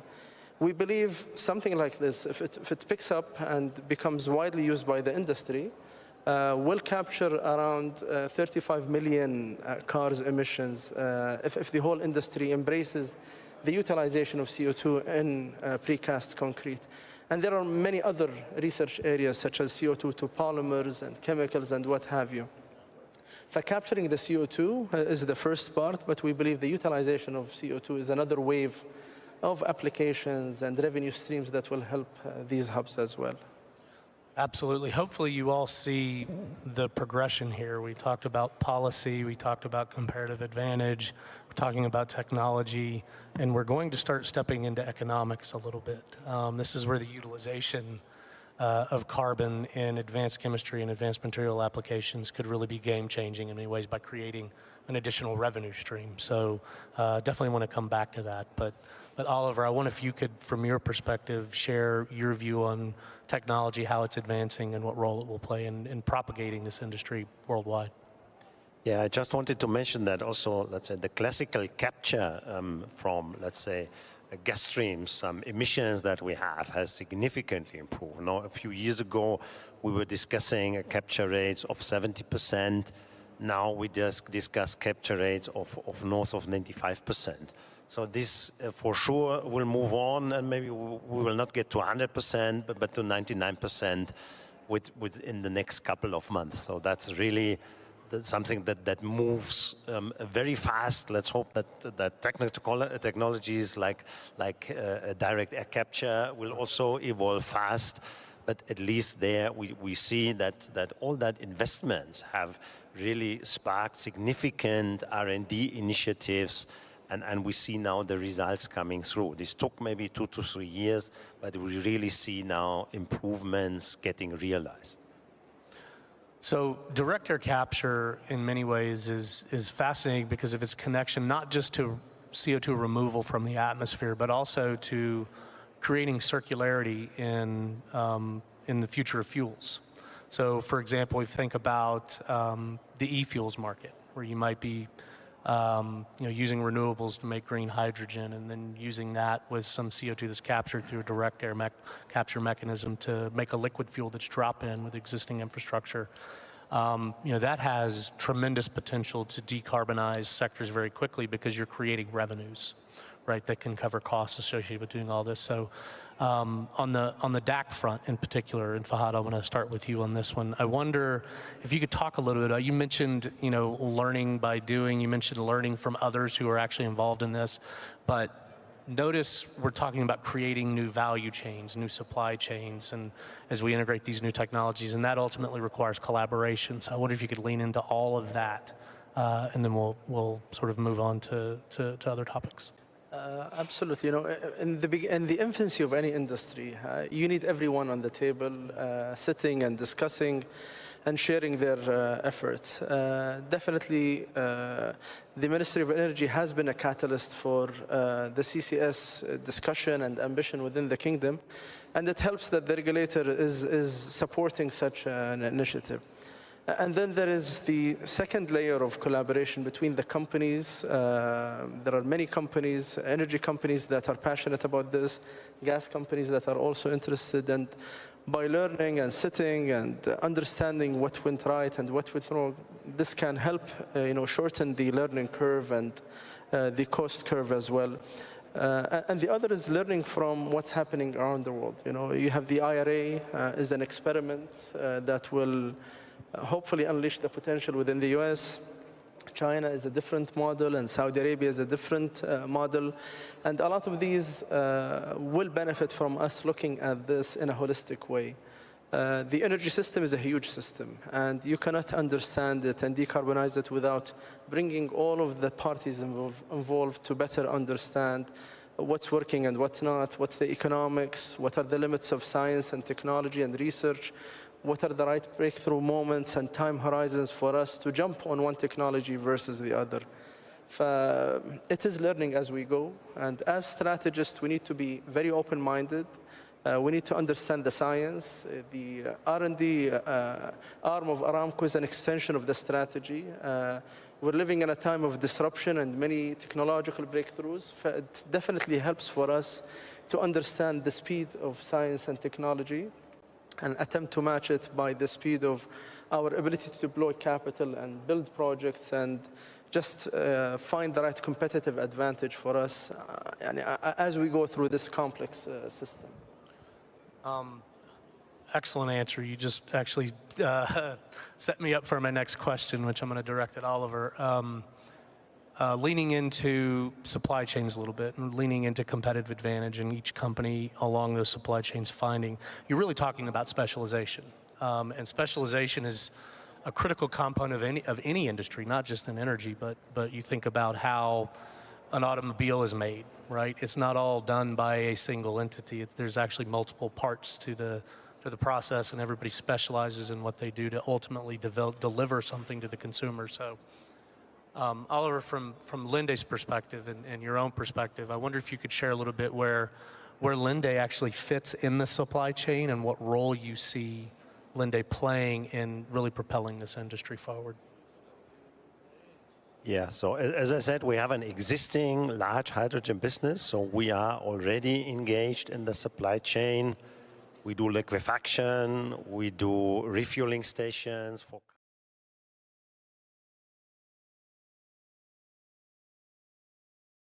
climate change through energy efficiency and transformative actions. Let us first recall some of the persistent headlines that are increasingly grim. The hottest year on record since recording began, the hottest day recorded, the most number of days with temperatures 1.5 Celsius above normal, wilder storms, more intense dust storms, parts of our planet that are drier than usual, others that have more rain than usual. Very evocative headlines. However, increasingly, we have more than headlines. There are also more facts and more data emerging to help us interpret what is happening and shape how we should respond. According to Intergovernmental Panel on Climate Change, the amount of CO2 in the atmosphere has been increasing at an unprecedented rate since the Industrial Revolution, when manual labor began to be replaced by machinery fueled by coal, oil, and gas. Today, the concentration of CO2 in the atmosphere is about 50% higher than in the year 1750, far exceeding the natural changes over at least the past 800,000 years. The clarion call for action is increasing in urgency. The UN Secretary General, at the closing of the recent Climate Ambition Summit in New York, noted that if nothing changes, we're heading towards a 2.8 degree temperature rise towards a dangerous and unstable world. A very sobering statement. The climate action path is steep and challenging. It is intertwined in the 17 Sustainable Development Goals and is a core objective of the Saudi Vision 2030. From the SDG Summit and Climate Action Summit in September, the regional climate weeks and COP28 in November, there will be much discussion about the urgency and the criticality of taking action now. There will also be the opportunity to share good practices, useful tools, and positive experiences. And when the dialogues have taken place, and the good practices, tools, and experiences have been shared, it is imperative that the UN country teams, the deliverers in UN development system, work with the broadest possible partnerships of government, civil society, academia, and private sector to support national ambitions for climate action and environment. In Saudi Arabia, the UN country team worked hard to ensure that environment and climate action are integral to our UN Sustainable Development Cooperation Framework for the years 2022 to 2026, which frames our support to Saudi Arabia in achieving its Sustainable Development Goals. The second strategic priority area is in the cooperation framework is planet. However, environment and climate action are equally relevant in the other three strategic priority areas, which are people, prosperity, as well as peace and partnerships. To guide moving this forward, we have created an Environment and Climate Change Advisory Group, which includes 8 UN agencies working together to support Saudi Arabia on living in harmony with nature, climate stability, reduction of pollution, and environment governance.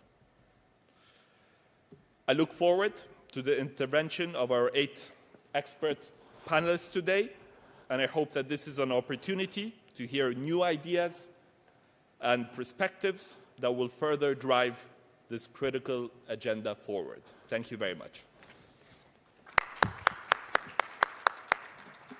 Now I'm going to go sit downstairs. Thank you very much, Mohammed.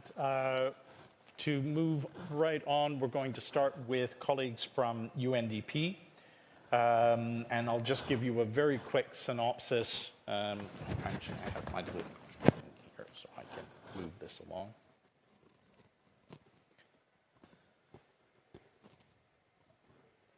There we go. So UNDP wrote at MENA Climate Week, UNDP and the Regional Center for Renewable Energy and Energy Efficiency are launching the new Arab Future Energy Index report, analyzing energy transition trends across the region. In this session, they will highlight key findings and country analysis, including Saudi Arabia's achievement in energy efficiency. During the session, they will also deep dive into some of the lessons from UNDP's partnerships in recent years. Without further delay, I will hand over. Who's going to go first? I'll start up. Please. Thanks so much. Thanks, Mr. Resident Coordinator. Thanks to the whole country team, our KSA partners, for having UNDP here today. It's a pleasure to be here. And as you said, well, UN Development Program, for those who don't know, we've been present in Saudi Arabia, had a country office in Saudi Arabia for over 50 years. Actually, Saudi Arabia was one of our first country offices in the world since 1966. And we've had over this time a very long track record of cooperation on many parts of the Sustainable Development Agenda.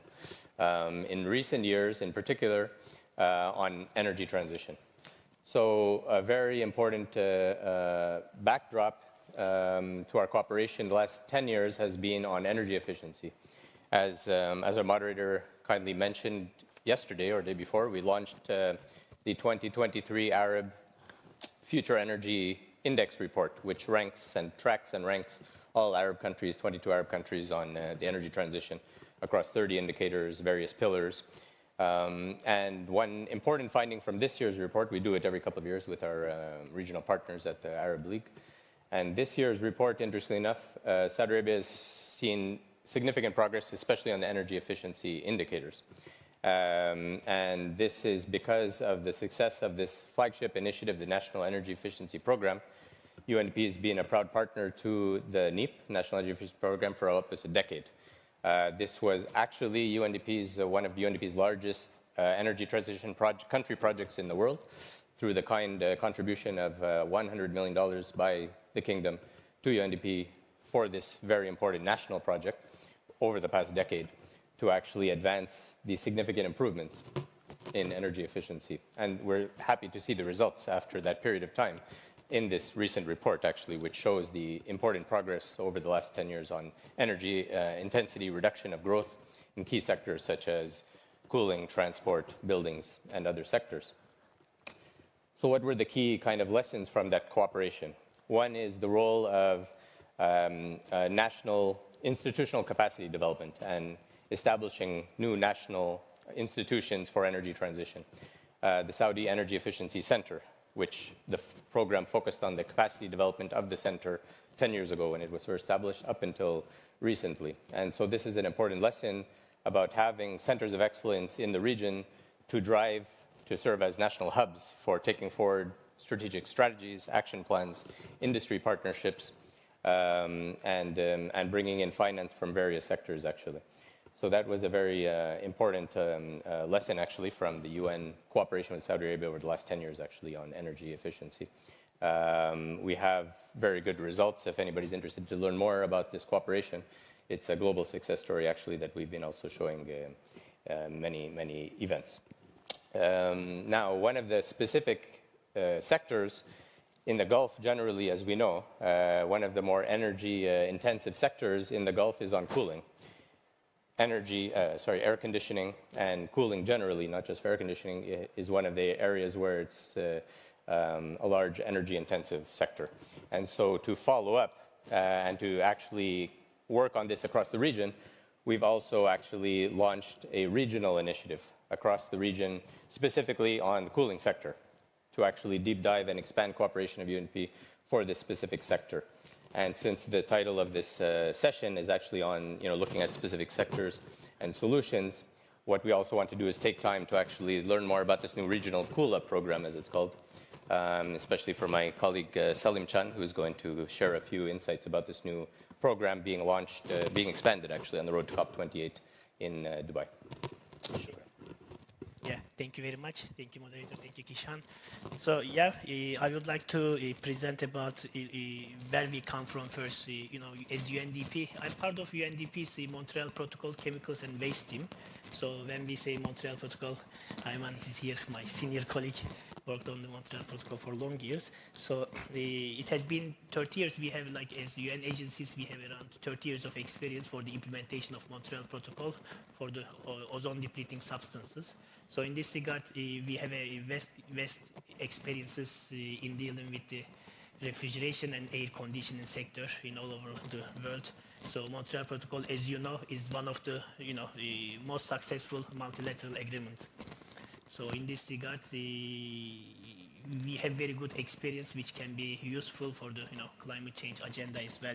So when we talk about the cooling, sustainable cooling, of course we mean that refrigeration, air conditioning and heat pump sector. So in this regard, the overall focus in initial years was related to refrigeration transition. As you know, the refrigerants inside in these systems also has ozone depleting potentials, as well as global warming potentials. So in this regard, Montreal Protocol has its own financing mechanism called multilateral fund, and but we would like to extend the works on the refrigeration transition with with regards to energy efficiency integration as well. So while they do refrigeration transition, we support governments to do energy efficiency for the cooling sector as well.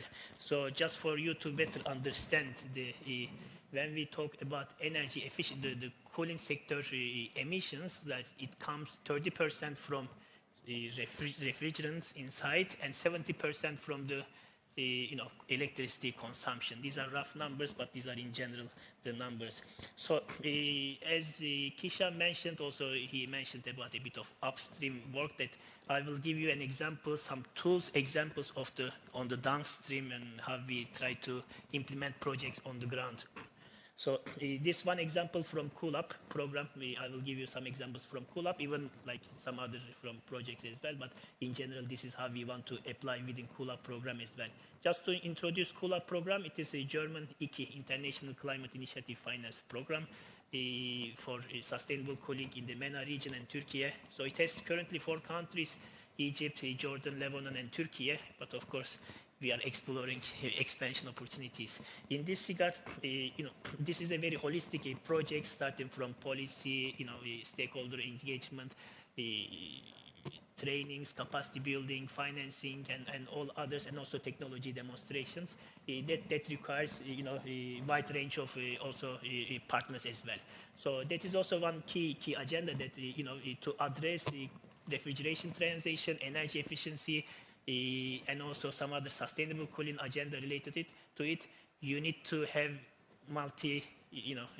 stakeholder engagement. So it's not only like one action can work well. That is why CoolUp program is also led by Guidehouse Germany, and also we have a couple of partners, RECRE, and also Frankfurt School of Finance at the regional level. At the national level, we have mostly energy partners, LCEC in Lebanon. Lebanon is the Center of Energy Conversation, and also in Jordan, RSS, Royal Scientific Society, is also our local partners. So maybe just these practical tools on the ground. The first one I will mention a bit of on the policy and planning, that that what we call as national cooling action plans.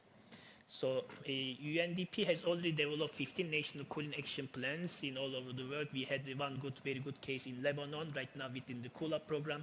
We have also started 2 national cooling plans in Jordan and Egypt. And this national cooling plans is a kind of integration tool for us.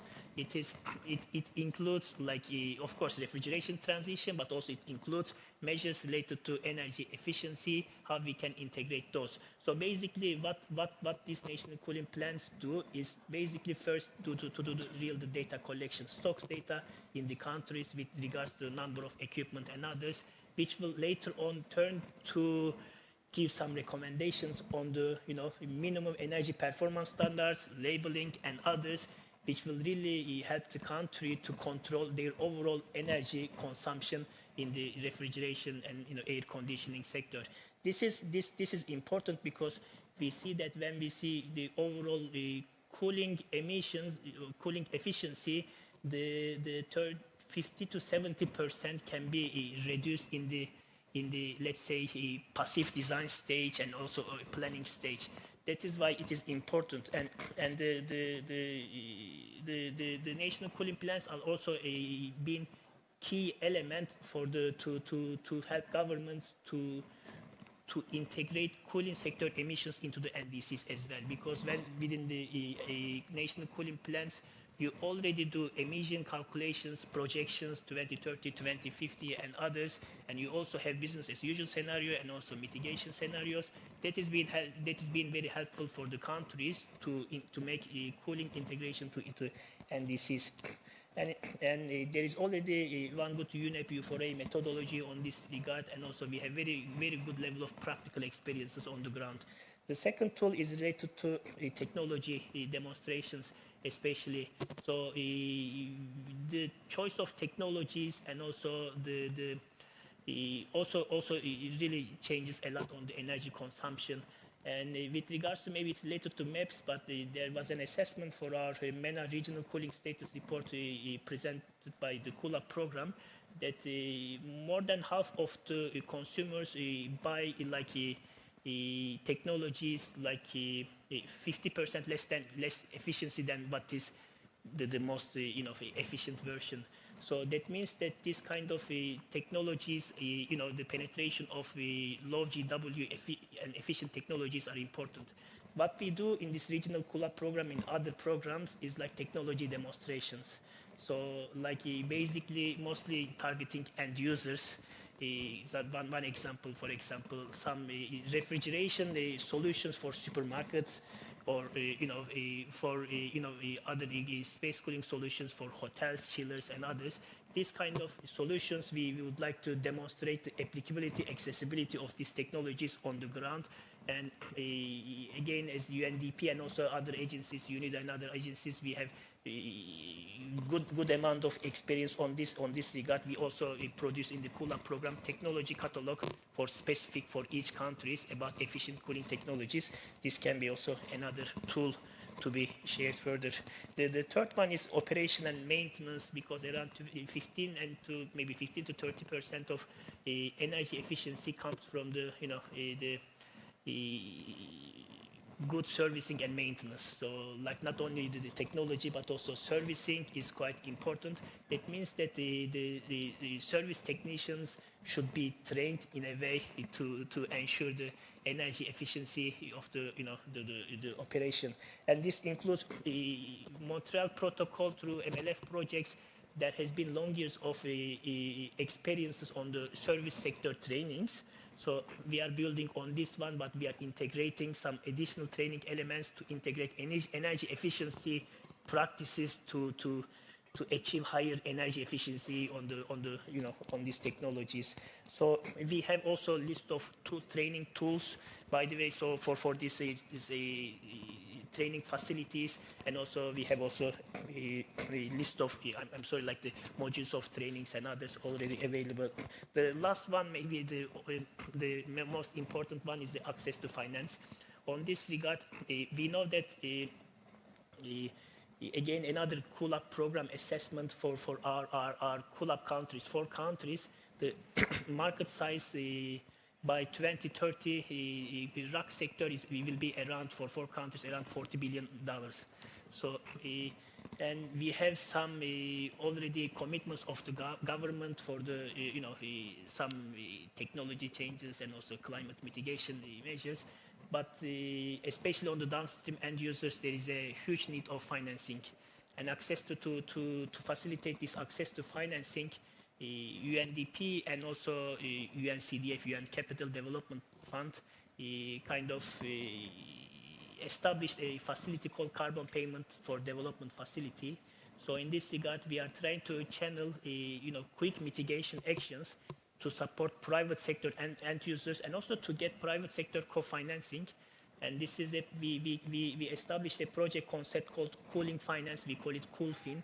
So on this COOLFIN project, basically we are trying to support transition of end users, especially in the commercial refrigeration sector. Basically hotels, supermarkets, shopping malls, hospitals, and the high intensive cooling needs, energy needs. We are trying to provide this kind of support in the form of concessional loans and also guarantees as a kind of de-risking facility for the local banks and others.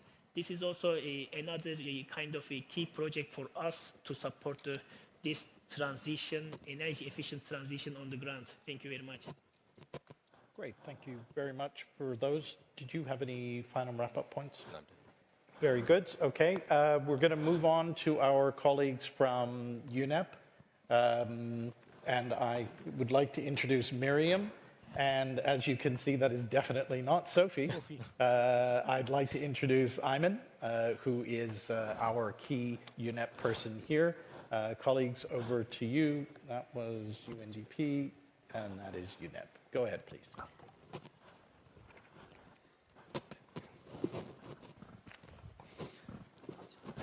Thank you, David. And good afternoon to all. I hope you have had an interesting day and week. And I think what we are trying to introduce today is to build up on the different opportunities where we can advance the energy efficiency in conjunction with the climate mitigation and the climate actions taking place around the globe and especially in the region. Mr. Zarkani, in his opening remarks, referred to the hottest year and hottest records and temperature for this year. And we cannot say so without referring that this is the most hottest region across the world, meaning that we are faced by the harsher climate conditions in compared to any other regions. And this, of course, necessitates high demanding in cooling and all types of electrical driven appliances, whether for commercial or for household applications. The amount of population growth in the region is one of the highest also around the globe. UNICEF expects that the population around in this region will be doubled by mid of the century. Urbanization level is exceeding 70% in most MENA countries. In some countries, actually, it reached 100%, like Kuwait and Qatar.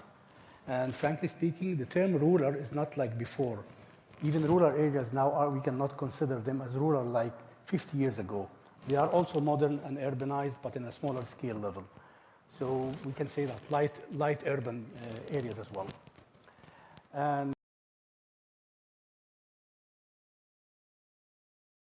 that the high reliance on the different economic sectors on different type of applications that requires whether transportation, retail, communication, food supply, cooling buildings, necessitate a lot of energy auditing and energy efficiency consideration. Not mentioning that the whole world is moving to digitalization. And the expansion of digitalization requires a lot of additional power demand. So all this takes us to the dimension of why energy efficiency is an important topic for governments as well as for international community. With this, I will give the floor to Miriam to take you through a journey about some of the tools that we are offering to governments and examples of how we are doing this in the region. Thank you.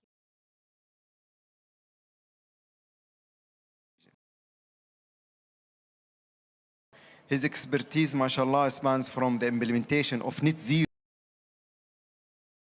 initiative and representative of design solution in building and infrastructure projects to driving CSR and science-based target initiatives. Dr. Ali, mashallah,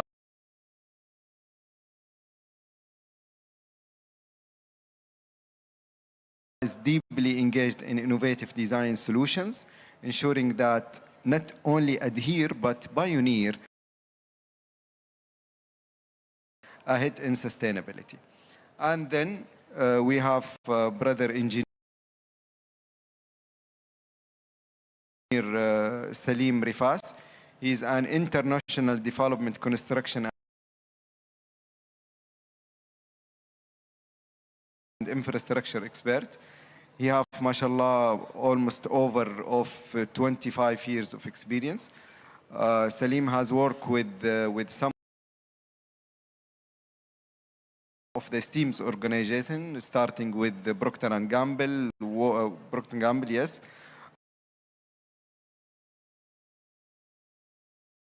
World Bank, Islamic Development Bank, Jabal Umar, Asian Development Bank, and most recently, we're lucky to have Brother Salim in Alistum, and I am lucky to have him in my office as well. Brother Salim is overseeing some of the giant projects in the kingdom, such as NEOM and Al-Ula, and the rest of the Western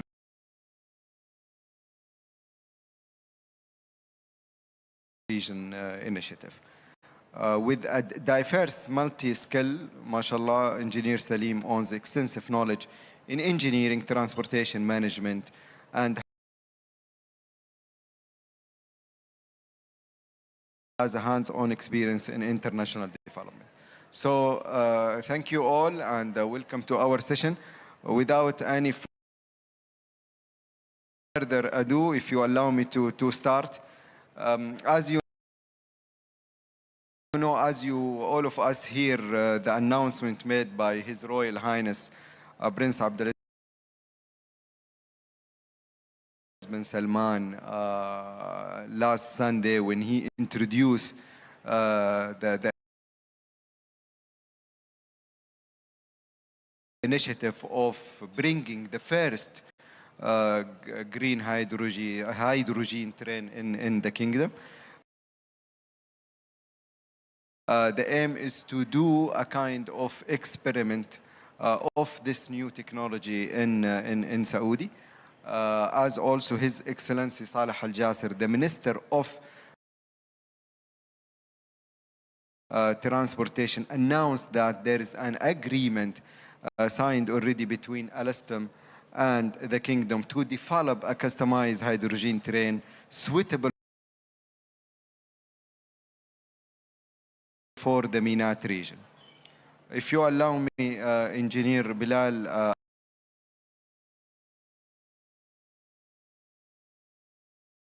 I want to ask your opinion and your assessment of this proactive initiative by the kingdom. First of all, thank you, Dr. Mazen. Thank you, Alstom. Thank you for receiving us today. So the big push right now, we work towards net zero. We have a big challenge in front of us with climate change, and we need to address it. And we need to address it through different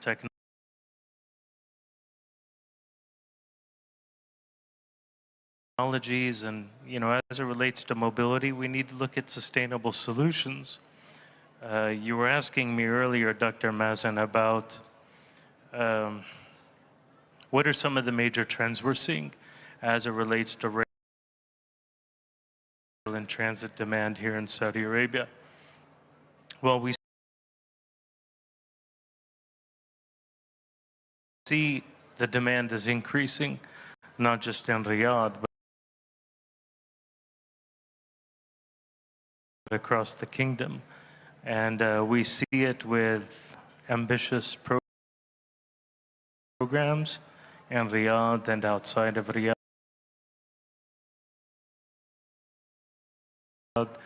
We also see it with a growing population.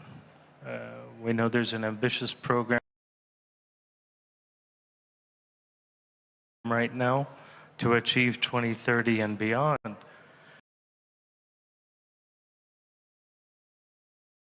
So the demand is certainly on the rise, and you know, one who is based here in Riyadh and having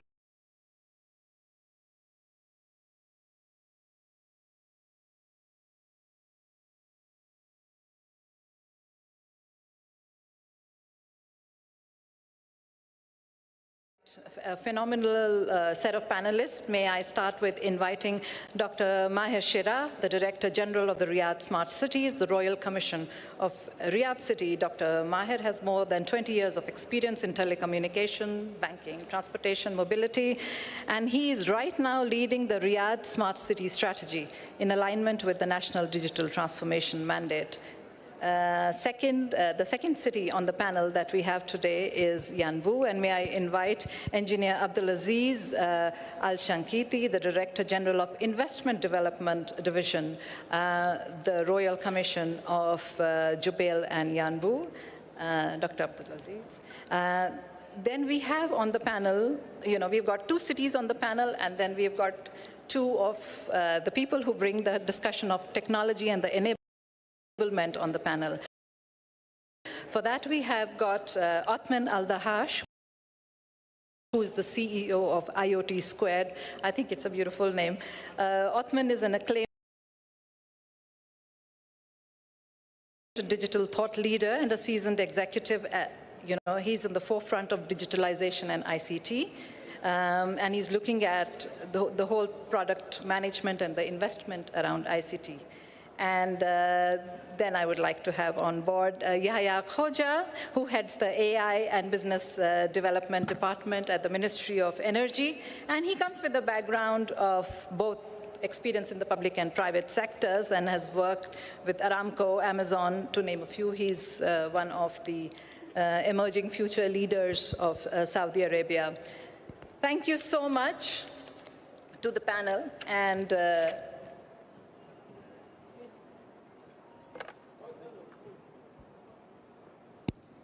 we look forward to a wonderful panel discussion. And to take off, Dr. Maher, since we are sitting in the city of Riyadh, and thank you very much. I'm sure the audience has really been enjoying the hospitality of the Riyadh city.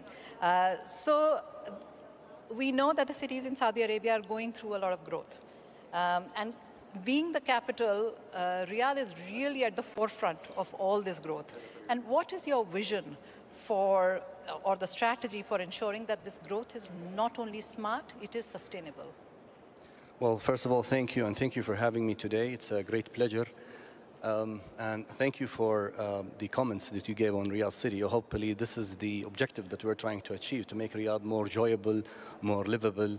And this is the main targets for Smart City, if I can build on what my colleague, Mr. Fahad, said. Our vision in Riyadh is to achieve what His Royal Highness has set as a target for Riyadh City, to make it one of the most sustainable, one of the most smartest city in the world. And obviously, these kind of targets is a cross-sectorial, cross-domain objective. It cannot really be delivered or concluded on focusing on one specific area. Let's put some context to this. We spend 20% of our time in transportation. And we all know that transportation is the second largest contributor to carbon emission. 20 to 30% of carbon emission of the world is generated because of transportation. So obviously we have a lot of initiatives and focus on transportation. But is it alone enough to contribute toward the vision of Riyadh? What about the remaining 80% of our time? 80% of our time we spend in building. This is one example here. And the rest of the examples of the buildings, be it an office space, your homes, your hospitals, even stations within metros or public transportations, and what have you. And those buildings consumes mainly energy and water. And what do they produce? Waste. So it has to be a sectorial, cross-sectorial initiative that focuses on each and every domain and make sure that whatever we introduce on one side does not impact the other side. Now, we know that smart city and digital transformation has contributed a lot to such ambitious targets. In fact, Riyadh has progressed well in the last few years in its smart city indices. Worldwide, we are proud to move forward with our initiatives and programs and projects, and we've been realized as one of the top 30 cities worldwide in the IMD International Index. Now, if we look at these initiatives' impact, and smart building is one, perhaps an example, it can introduce 15 to 20% reduction in energies. And for me to conclude and just to look at what are we doing today in Riyadh, there are two things that we have to really think about. So one, it's a cross-sectorial. It's never been focused on one specific area and neglect the other. But two, it's not only the government responsibility. When it comes to sustainability or smartness, it's us as individuals and the private sector and all of the people who are living in the city or visiting the city. From small things of switching off the lights at the end of the day, or even switching the routers of the Wi-Fi when you travel. A lot of us forget to do that, by the way. So it's sometimes small things that has big impact and major contribution. What we did in Smart Riyadh, and maybe I will conclude with that, we developed what we call the Smart District Guidelines. We know that there are a lot of new projects that are coming in Riyadh City. And it's really crazy if you think that you want to boil the ocean, you want to change everything, you want to have a massive rollout, although it's one of the things that we are trying to do. And it's very tough and very challenging. But what we can build on is once we distribute this smart district guidelines, then the private sector can contribute. Those mega developers can contribute. This guideline has listed 15 essential services for any city to be smart. The objective is for that district itself to be self-sustainable, sufficient, and smart, as well as to contribute to the city itself. So it doesn't really get isolated with open standards and open APIs. We can have those synergies and achieve our target to move from a service-centric approach to a customer-centric approach, where we design the services around the journey of our visitors, our residents, and our students and businessmen in Riyadh City. That's amazing, and I mean, this is the responsibility of the city to put the regulations together, but I'm going to come back to you in a little bit to understand and deep dive in some of these initiatives. But taking this conversation forward, Riyadh has one level of a problem because it's a huge city, it's the capital city, it's a growing city, and Yanbu has a different type of a problem. It is an industrial city, it's a port city, and if you think industrialization and you think decarbonization, it's just a complete oxymoron. So there are different challenges that are facing you, Engineer Abdulaziz, and what is your perspective on how the city of Yanbu is dealing with these challenges in a smart and sustainable way? First of all, thank you very much for inviting me to this distinguished panel. And I would like to thank KABSARC and the Ministry of Energy. I would like to emphasize on what Dr. Fahad said. Smart city is about people. It's not about anything else. It's not about technology. It's not about. So in Royal Commission Yanbu, what we have done is we embedded this vision in our strategy. So we need to design a sustainable city. So that's clear for everybody. And then we lay out the objectives under this vision. And we cascade it down to different elements. If we look at the objectives, sustainable city, industrial sustainable city, that means we have to design the master plan to be fit in this goal. When we design the master plan, for example, we give the city an areas for renewable energy, so that will allow the future industry to be part of the scope to decarbonization. We also make a provision for corridors to allow carbon capture grid. In that level, we design the city so it can accommodate a future and also can be a part of the human interaction in the residential areas. When we go deeper in this, we have developed two essential documents on that. First document is the General Engineering Guidelines. So when you want to design any project in Royal Commission cities, you will have a guidelines that lead you to which criteria you will use when you design the building, which criteria you will use to design the road, which criteria you will use to get rid of the waste or recycle the waste. So those criteria have been really put in a good way that either Royal Commission project or the private sector project can reach to this document and get benefit from it. On the second document is the environmental regulation. We set a standards. We set a standards that see, okay, this is our controls for the emissions. This is our controls for the waste. And we implement it. After that, what we have seen is that the more companies are willing to operate in our cities. Why is that? Because they are in regulated environment.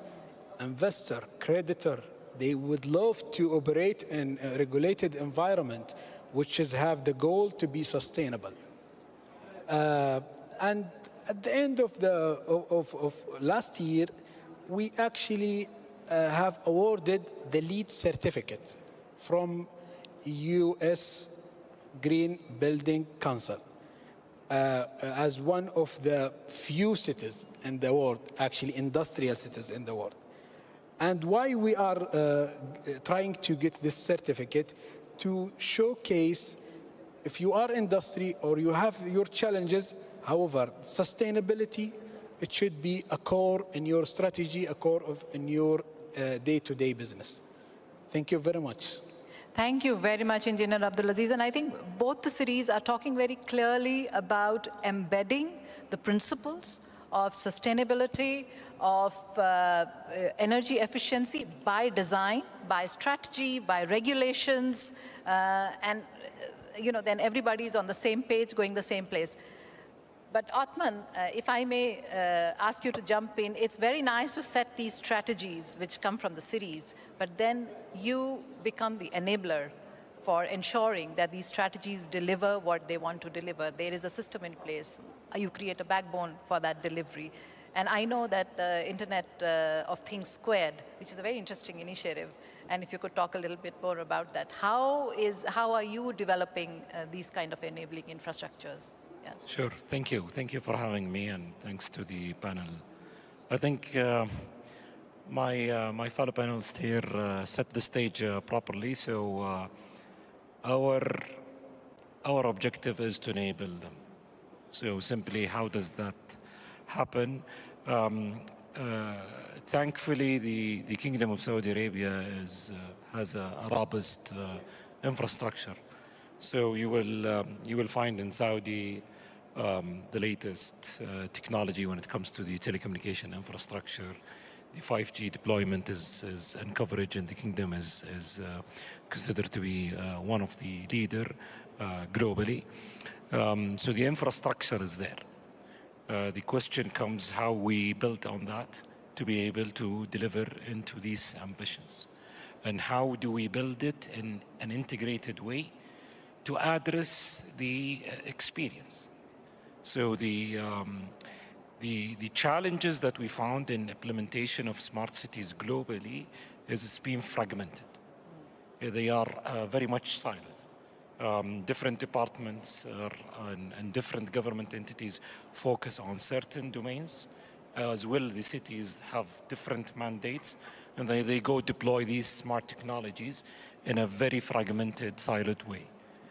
Result does not really deliver on that experience. Now, I mean, our promise to the country and to the connected kingdom vision is to bring that integrated technologies in a way that provide a seamless experience to the citizen. So with the effort that's been done, for example, on the RCRC, on putting the guidelines, the master plan in Jubail and Yamber. So the vision is there, the strategy is there. We come to bring in the implementation, not only from technology perspective, but from orchestrating the services and providing that seamless experience. And this will require not only stacking technologies, but a local player who do understand and have the depth on the technology and be able to bring the proper sustainability into that. Meaning that we are here localizing the technology to address these challenges, although the standards are becoming more and more higher. and making sure that it complies with the local compliances of the country itself. In that journey, also, we identify certain gaps where we developed products and platforms that fulfill these gaps to bring that experience to its ultimate. So the objective simply of IoT Square is to play more of a catalyst role in implementing the Vision 2030, and specifically in the domain of the IoT technologies. Wonderful, and I think you have a really tough job ahead of you because the cities are growing, evolving very fast. I mean, the pace of change is phenomenal, and the technologies are growing so fast. So that level of agility that you need as a service provider, you know, it's like the amount of upgrades we do. Yes, Maher. Can I jump here? Yes. I always make it tough on Uthman, but Amoon, I heard an argument before we walked in that digital transformation and all of these ICT implementation are consuming a lot of energy. I just want to share one fact. Do you know what is the consumption of data center, cloud computing data center, compared to all the other industries? It's 1 to 2%. It's actually nothing. Compared to the value that the digital transformation is introducing, from paperless to all of these services we talked about, I would say Uthman and his company should fly. This is wonderful. I think that's a really good point to make. And also we watch the data center consumptions.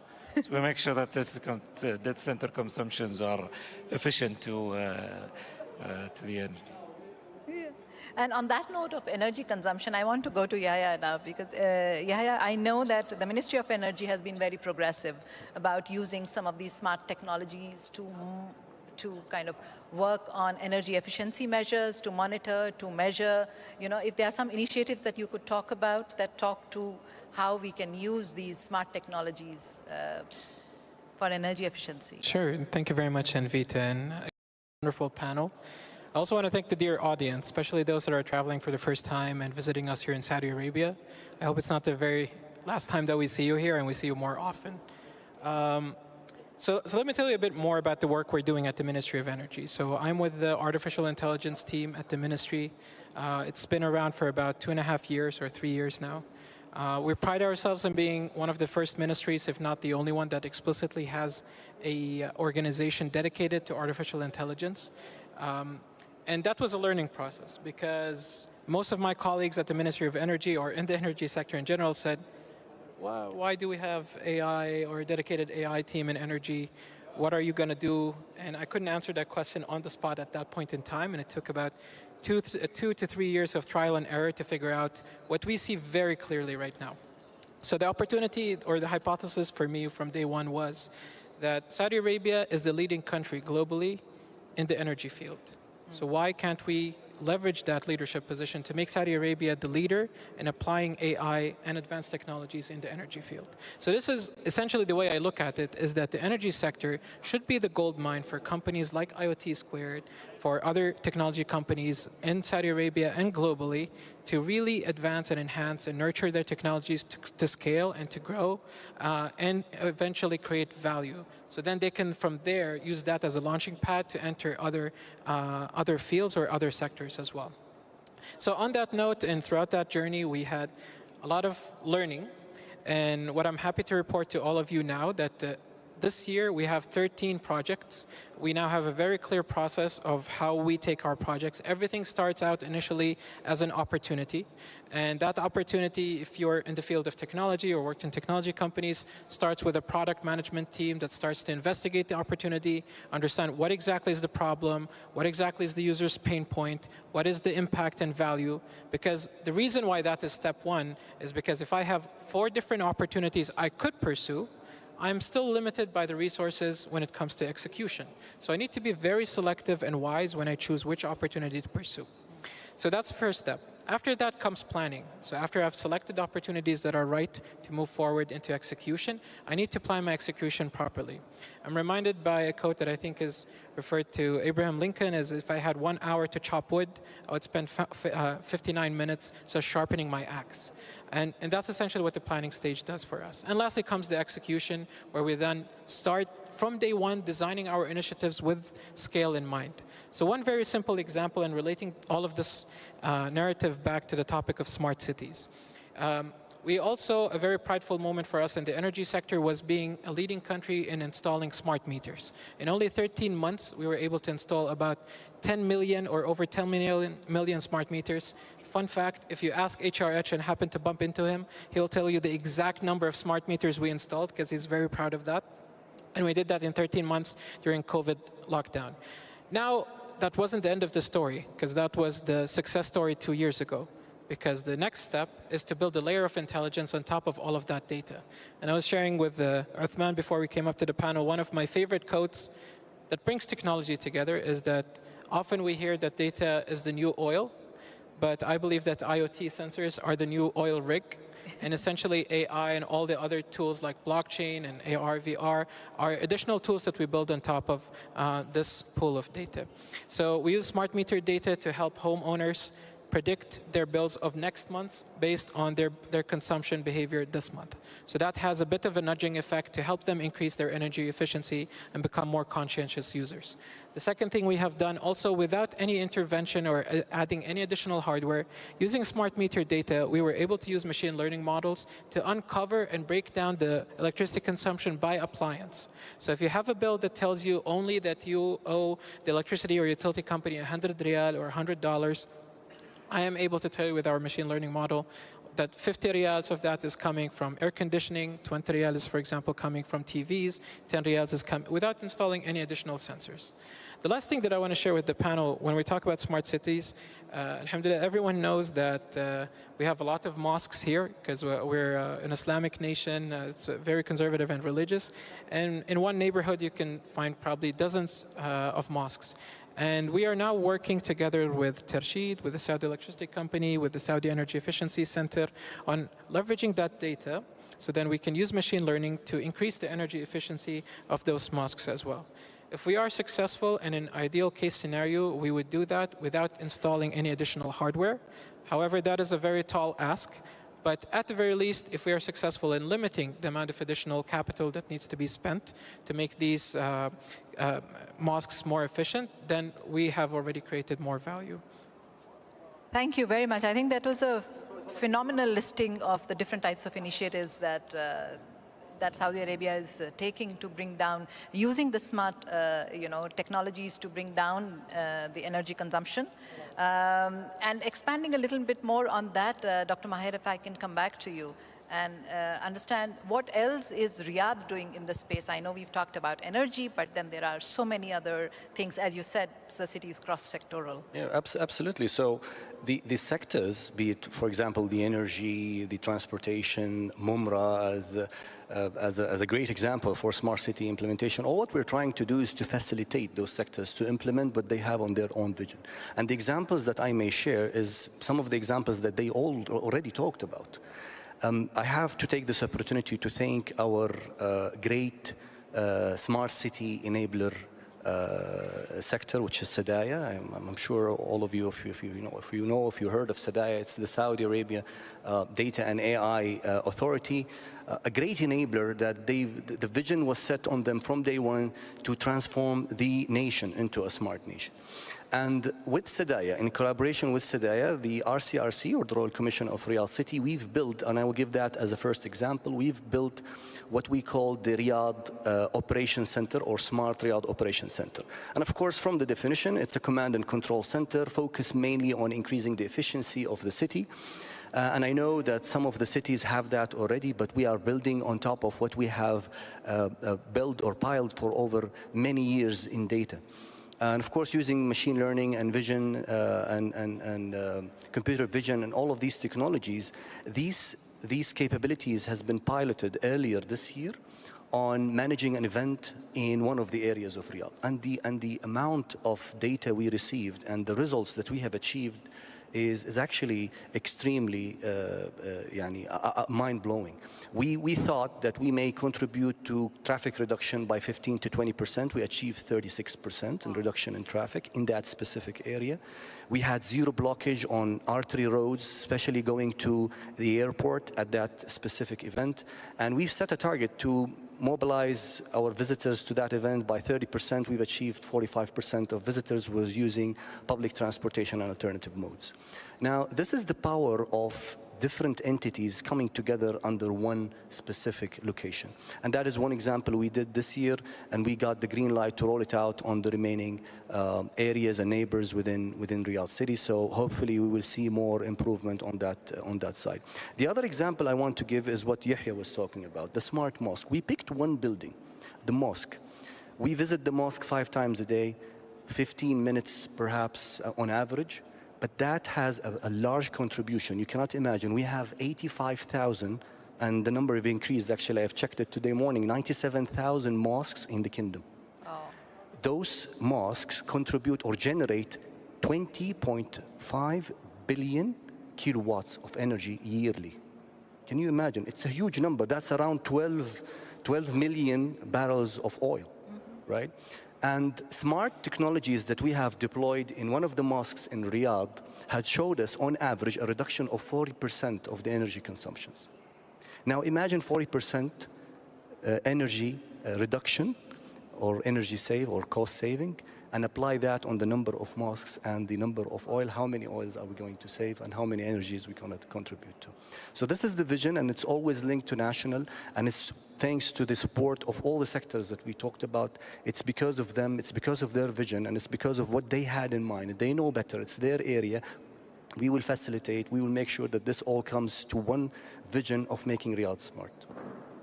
That is phenomenal, and as somebody who drives through Riyadh, I will thank you very much for managing the congestion as we move through, especially when these big events and these big congregations happen in the city.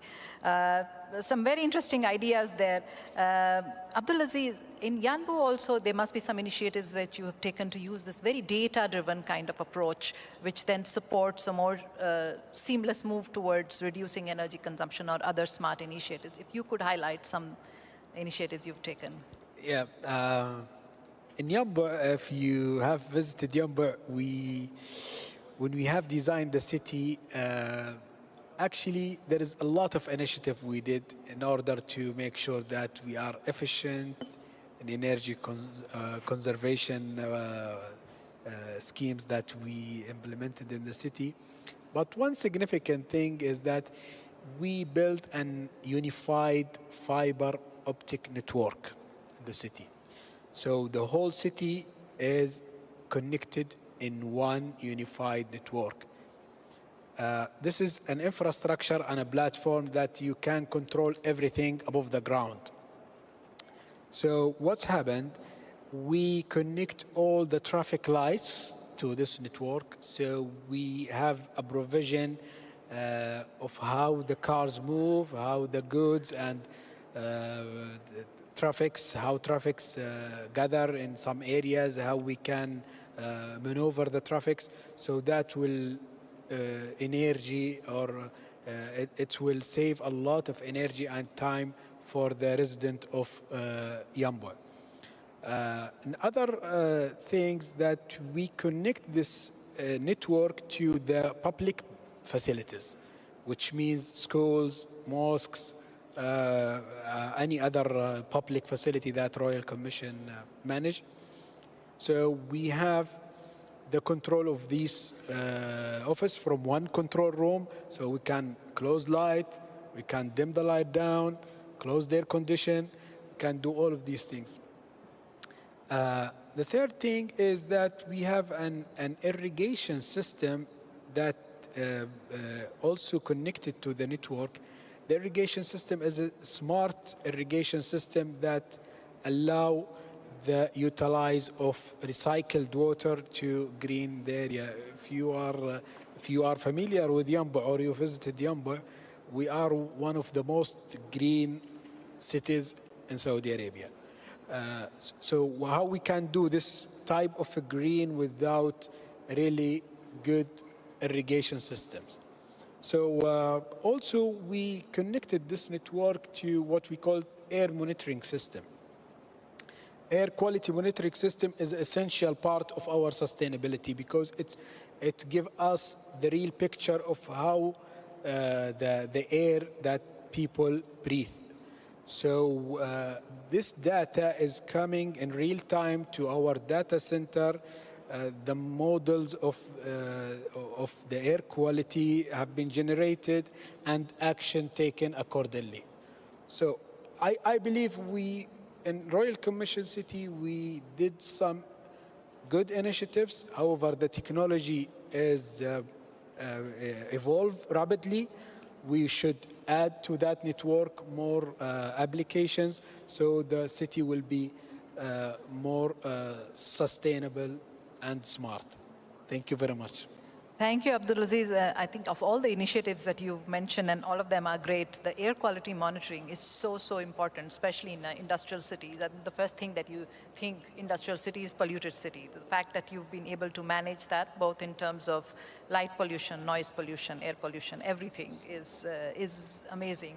Atman, this is just the tale of two cities, right? And we have so many cities in Saudi Arabia, and all of them have the ambition now to use the same, thought process on the smart technologies to enable them to become fantastic tourism-oriented cities, industrial cities, residential cities, special economic zones, all types of cities that would depend on, you to support them in these endeavors and these growth paths. What challenges do you face, both in terms of the fact that policies and regulations are often very static while the technologies are ever evolving, and just ensuring that you have all the compliance, all the support? What are the challenges you face when you are taking this path? Well, definitely there is multiple challenges when we talk about emerging technology specifically and applying specific on the smart city. But I think one of the biggest challenges is everybody seeking more of an integrated experience, and that can't be achieved without interoperable data. So there is some sort of agreements on data sharing and how do we share that data among these different type of services and sectors. I think this will require a proper orchestration. And that can't be achieved without data governance. So these data has to be governed very well. And there is another angle, which is the citizen. The most, I would say, user of the city is these citizens, and to be able to use it properly, there is some data sharing there. And the concern always comes with data privacy. So how do we deal with data privacy in the interaction with the city and with the services? Luckily, Saudi Arabia is making major steps on that, spearheaded by SADAYA, the Saudi Authority of Data and AI. First, bringing the awareness and the importance of data and data governance, putting some standards on how do we share data, and also educating other sectors. So today within the government, a lot of government sectors, you will find data governance is a major department there, looking at the data. This is helping us from the private sector on how do we build solution, what do we comply to exactly, and how do we design these type of solutions to be able to deliver on that. So also the rules and the regulation when it comes to the data privacies. There is already a public consultation and an initial draft on this matter, especially when it comes to citizen data and the privacy related to that. So I would say that we're making a major step toward that, solving these type of challenges. In the absence of that, again, fragmentation, lack of transparency, no guidance on how to design things, which is bringing or creating a major gap in how we build and enable, but how we deliver a superior experience, which is a very important aspect. security is another matter related to that. It is interrelated to the data and again, there is today there is a clear guidelines on securities. So how do we handle application platform security when we deploy them? And this is also helping that. So there is, although I think there is challenges, I think there's a journey that we already started and we're heading there to not only solve these challenges, but also to maybe leapfrog on these matters and how we deliver the solutions. No, that's true, and I think what you've highlighted is something very important. The most complex thing in cities is not the infrastructure, it is the people, you know. And the data comes from the people, it can be used by the people. Data privacy is an issue, and Yahya, I want to come back to you, and that is my last question for the panel today. How can people be a part of the process when we, you know, how can consumer behavior be nudged towards more efficiency using this data? How can people be, let's say, encouraged to share data? Are there any examples that we can, you know, talk in this space about? Sure. So what I can share with you at the moment are more ideas that I also am personally excited about to see come to life. I haven't yet seen them applied the way I'll describe them, but I hope that we can be one of the first societies to actually implement them. So it's obviously the concept of creating a data marketplace, right? At least when I reflect on the problem of data privacy, I think I personally get upset if someone uses my data without my knowledge, without my permission, and for their financial gain, right? And I'm completely excluded from that process. So if we can kind of flip that model where we create in my opinion, a healthier model that is a dynamic market where people that own the data or the data owners can have the choice of sharing their data, grant their permission very actively, and in a very easy to understand way. And then lastly, get a share of the profits of how that data is ultimately then used and then built upon. I think that would then create a much better situation than what we have today. Because right now, the other issue I see is how data is very consolidated within the hands of a few tech companies, if you will, in particular. And I don't think that was necessarily, I mean, cannot really comment on whether that was by design from day one or not, but it is the reality we're in right now. And I think a much better reality to create smarter societies is, as Mr. Uthman just mentioned, creating data that's much more available, more accessible, and more abundant. Because, like we just said, data is essentially the fertile ground on which you will start to build your ideas. We could then start to engage entrepreneurs interested to solve problems in traffic congestion. We can engage interested individuals or researchers that are interested to explore questions on, for example, energy efficiency or industrial efficiency or governmental buildings versus commercial buildings and whatnot. City planners can have more information that helps them properly plan their cities. So there are so many benefits that the abundance of data in the right way can create. And I think, alhamdulillah, one of the great things about establishing SIDAYA was establishing also the arms under it. And one of those arms is the National Data Management Office, which is the regulatory arm that is putting forward the data policies that we adopt in the kingdom, as well as they're looking into AI ethics, AI regulation as well. So they have a very crucial role to play. And one of the key things that they created is now mandating that each governmental agency responsible for a sector should have a data management office within that sector. And alhamdulillah, the Ministry of Energy's data management office won first place amongst, I think, over 100 different data management offices here in Saudi based on how fast they implemented regulations. And they have so many great works that are in line with what I just described coming in place, inshallah.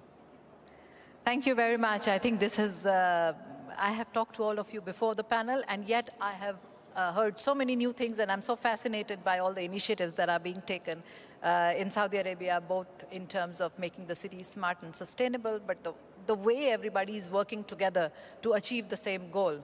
I have a minute or two to take one or two questions, maybe, if there are any questions from the floor.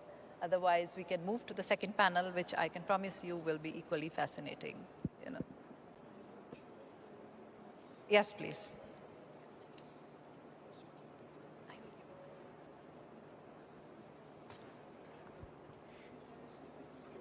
Okay. Thank you so much for taking the time to be here, and it's absolutely amazing to be here in Saudi and learning about the amazing initiatives that are happening. My question is directed to Dr. Mahar. You mentioned about Riyadh and how this is going to play a huge role as the capital city in Saudi to become more sustainable, and you're doing so much. My question is relating more towards tourism. So what are some ideas maybe you have in mind on incorporating sustainable tourism in the city of Riyadh, and what are some areas that you're interested in exploring, let's say, in the next few years? Okay, fantastic. This is one of the greatest sectors, I must say. There's a huge focus on tourism. Obviously, from everything that's happening today in Riyadh, we kind of shift. I can tell you that one of the initiatives that we are looking at the moment is trying to ease up the journey of a tourist. Today, the tourist goes through 36 different services in Riyadh city, perhaps in 36 different applications. We're trying to make it all under one, at least to make it easy, so they can really enjoy their journey using, public transportation or attending an event, all from a click of a button. Now, this is one simple example, but again, there's a huge sector on tourism that's part of the Riyadh strategy that will be announced very soon.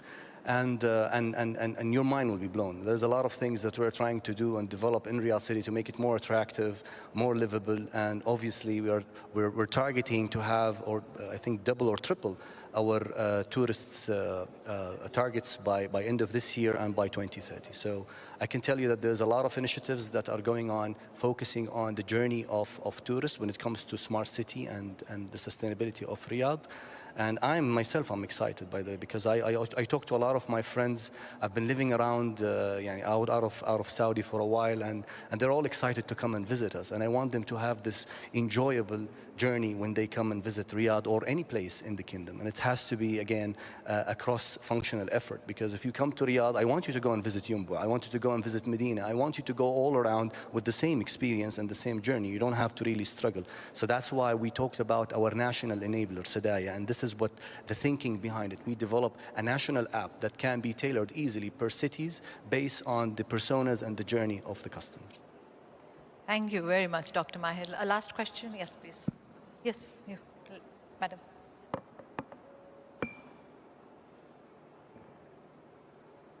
Hi, my name is Nadine Bitar. I'm a Sustainable Development Advisor at the Royal Commission of Riyadh City, so we're colleague with Dr. Maher. My question is really related to the relationship in monitoring and evaluation between the Sustainable Development Goals and the Smart Sustainable Cities KPIs. I don't know if we can shed lights on the other cities' experience and your experience and how you align your smart cities KPI with the Sustainable Development Goals. Thank you.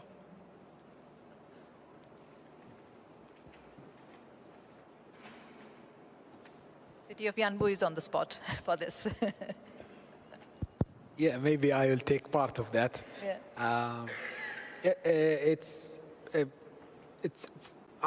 I'm practical. If you're watching this, I'm very practical. So once we are in designing the city or trying to put a goal that we are looking, is it achievable? Do we have the right policy that can be implemented and not harming the business? And we need to balance between that. I will just give you an example. We set a target 5 years ago for recycling of industrial waste.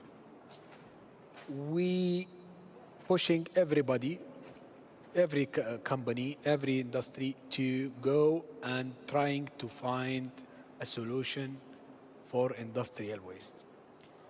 At that time, 30% of the industrial waste was recycled. And we put a target at 50% by 2025. However, during this journey, we found that what the companies need someone to tell them, do this. And they need the international companies, the technology provider, they need someone to consult with them. So just as an authority or a policy maker, we just set a target. Okay, we need 50% of industrial waste to be recycled. Guess what? We reach right now 67%. Wow. So it's just about the leadership, about the vision of the city, and setting the target, working with everybody, and make sure you are not harming the business, which is the most important thing. Thank you very much. Thank you so much. This has been phenomenal. Please join me, ladies and gentlemen, in thanking this fantastic panel. Thank you so much. I'm going to hand it over to my colleague, Dr. Fateh Bilaid, who's a fellow in the Climate and Sustainability Program at Saudi Arabia. Fateh, the panel is yours. Thank you very much, Anvita. It's very difficult to speak after such great panel. My name is Fateh Bilaid. I'm happy to welcome you to all to this second panel. We are building on the last conversation on city transformation in Saudi Arabia, and we'll pivot to the promise of smart energy cities in GCC countries and how smart energy cities can make cities in the GCC, as our president mentioned, inclusive, safe, resilient, and sustainable. As energy efficiency is fueling most of aspects of life in cities, we'll also discuss the role of energy efficiency in balancing climate energy transition, climate objectives, and well-being. To discuss this, we have distinguished speakers. I want to invite them to the stage. First, Dr. Anna Margarida Costa, Head of Sustainability, Office of the President, and King Abdullah University of Science and Technology. Welcome, Anna.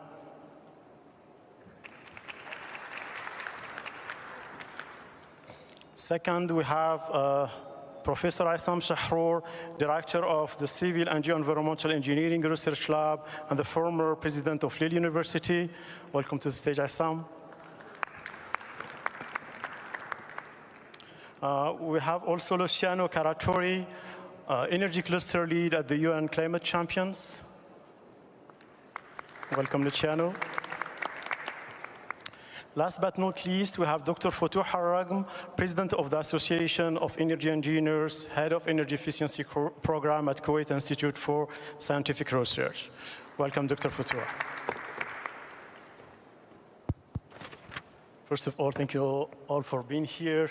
It's such a good pleasure for having you for this short discussion. So there is the first panel mentioned that the urbanization coming with many challenges. And to set the stage, I want to start with you, Anna. Can you tell us why are smart energy cities so crucial in urban development and within GCC region mainly? Thank you. Thank you, first of all, for inviting me to be here. It's a pleasure collaborating with CAPSARC always. And I talk also as a former researcher. I'm in KAUST, King Abdullah University of Science and Technology. I will try to bring a bit of the perspective of the university on this conversation, but generally it's clear to everyone that smart energy cities need to happen as soon as possible. Because economic development, population growth is pushing people more and more to the cities. We'll reach very soon 90% in the GCC of people living in urban areas. And this will, of course, have major impacts on energy demand, on the environmental impacts, and clearly on greenhouse gas emissions. And we are all here to discuss exactly mitigation of these emissions and adaptation. So clearly, this is a critical area because these smart energy cities allow us to manage it efficiently and to think that we can engineering cities thinking that we are reducing as much as we can environmental impacts. So this is key. needs to happen now, and I'm very pleased to see that a lot of the cities are already driving that. And we have contributions also part of research. I just want to add that these cities that we are seeing now transforming, they are also test beds, allowing for experimentation. And this is also very important, the trial and error. And this also gives the clue of my, hopefully, next intervention to talk a bit of what research is doing in CAST in this area. Thank you. Thank you very much, Anna. It's a great point, and this is a good introduction to my next question to Professor Issam. We heard from the first panel that there is many initiatives worldwide to make our cities more sustainable, safe, resilient. This is the goal of SDG 11. So I want you to elaborate more about the accomplishment linked to this objective. And thank you, Dr. Fateh. First of all, I would like to thank Kaspar for this invitation at the Minister of Energy. It's really my pleasure to be here and to share some of my experience with the panel and the participant. Now, the question of sustainability is a very, very important subject. Yeah, it started more than 30 years ago. And when we want to make the transformation, it takes time. That's why we need strategy and the UN strategy about the sustainability for 15 years. The idea is that if we want to go through, we need to have some milestones. It's very, very mix that we'll talk about at the summit.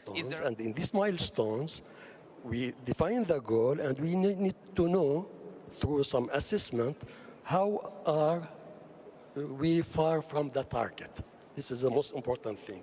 Each country defined the target concerning the UN goals. And when it comes to cities, we have the goal 11. The goal 11 is very, very important goal because it concerns cities. And we know that cities are responsible for about 80% of the greenhouse gas emission, 70% of the energy consumption. Then it plays a very important role, in the question of the sustainability concerning the environmental aspect. And when we speak about this goal, we have different targets. As Dr. Maher said, that we have two things which are really very important. First thing about housing, buildings. Second thing,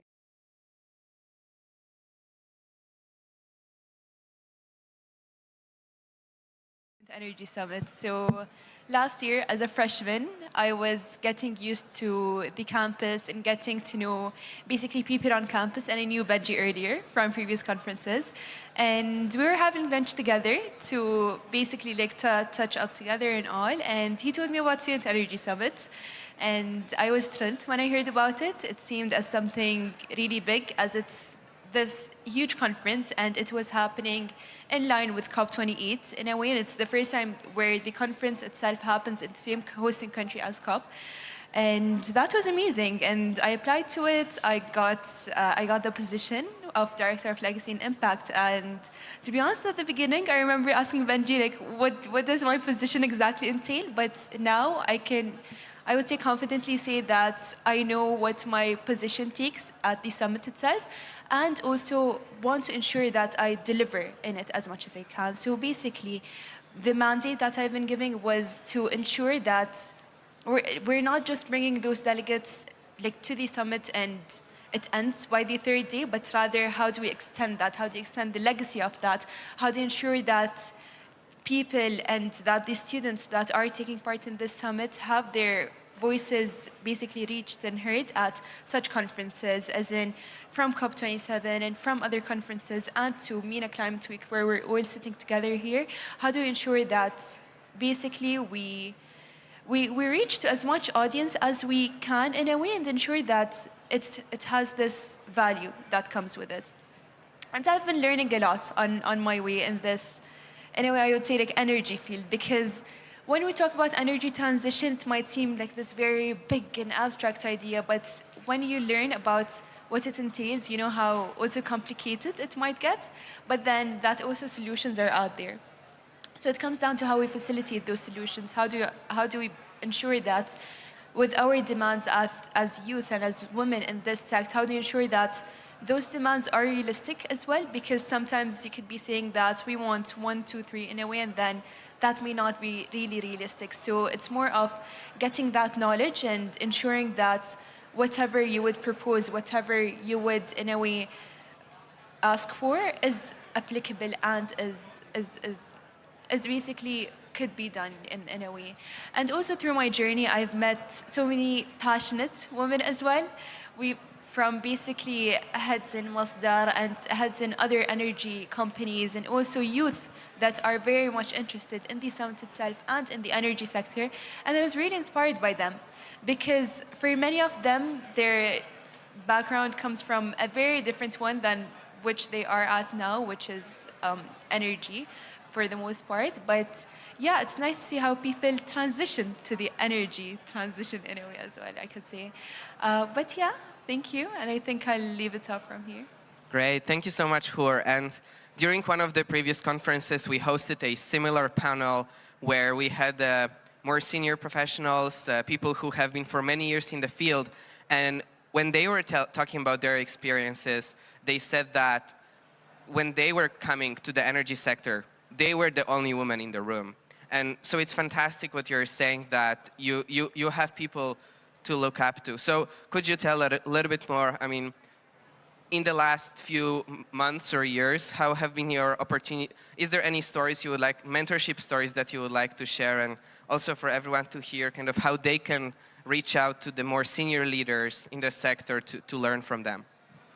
I mean, from what at first I would say I started and I was a bit lost in the field because it's a matter of getting to know who are the people that are around you in terms of local, the people that are in the field locally, and the ones that are in the field internationally.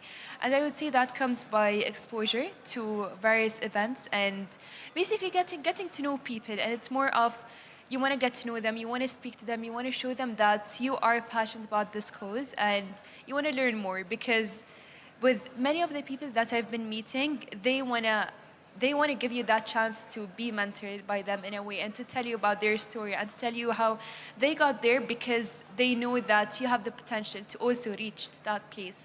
So I would say everyone was welcoming, everyone. Yeah, I remember when I was at COP26, I was one of the youngest at the UAE's delegation, and I was basically delegated to present the UAE's national and international program. So I was mostly at the UAE pavilion. And I remember that most of the people that were there, most of them came from various ministries, various organizations from the public and from the private sector. And they would come up to me, talk to me, and give me advice.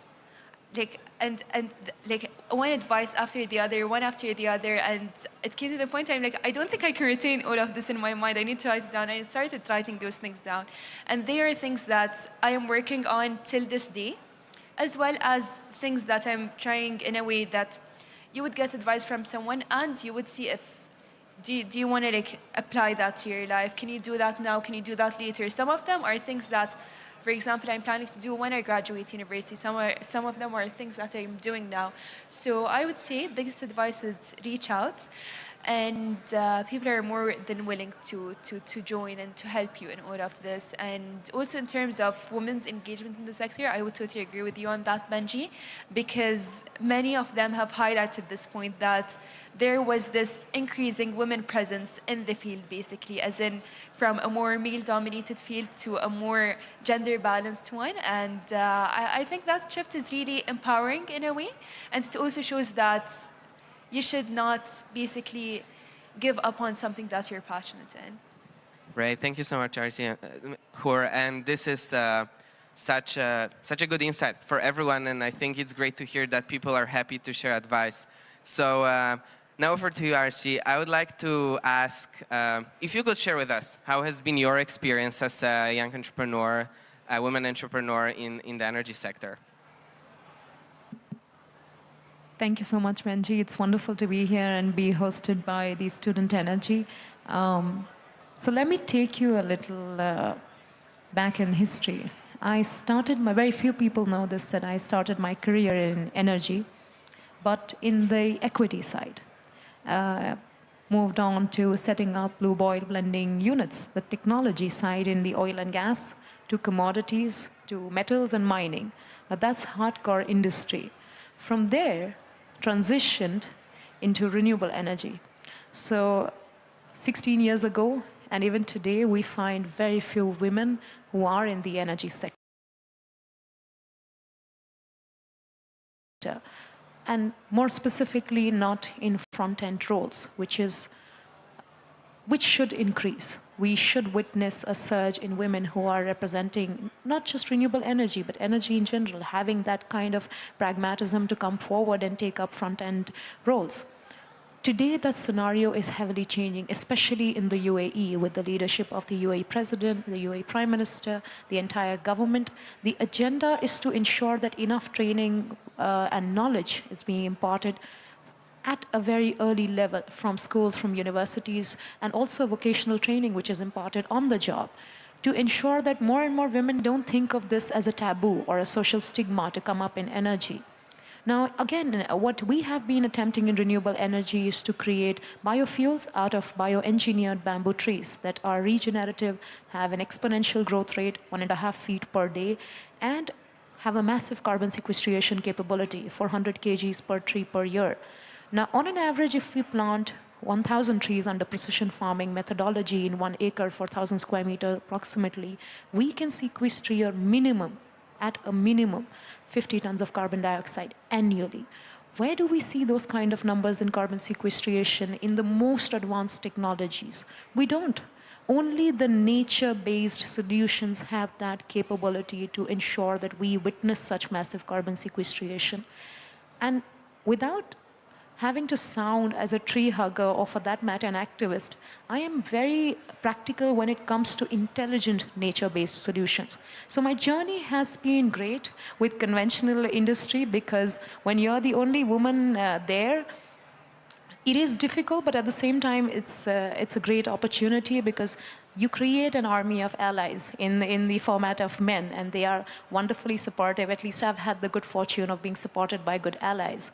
In renewable energy, now we see this beautiful surge of men, young men and women, and also at all levels who are willing to transition and get into the sector. So my journey has been a very fulfilling one, but I also believe that I've just begun.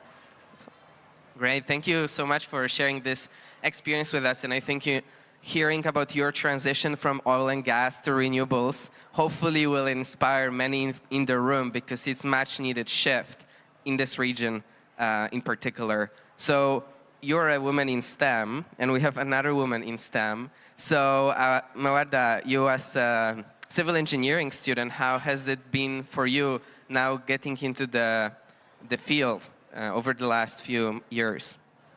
Thank you, Benji, for your question. It's really very amazing to be here with all of you today, especially to share about my story as a woman in STEM. So yes, I am a civil engineering student at New York University, Abu Dhabi, and I am also minoring in environmental studies because my concentration within civil engineering lies in green urban planning and sustainable engineering design. So the thing is, a major story that can give a big insight of how my experience has been so far is the class I took with Benji actually last year, in which I was the only female in class.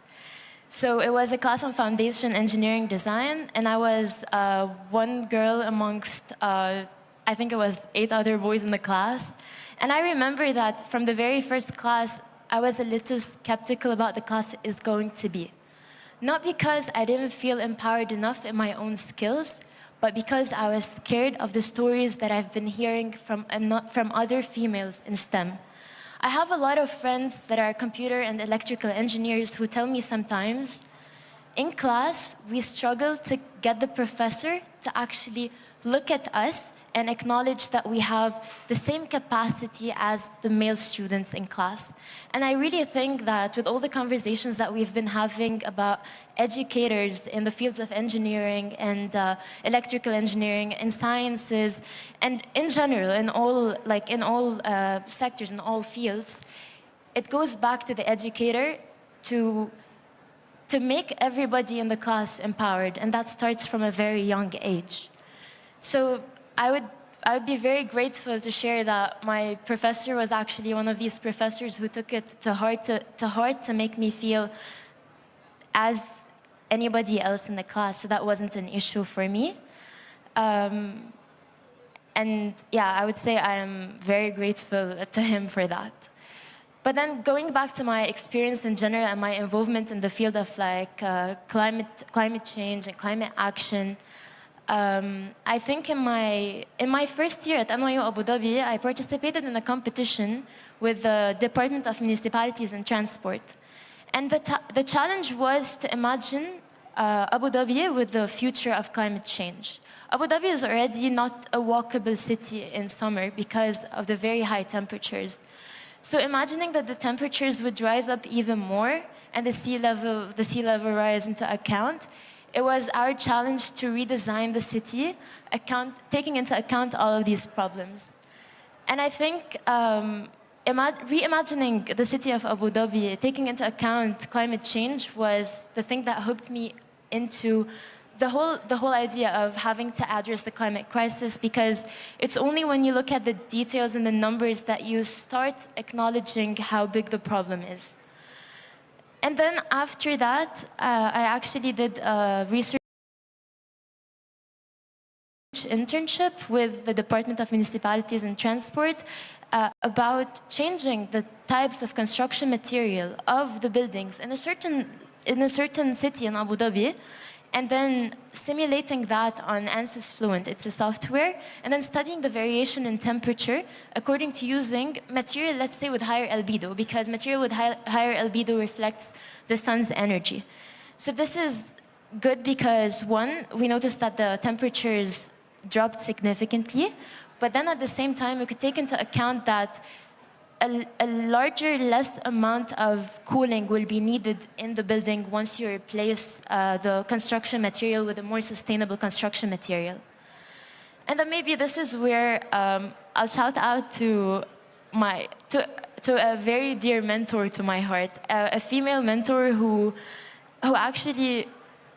introduced me into the specificity of construction materials at a lab at NYU Abu Dhabi called Amber Lab, and her name is Padmaja Krishnan. And she did her PhD in Singapore on sustainable construction materials. And I remember I was just a sophomore at the time, and I was just very excited about what can be done in this field. I had finished my internship with the DMT, and then I was like, I need to do more. It cannot stop here. So then I learned about this lab in which we research construction materials at a lab level. So we basically manufacture a new type of cement, and then we test the concrete blocks, and then we study compressive strength, thermal conductivity, and emissivity, all the characteristics that we need to study basically in comparison to OPC, which is ordinary Portland cement. And I remember, Padmaja took in this sophomore student who was still taking fluid mechanics and dynamics, and taught her a lot about all of the reactions that are going on, and why what we're working on is RMC, reactive magnesium oxide cement, was a better alternative to OPC, and the challenges that we are facing in the lab in terms of like water binder ratio, and and that RMC was more expensive. But this is an issue we're facing in general whenever we're trying to move into more sustainable alternatives. So yeah, that's my experience basically when it comes to my involvement in the field so far. I'm still a researcher at Amber Lab, of course, part-time as I'm still a student. This is my last year. But in general, going back to the topic of the involvement of women in the field of climate action, climate change, and energy transition, I think it falls on the educators first to make these females feel empowered enough in their talents and skills in order to contribute to the field. Because I don't think the problem is the lack of talent as much as it is a lack of empowerment. And this is whenever it comes to like my experience at university specifically.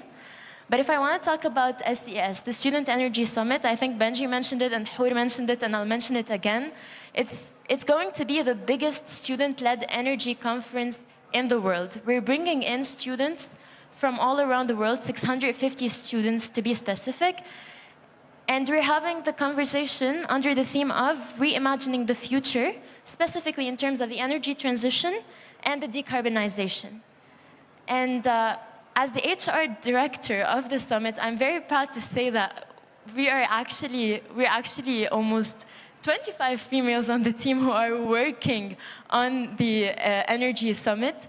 And that's just to say that the females on the team, or not just on the team, in the university, in the applications that I read whenever someone is volunteering or is expressing interest in joining the summit, there's so much enthusiasm to actually make a change. So I think where we go forward for females in the field is just empowerment, because the enthusiasm is already there. Thank you so much, Mawada. I think everyone in the room felt your energy when you were talking about your mentorship experience, and I think it just goes to show how deeply it touches us, the opportunity to connect with someone who's willing to transfer their knowledge and experiences and empower us. So thank you for sharing this story. So we heard already about youth and women empowerment in policy making, in universities, and I just wanted to go back a little bit to talk about how has been your experience, Archie, with, as a woman entrepreneur, in the way you interact with stakeholders in the startup ecosystem. How have you seen that evolve in the past few years? Well, my experience to interact within the ecosystem has been a very nascent one, so I'd have to say that I see a lot of interest, which is great, because people are open to building capacity, people are open to exchanging knowledge, they are open to offering programs and opportunities for enough visibility and awareness, and move with alacrity. So I am I feel optimistic, I feel, and also because these solutions have a lot of altruisity, and we feel that not just enough stakeholder partnerships, but people in general have to come together to be able to make change. And I think with the endeavors that you are taking up with the student energy, these endeavors would really ensure that the policymakers understand that sitting in a room and being over the age of 60 does not mean that that has to trickle down to your ultimate life. It's you who make that call. It's people in general, the younger people, who make that call, and policymakers above the age of 60 have to listen and implement. So that's, I think, that change is visible now. And I'm hopeful that even in the near future, that kind of bridge building between government and the private sector, between companies and economies can really be, if not minimized, but at least understood and well articulated. So I'm hopeful and I'm very optimistic about what the future holds for each one of us. But at the same time, we have to be responsible enough. We have to be agile. We have to ensure that people don't just hear, but understand, implement, and make sure that that impact is also demonstrated with maximum efficacy. So I'm very optimistic. Yeah, this is a great point, and I think there is more and more organizations that are trying to drive data on what is the role of different demographic groups and marginalized communities, indigenous people, women, youth.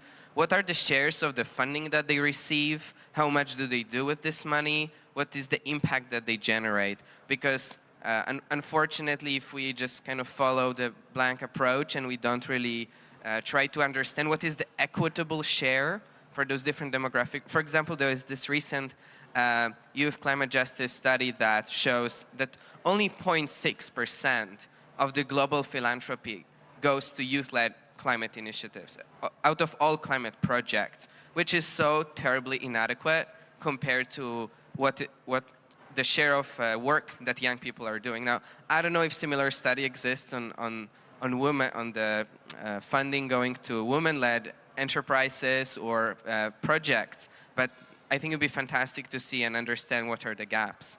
Now, yeah?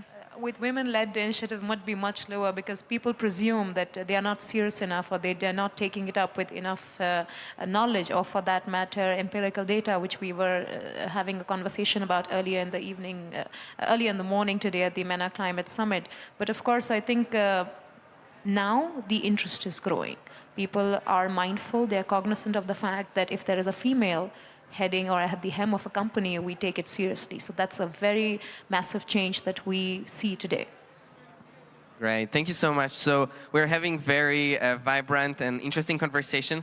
I want to be mindful of time of everyone here. So now I would like to invite all three of you to give your final closing remarks for 1 minute. You already shared many inspiring tips, but if you would like to add anything for our audience, now is the time, or feel free to share anything else. So who would you like to kick us off? So as a final remarks, I would say that, again, to all women out there that are passionate, reach out. It might seem that like something that's obvious to many, but then it's something that we could overlook sometimes. But then also I want to highlight that in those conversations where we talk about women in energy or women in other sectors, we're not like calling onto a segregation in a way, but rather to show how women are empowered and to show the difference in the field, and also to highlight the efforts that women have contributed to the field. And as you mentioned just now, Arshi, basically like when a woman is at this high-level position, she's now taken seriously. And I think that change is what has to be highlighted. So yeah, thank you everyone. And to you, Arshi. I'm pretty bad with the closing remarks, so please excuse me for that one. But from personal experience, I would say when I was the only woman on the table 15 years ago, there was a lot of vulnerability, there was a lot of hesitance, I was very anxious. But today, when I am the only woman at the table, I feel really empowered, I feel valued, and I feel that men understand and value your presence as well. So I'm hopeful that more and more women can take up front-end positions and be at the core of this energy transition that we witnessed today. Thank you. Yeah, maybe a very short sentence to conclude this. At least my advice for women my age out there who are going through similar experiences, more or less, is please prioritize what you think about yourself before thinking whether you're going to be judged or not because of your gender. Because, yes, it's true, we're far away now from where we were 50 years ago, but we still have a very long way to come. And it definitely starts with us, females, being aware that, yes, we have the same capabilities and the same talents, and that we are more than enough to contribute to the solutions and to be a part of the solution, because, yeah, climate change and the energy transition is a problem that each and every one of us will have to contribute to. Otherwise, we might not be able to get there. Thank you so much, Mawadda. And thank you all. So I just heard that the stage will be available for us for a little bit longer. So I was wondering if anyone in the audience would like to ask any questions or contribute any stories, or would like to share anything. Otherwise, we'll wrap up. But okay, I see none. Well, in this case, we'll wrap up. Thank you so much for joining us. Again, we are representing the Student Energy Summit. Our conference will be happening right before COP28 in the UAE. If you'd like to join us, the applications are still available for GCC residents, so you can check us out on our website, ses2023.org. And we hope to see many of you in the UAE for SES and for COP28, and to continue working together on women empowerment. So thank you so much to my amazing panelists.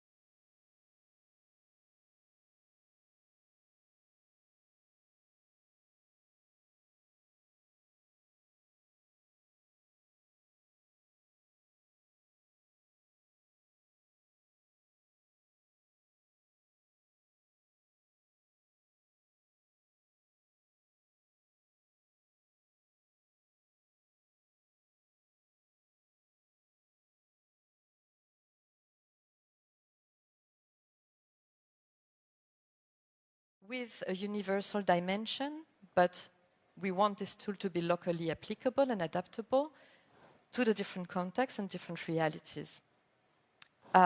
We will look for buy-in from institutions across the world so that it is actually applied and responding to the needs expressed by different stakeholder groups. And of course, we aim also to have the tool being implemented and do further knowledge sharing and exchange of practices. This is it for me. I think my takeaway is to not forget the spatial dimension and the fact that cities are both a product of people, but also policy decisions and investments, and all of this needs to be taken into account. Thank you. Great, thank you very much.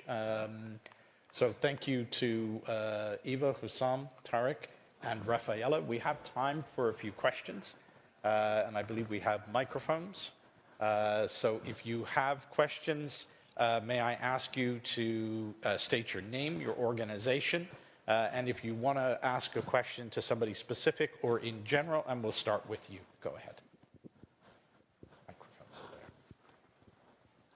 there. Hello, everyone. Thank you so much for your talk, all of you. And my question for the last presenter. Sorry, my name is Dr. Fatma Jubran. I'm experienced in environmental design and consumer economics. My question is, may we have any example of these tools to measure the quality? Because I know it's not easy.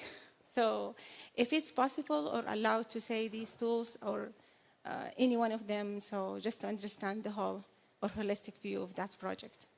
Thank you so much. Thank you. On measuring quality of life. The type of tools, because you said we use these tools, like which tools? Like any example or at least to vision, what is these tools? Because this, I think it's very huge, not easy. No, thank you. Okay, you're welcome. We have our own vocabulary and we forget that we always have to.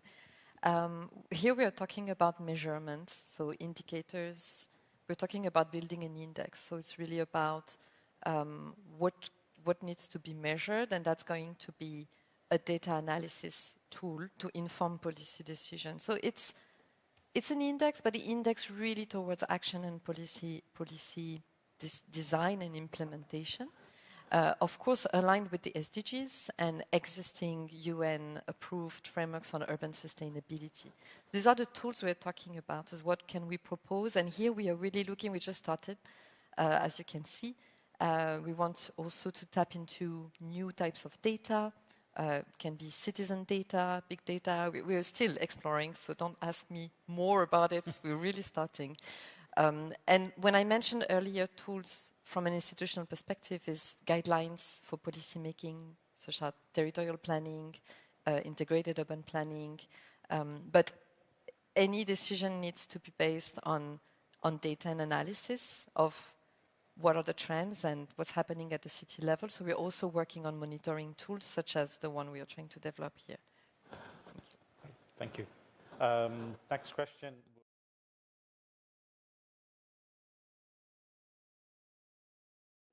Of Saudi Arabia joining the Global CCS Institute. So if we can get a round of applause for this announcement that was just made today.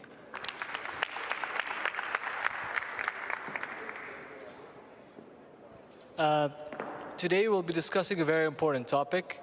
The science is very clear when it says that carbon dioxide removals are both unavoidable and necessary in order for us to achieve our global climate objectives, namely limiting temperature rise to 1.5 degrees by 2100 or even to 2 degrees. CDR is necessary. Despite this, the global rates of CCS deployment, for example, are far below those in modeled pathways that limit warming to 2 degrees to 1.5 degrees Celsius. And even in the IEA's Credible Pathways to 1.5 report, it's highlighted that around 1.2 gigatons of CO2 equivalent need to be captured by 2030 in order for the pathways to be on the right, correct course to achieve our global objectives. However, today the levels of deployment indicate only a 0.3 gigatons of CO2 captured annually by 2030. So with that, I would like to give a very short introduction of the speakers that we have. We're joined today by Jared Daniels, who is the CEO of the CCS Institute. He joined the CCS Institute in October of 2021 and brings with him over 20 years of international collaboration and leadership on clean energy and sustainable development. And we're very happy to have him here with us today. We also have engineer Fahad Al-Ajlan, who is the president of CAPSARC, which is the King Abdullah Petroleum Studies and Research Center. He also joined in August of 2021. Prior to joining CAPSARC, engineer Fahad was the director of the Hydrocarbon Sustainability Program at the Ministry of Energy. We're also joined by Mr. Khalid Abou Leif, who has over 30 years experience on managing sustainability and climate change policy and carbon management. Currently, he is a senior advisor to the Minister of Energy on sustainability and climate policy, and he's a lead negotiator for climate change for the Kingdom. We're also joined by Anjuli Pandit, who leads the sustainability practices specifically on bonds in the European, Middle East, and African markets. She's very active in the region, and we're happy to have her joining online. And just to start off the discussion, I'd like to start with Jared, who's here with me on my left, specifically to talk about the trends that we see when it comes to CCS deployment in particular, including the investments in CCS globally. So if you can shed some light on the deployment rates, what are some of the challenges, what are some of the trends that you see over the past few years, and how have things changed recently? Happy to address that, and thank you very much for inviting me to be part of this important conversation on behalf of the Global CCS Institute. It is always a pleasure to be here with good colleagues and friends for many, many years. For many of us that have been working in the carbon capture and storage space, the carbon management space for longer, many more years probably than we would like to admit, this is truly exciting times for carbon capture and storage. And I think on a global basis, you know, the data show an exponential trend in the activity, in the investor interest, in the build for carbon capture projects globally. And so right now, just to set, you know, the basis and to echo your opening comments, right now, currently, there are 37 large CCS projects capturing CO2 globally on the order of 45 to 50 million metric ton per annum is the current installed capacity that is operating well. As you mentioned, right, the pipeline of projects that have been announced continues to grow exponentially, but right now, those add to something on the order of 300 million metric ton per annum by 2030, which is still much lower than what all of the climate models suggest the trajectory is required to meet our mid-century net zero goals. And whether it's framed as 1.5 or 2.0 or net zero, all of that analysis suggests we need to scale the deployment up to the gigaton scale. Gigaton of point source capture, and in parallel, gigaton of carbon dioxide removal, right, by the next several decades. And so we need, as a global community, to be on that path to accelerate deployment.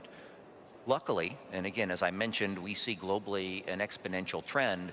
There is tremendous activity in many regions around the world, catalyzed by policy, right, and an appropriate government role to drive the deployment forward. And so just several examples. The Inflation Reduction Act in the United States has catalyzed all forms of low carbon, including carbon management. But again, electric vehicles and renewables in the stationary power sector, all forms of low carbon hydrogen and carbon capture and storage, carbon dioxide removal, specifically direct air capture. And so right now, because of this policy tool, there are on the order of 100 carbon capture projects that are being advanced in the United States. Publicly, our Environmental Protection Agency, EPA, has a public-facing website that shows all of the storage injection permits. Over the last decade, there were only a handful, and they were Department of Energy projects for the most part. Since the Inflation Reduction Act passed last August, there are over 160 permit applications sitting with my former colleagues in the U.S. government now. And again, on the order of 100 projects of all types of carbon capture, both large hubs and clusters and networks, and then smaller projects. So one example in the United States, in China, exponential curve in terms of their activity at scale. Last August, they stood up their first 1 million ton per annum project, Sinopec project on coal to chemicals. They just completed building and started up operation their first dense phase CO2 pipeline, 109 kilometers, that started up several months ago. They're under construction of several more than 1 million ton per annum capture projects on coal plants and on other facilities. And so again, in another region, government, state-owned enterprise driving the model of deployment there, exponential growth in China. In Europe, I think catalyzed by the Inflation Reduction Act in the United States, European policy in this space has actually strengthened greatly over this last year as well. And we see tremendous growth in the UK as a sovereign country. Their focus on standing up hubs and clusters is moving forward, and they have a commitment to stand up 4, I believe, by 2030, as an example. Norway is progressing their full value chain project, the Northern Lights. We see much policy support being driven forward by the European Commission, the Net Zero Industry Act, and ZIA. And it's interesting, Denmark, as a country, it's a nice data point to see just how quickly support and policy incentives for carbon capture and storage have grown and moved forward from essentially not much several years ago to strong public engagement and support and deployment and policy and investment in carbon management just in several years. So tremendous accelerated progress there. To answer your second point in terms of investment, right, in order for investment to flow, there needs to be a policy landscape and a business landscape that makes this investable with appropriate returns, right? Governments do a great job at first-of-a-kind demonstration, but if you want this to scale, this has to be a public and private collaboration, right? Here, perhaps ministries and state-owned enterprise working together, such as the project in Jubail, right? And let's start to work and do this work commercially now, yet this decade. In other countries, right, different business models, we are starting to see that investor interest in carbon management projects. And where I come from in the United States, you know, the private equity and the public equity that invested and made appropriate returns in wind and solar over the last several decades are now looking to support and invest in these carbon capture projects because the policy tools make them investable. So not a one-size-fits-all answer, many different mechanisms that have to be appropriately tuned for the region, for the country, and for that business landscape. But it's truly exciting times. We were talking, you know, many of us have been in this for a long time. Now it's a very important time for all of us to work together, to share information, to learn from each other. Again, there's a long way to go from where we are today, right, to that gigaton scale that all the models suggest will be required as part of our overall climate ambitions. Thank you, Jared, and thank you for the very insightful intervention there, because you gave an overview of what's going on in different countries and also provided some insight into what's needed from the business landscape in order to scale up the investments. And I like the point about the public-private dynamic and how government policy and strong, you know, government backing can enable the large-scale deployment of CCS. Can you expand a bit on that point specifically? Sure. No, and I think, you know, again, for this to scale, this has to be built commercially, right? We need markets to materialize that value, you know, lower carbon products and, you know, lower carbon operation. I think one of the most, you know, important trends that we've seen globally, and certainly is the case here in this region, is, you know, the hub model, the CCS network model, that allows you to get economy of scale to help de-risk the overall approach to carbon management. And it also builds the synergies from point source capture, from hard to abate industries, and from, you know, providing resiliency and reliability in the stationary electric power sector.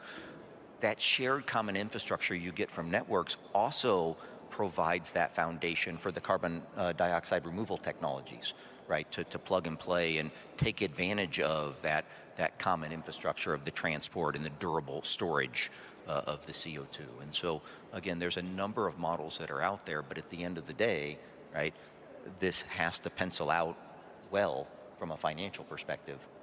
And the role of policy in the near term is to say, you know, where is the financing at now, right? What does this need to be in order to make this have an appropriate risk-adjusted return? And then, you know, the government role is what needs to happen to drive that investment? What policy tools would be the most efficient? In some cases, it may be tax credits in the United States because taxes are politically not acceptable, but tax credits are. In Europe, taxes are socially acceptable, so that's a policy tool. In other countries, in Canada, direct investment in that shared infrastructure, the Alberta Carbon Trunk Line, is another, you know, viable model that we've seen spur investment and accelerate the deployment opportunities. And again, not a one-size-fits-all. You know, I have tremendous hopes here in the region to watch the progress in Jubail and you know, and other projects of, again, how do you grow and really take advantage of the economy of scale of connecting multiple point sources, that shared common infrastructure, you know, choosing the most suitable geology that gives you the best economics. That is how we're going to drive success and accelerate deployment as quickly as we can.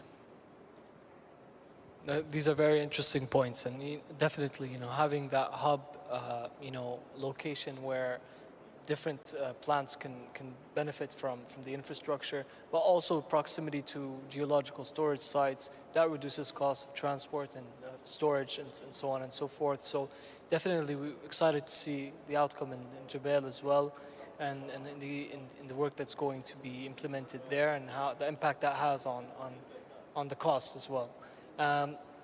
We also have Engineer Fahad, and you know, CAPSARC is very active in this space as well, in terms of producing thought leadership that is very insightful.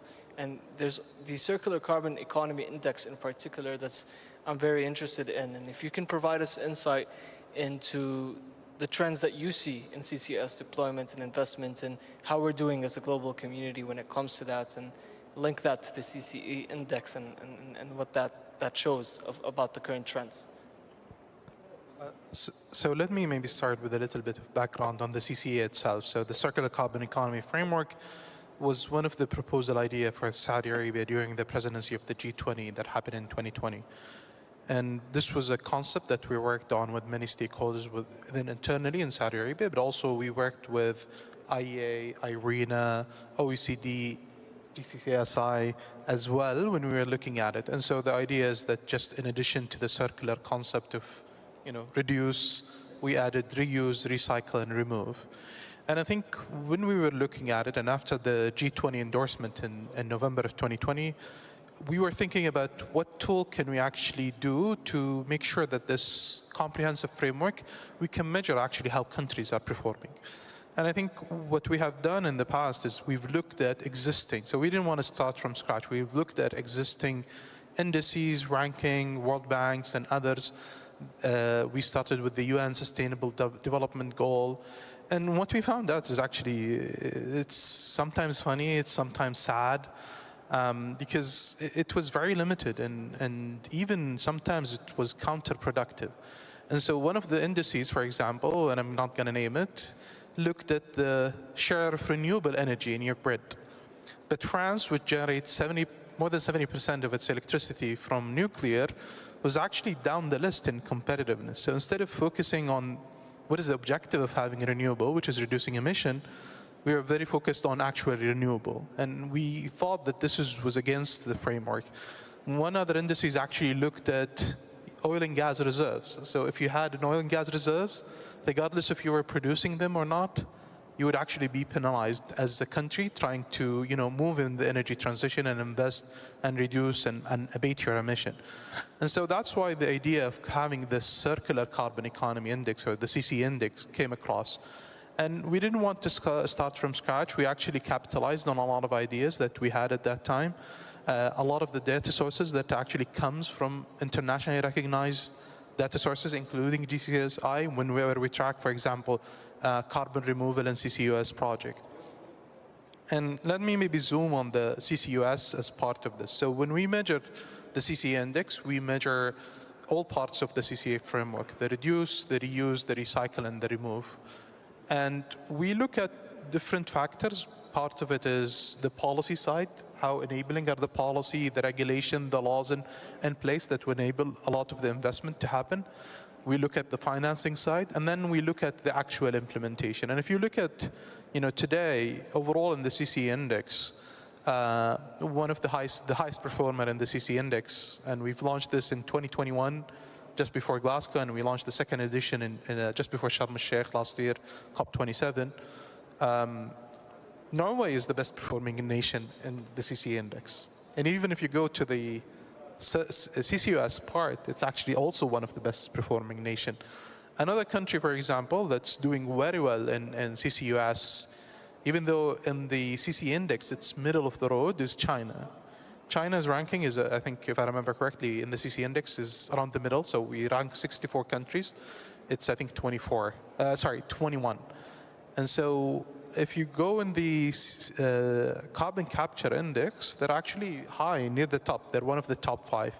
And part of it is the regulations are clear when it comes to CCUS, but also part of it is the investment. And the Chinese, for example, the Chinese government believe that CCUS is one of the most enabling part in policy when it comes to abatement, given their current existence in coal, in power station, and so on. And so that's the belief that they have. And so when we look at the CCA index, we're trying to measure a lot of things.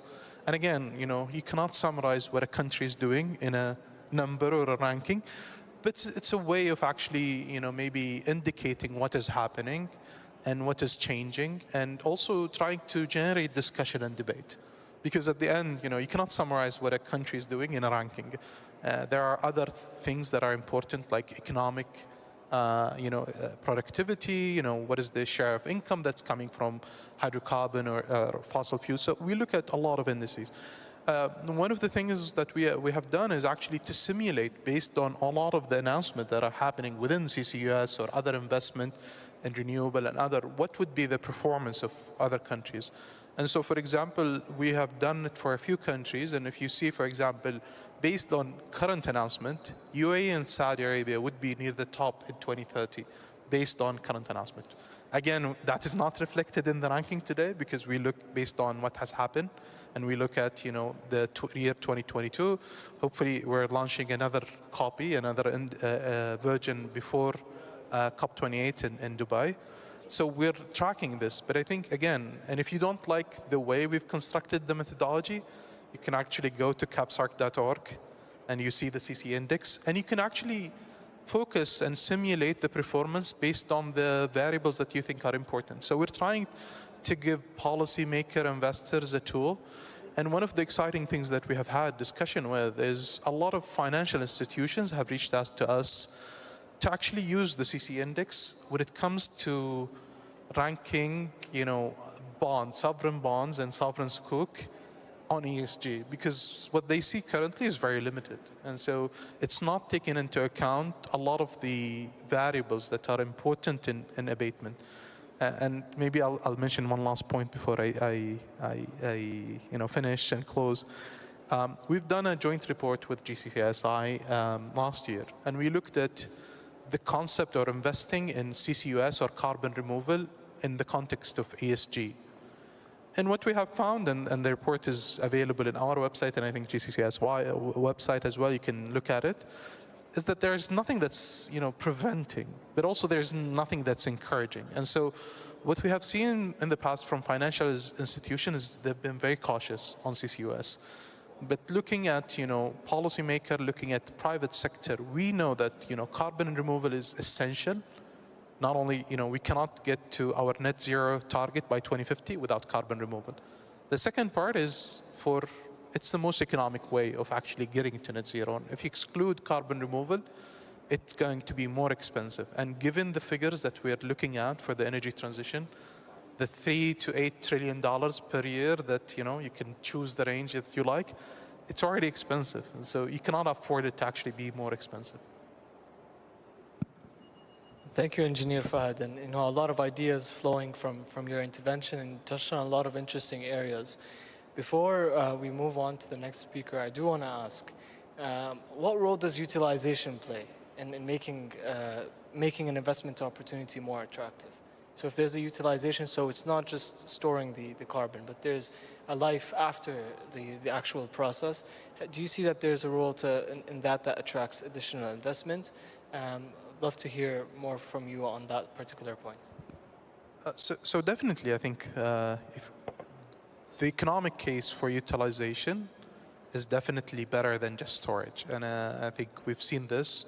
We look today at EOR, and we have a paper that actually looked at EOR and the impact of EOR on carbon removal, because there is a lot in the media about enhanced oil recovery being greenwashing, and you're using CO2 to actually produce more oil. But at the end, the world needs finite amount of oil and gas. It's not going to be increasing. And so we have a paper that actually looks at this and empirically demonstrate the potential for enhanced oil recovery to remove. But we've seen actually in one plant in Saudi, and it's a small plant that is, I think, under discussion and investment. There is an investor who's willing to pay $100 per ton of CO2. And so in that case, it makes a lot of economic sense. The issue is that today, if you look at the potential use, we're talking about 3 to 5% of the available CO2 for storage. And so it's not huge, it's a small amount, but it helps with the cost and the economic cost of and the investment opportunity. But I think part of it is we need to expand that from 3 to 5% and make it hopefully, and over the next years and decades, higher. Thank you for these insightful remarks, and very interesting to see the potential of the utilization part, that U part. That's very important and sometimes overlooked in the discussion. So you mentioned that CCS is important because when we talk about the energy transition, it's the amount of finance that's required is 3 to 3.8 trillion per year, right? There's also the minerals side for renewable technologies. So we can't necessarily go only through renewables to achieve our emissions reductions targets because of the minerals issues. So now we're going to head to Anjuli Pandit, who's with us online. And in the world of bonds and ESG, classifications are king. So we have the green labels and we have the transition labels and so on. And these sometimes can get in the way of scaling up investments and attracting investments for CCS. So Anjuli, for those who don't know, Anjuli is heavily involved in this space, working both with the private, public, and the financial sector about sustainability issues and scaling up sustainability finance. So I want to ask you, Anjuli, in particular, how can CCS investments, both point source and also direct air capture, be scaled up, and how can we attract the financial sector? I hope you can hear me well and that there's a good connection. Thank you for having me virtually today at this esteemed panel. I think probably the first place to start would be to think about it from a slightly broader perspective. So what is sustainable finance? And I focus mainly on the debt markets, where you're very right. There's classifications, there's labels. That's sort of how we bring, I guess, robust credibility to the assets that we're trying to finance. So originally, when we started building up this concept of the green labeled bonds and green finance, the idea was trying to identify what would be a green asset, and really in the purest form, because investors were trying to prove that they were holding or financing directly green assets into their portfolio.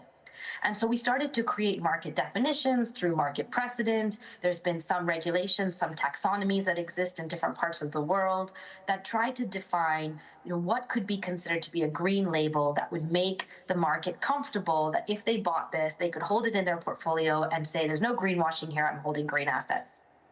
Now, what happened along the way is in discovering these green assets, which was really a transaction-focused activity in the beginning, they started to learn about the overall business model or the overall sovereign energy model of the country. So, for example, we mentioned, Fahad, you mentioned the CCE and France. In the beginning, it was really focusing on what is the renewable energy projects in France, and then it started to look at, well, actually, the role of what France is doing in the energy transition is its investment in nuclear. How will it manage it? How will it develop that technology, which is also being underinvested, et cetera, et cetera. So the conversation moved into something much broader, and at the same time, we started to see these announcements around net zero. And I wouldn't say, kind of detailed transition plans, but we started to see some, interim targets and activities like that. And so what some of the market has transformed that conversation is I don't want to just hold a green asset and have personally a green portfolio. I want my portfolio to resemble the energy transition and what we need to do to green the economy. And that's where you enter emissions removal. The problem is that we're not yet all on the same page, right? So Jared, you talked about the IRA. The IRA is very much trying to do that. It's a carrot approach, yes, because in the US, it works better with tax credits than taxes. So it's a carrot approach to say, actually, I really want investors to think about transitioning the economy, which means that you have to be investing in the hard to abate sectors rather than avoiding them. On the other hand, some of the other regulations in different parts of the world, like the EU, have sort of incentivized investors to focus on the green assets. And we're at this moment in the market where there's a bit of a conflict or a clash. And I really strongly believe the more that this is discussed, the more that we start to move over to the transitioning the economy and understanding that actually our green portfolios need to be full of producer countries who are going to finance a lot of the decarbonization technologies, as well as companies in the energy sector who are heavily involved in these technologies as well. Now, when we break down what does that mean, all of this has been mentioned already on the panel, but historically, some of the barriers to investors sort of transitioning their mindset also came from the fact that these technologies are very expensive, not proven. The risk level is very challenging for a lot of investors without, very clear support from either a strong credit of a company or the government investing directly, which has been a bit slow for all those same reasons. So it's a bit of a chicken and an egg. I do have a lot of optimism, as shared by the panelists before me, that we are moving into a place where one, a lot of financial institutions are now modeling these technologies, and they're separating out what do they feel about carbon capture storage versus carbon capture utilization versus DAC in different regions according to the various players and the sponsors that are involved in those technologies as well and their experience. And we're reaching a point now where investors' knowledge and sophistication on the subject is growing, that we're starting to see risk appetite for it. Historically, the last few years, what a lot of issuers have tried to do is to bring these technologies through broader strategies where they do bigger financing, so general corporate purposes financing. So for example, we helped the UK government to include in their Green Gilt program CCS and CCUS. However, there was a lot of discussion with the market onto what are the capture rates and trying to demand capture rates that are not yet proven, in pilot projects, let alone at scale. The second point they were also trying to identify is, would this be used for the petrochemicals, the hydrocarbon businesses, or for cement and steel and those types of technologies, where the latter was sort of more incentivized. Now, that was 3 years ago. If you fast forward to today, we're now actively in dialogue with investors who are starting to understand the nuances that they cannot demand certain capture rates. And some of this data is also going to come to them after the projects have been financed. But it doesn't mean that that project doesn't deserve what we call a greenium, a sort of pricing benefit to the issuer because of the emissions removal technology. And I think just as a last point, I want to emphasize a bit more this concept of emissions removal, because a lot of investors have focused on the energy sector simply from the how are you investing also in diversifying your strategy towards renewables, biofuels, alternative technologies, and they've not focused on, let's say, scope 1 and 2, which is the decarbonization of the sector. And a couple years ago, when we would try to go to investors and say, what about all the activities that are happening around scope 1 and 2? They were less interested. They only wanted to know about the diversification of the institution to look at the holistic model. Now, what's happening is credit rating agencies are in conflict with this. Of course, credit rating agencies are also getting regulators and policymakers and civic bodies and organizations putting pressure on them to integrate ESG positively into credit ratings. But actually, a lot of these technologies and these changes have very different margin levels, very unsure risk return activity strategies, and a lot of credit rating agencies now don't know how to evaluate the long-term credit opportunity of these technology investments today versus the short-term credit, which is their job to do in order to help that issuer to access capital.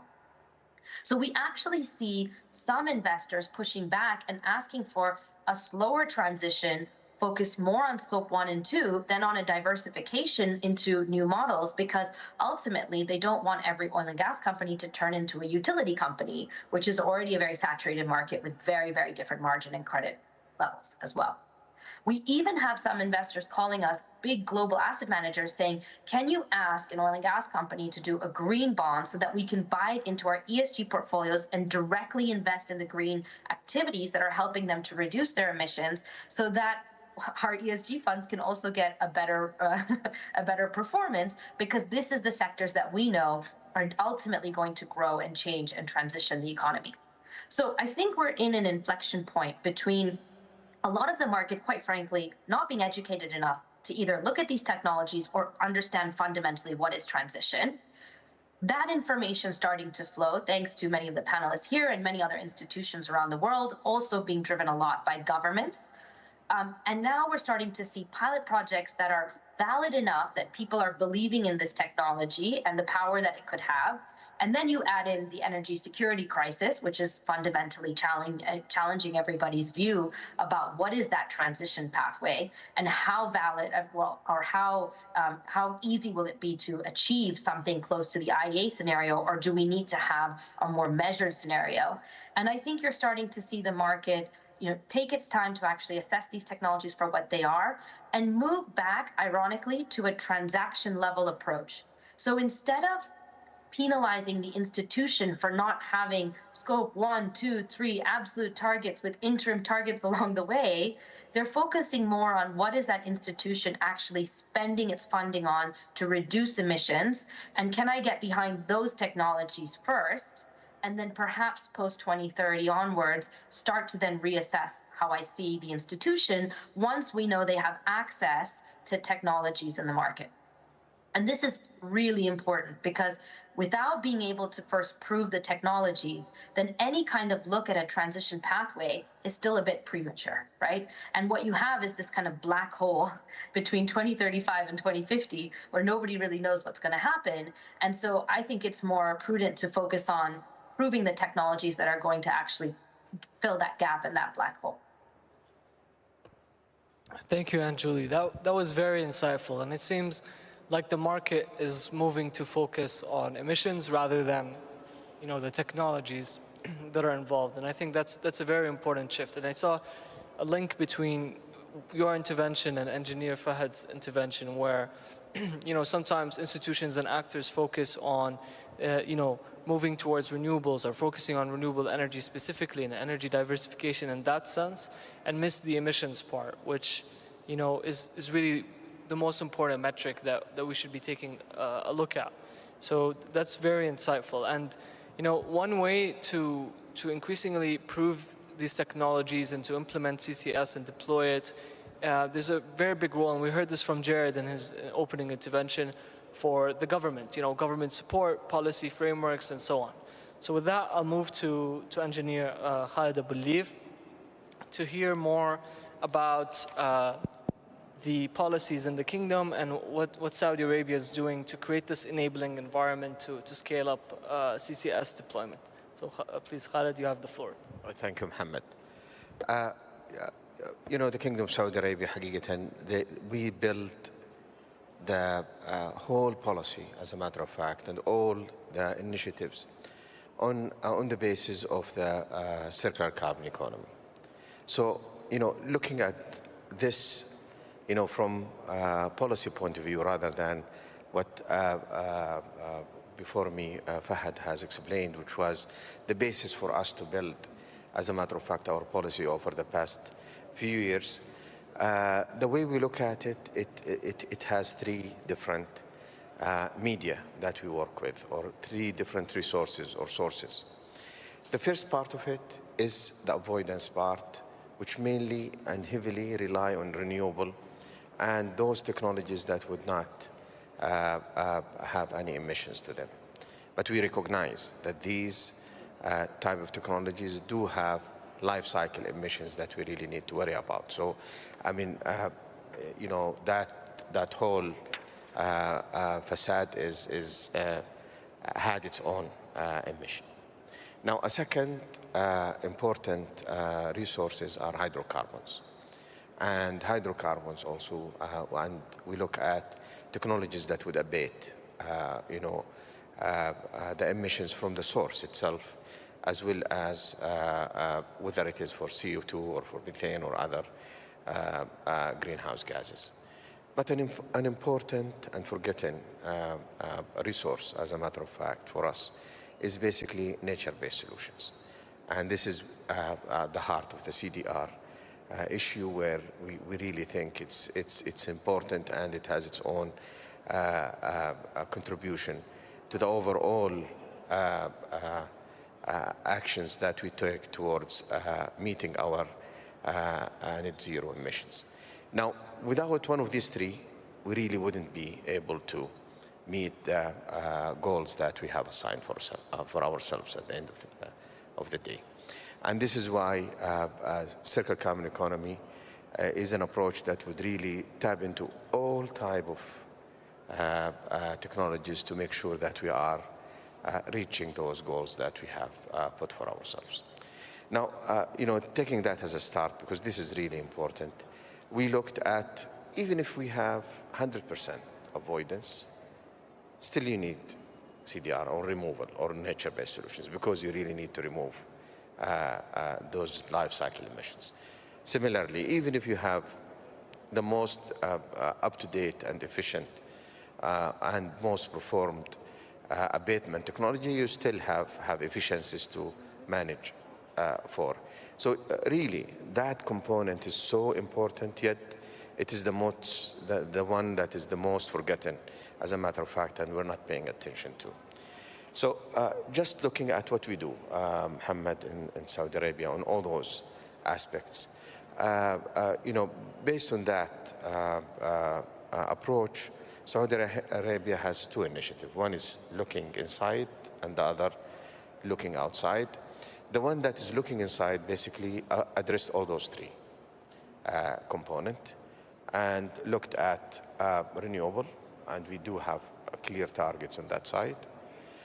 It looked at abatement, and we did have also clear targets and goals for that abatement. Whether it's in the methane, where the kingdom is doing a great job in the energy sector, but still we have a lot of efforts to do in the other sector. In the energy sectors, we are, as a matter of fact, best in class, and this is not only from our you know, reporting. As a matter of fact, IPCC have said that, IEA, Canadian Center for Energy, as well as Stanford University, as well as CAPSARC, did studies that is much more focused, as a matter of fact, and much more deep, with many international organizations that show that, you know, in that side, from an energy point of view, Saudi Arabia is really, you know, have done a lot in that direction. Now, looking at the nature-based solutions, now, before I go to that, in the abatement side, as Fahad has said, that we have, you know, a hub, a cluster and hub for carbon capture and storage, and that would be in the Eastern Province, and this is on the making, as a matter of fact.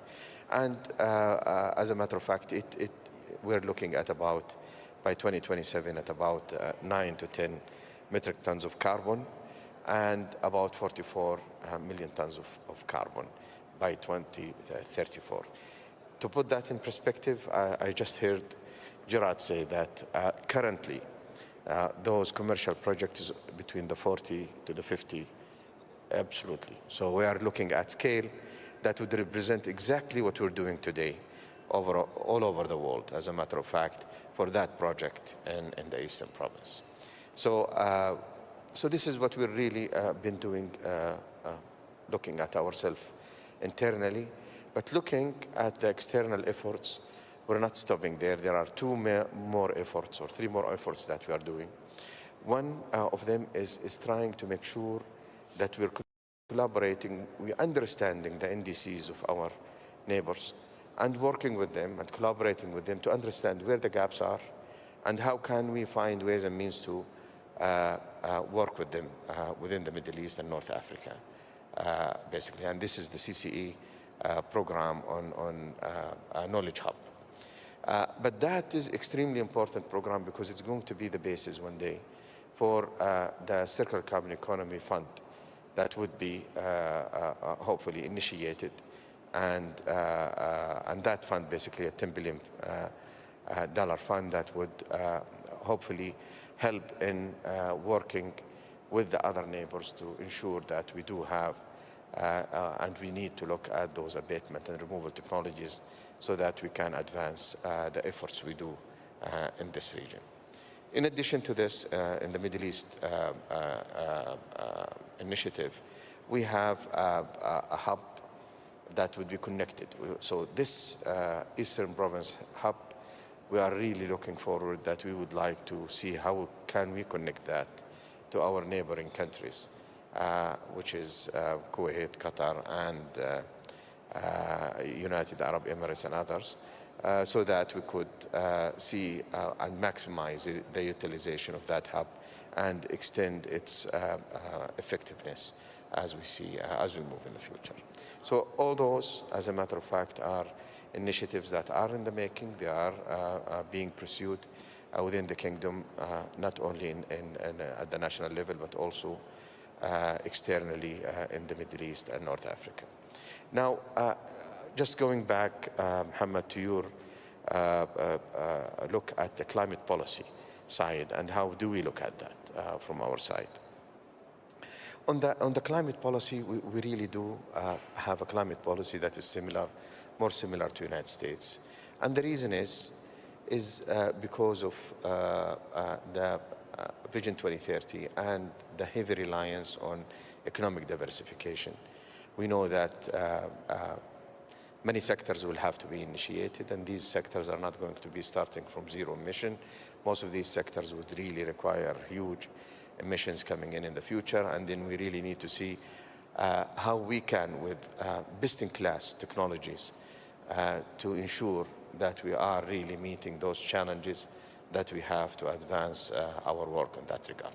So the carrot approach, as a matter of fact, as it has been said with Anjali, that it is the approach that we see that it is the most appropriate, because it would help us. As a matter of fact, it has so many benefits from our side.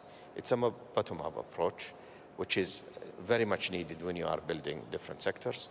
It really have great implication in bringing stakeholder closer to you, because we are really trying to help all those stakeholders not only crawl and then walk and then run, hopefully one day, making sure that we are enabling them to come into that level. So you will see that the project, for example, in the Eastern Province for CCS is a partnership between public and private partnership between the operator for national oil company as well as the government, where they were working together to see how we can advance the effort in that. And the beauty of the current approach, especially for countries that really are still in the economic diversification process, it helps other stakeholders come to you, work with you. For example, one great example we had was Tadawul, when they wanted to look at their ESG efforts for those registered companies in their index.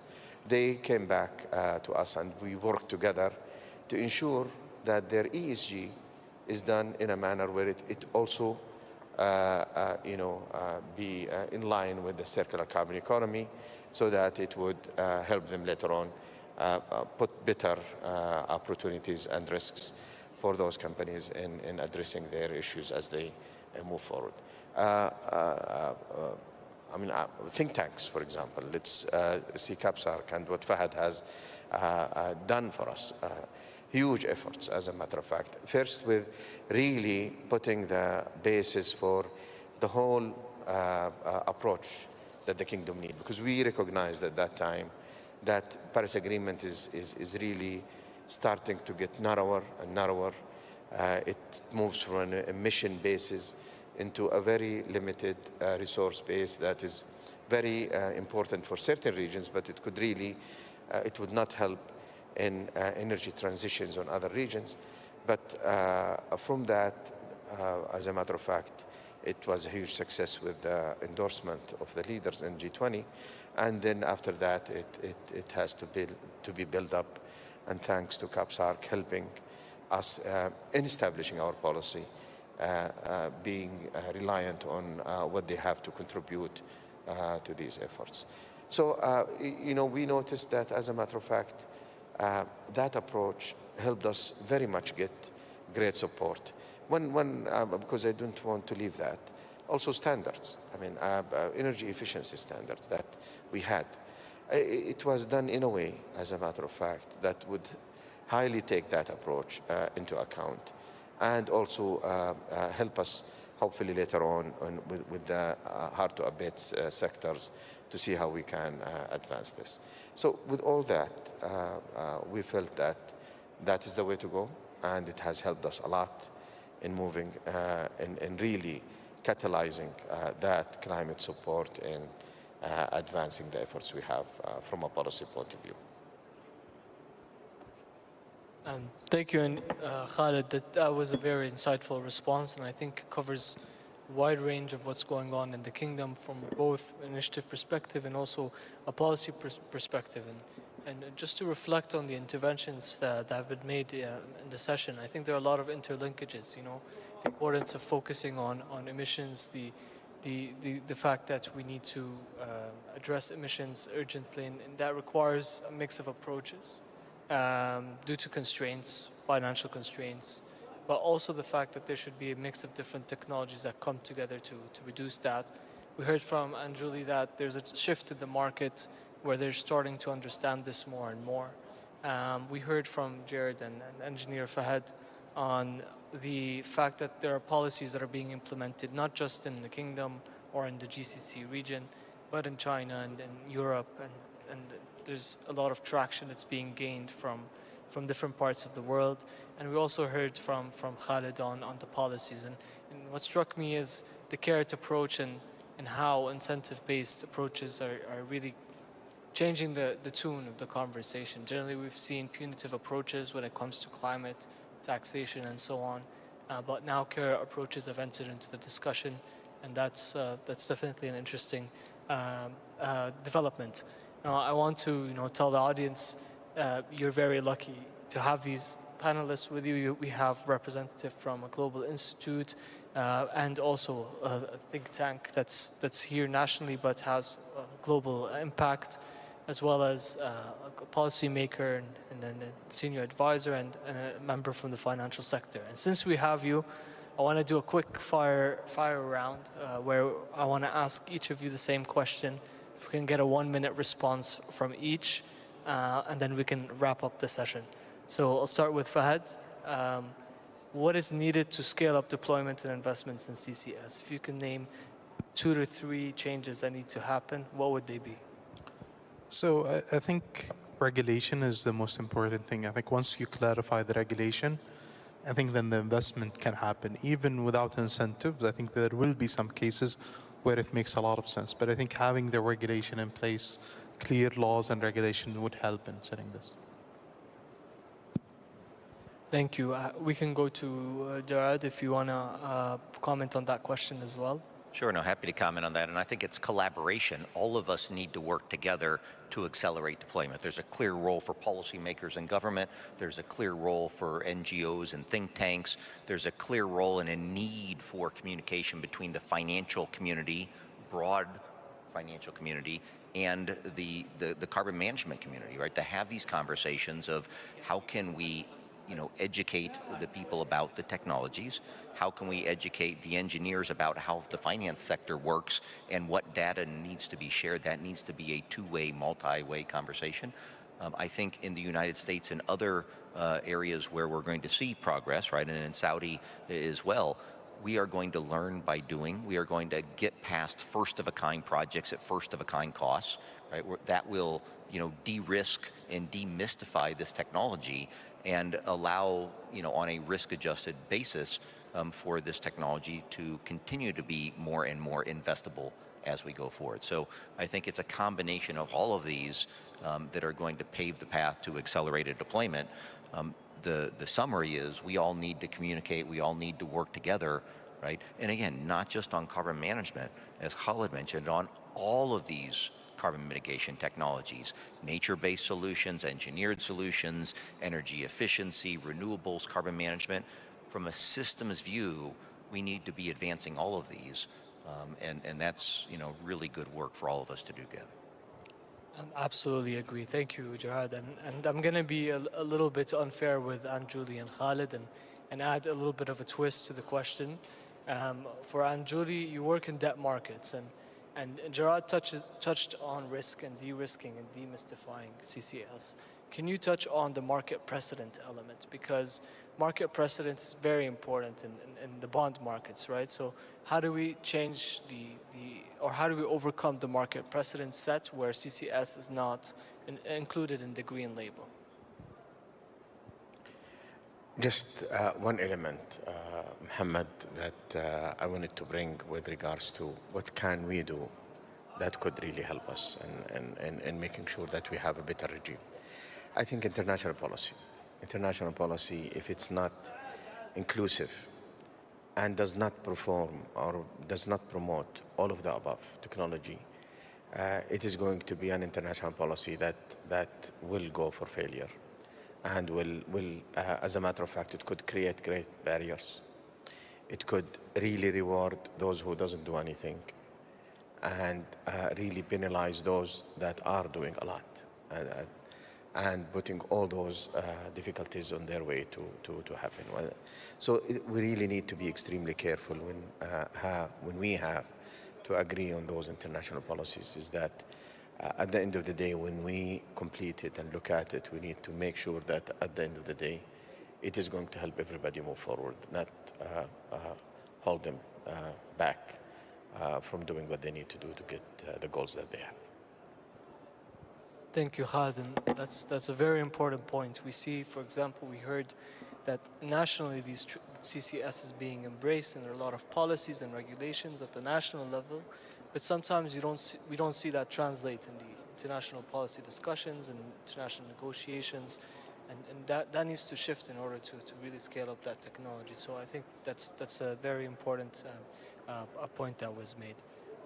Anjuli, to close, you'll have the final say in the session on the market precedent and how that can be overcome, and in order to allow CCS to enter into the green bond market.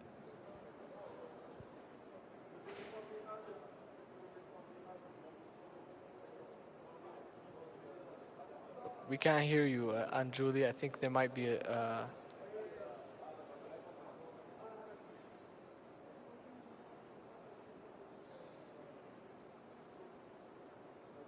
No, it's still not working. We can hear you now.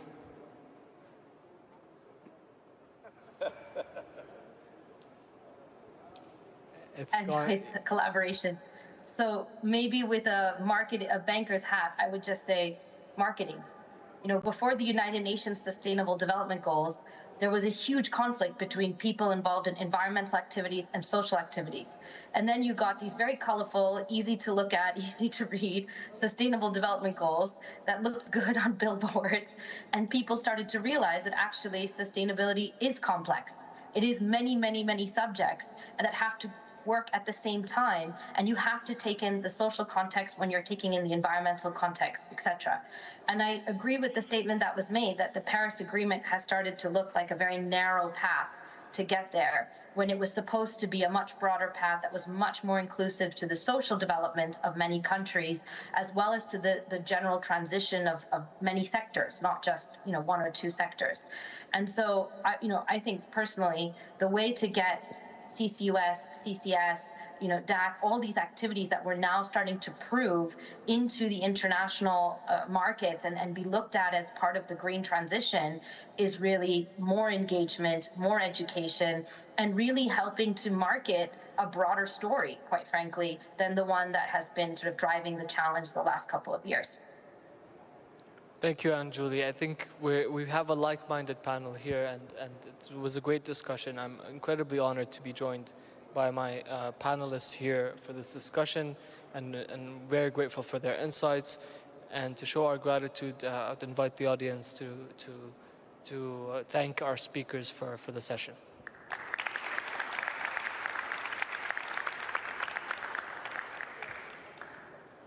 Thank you.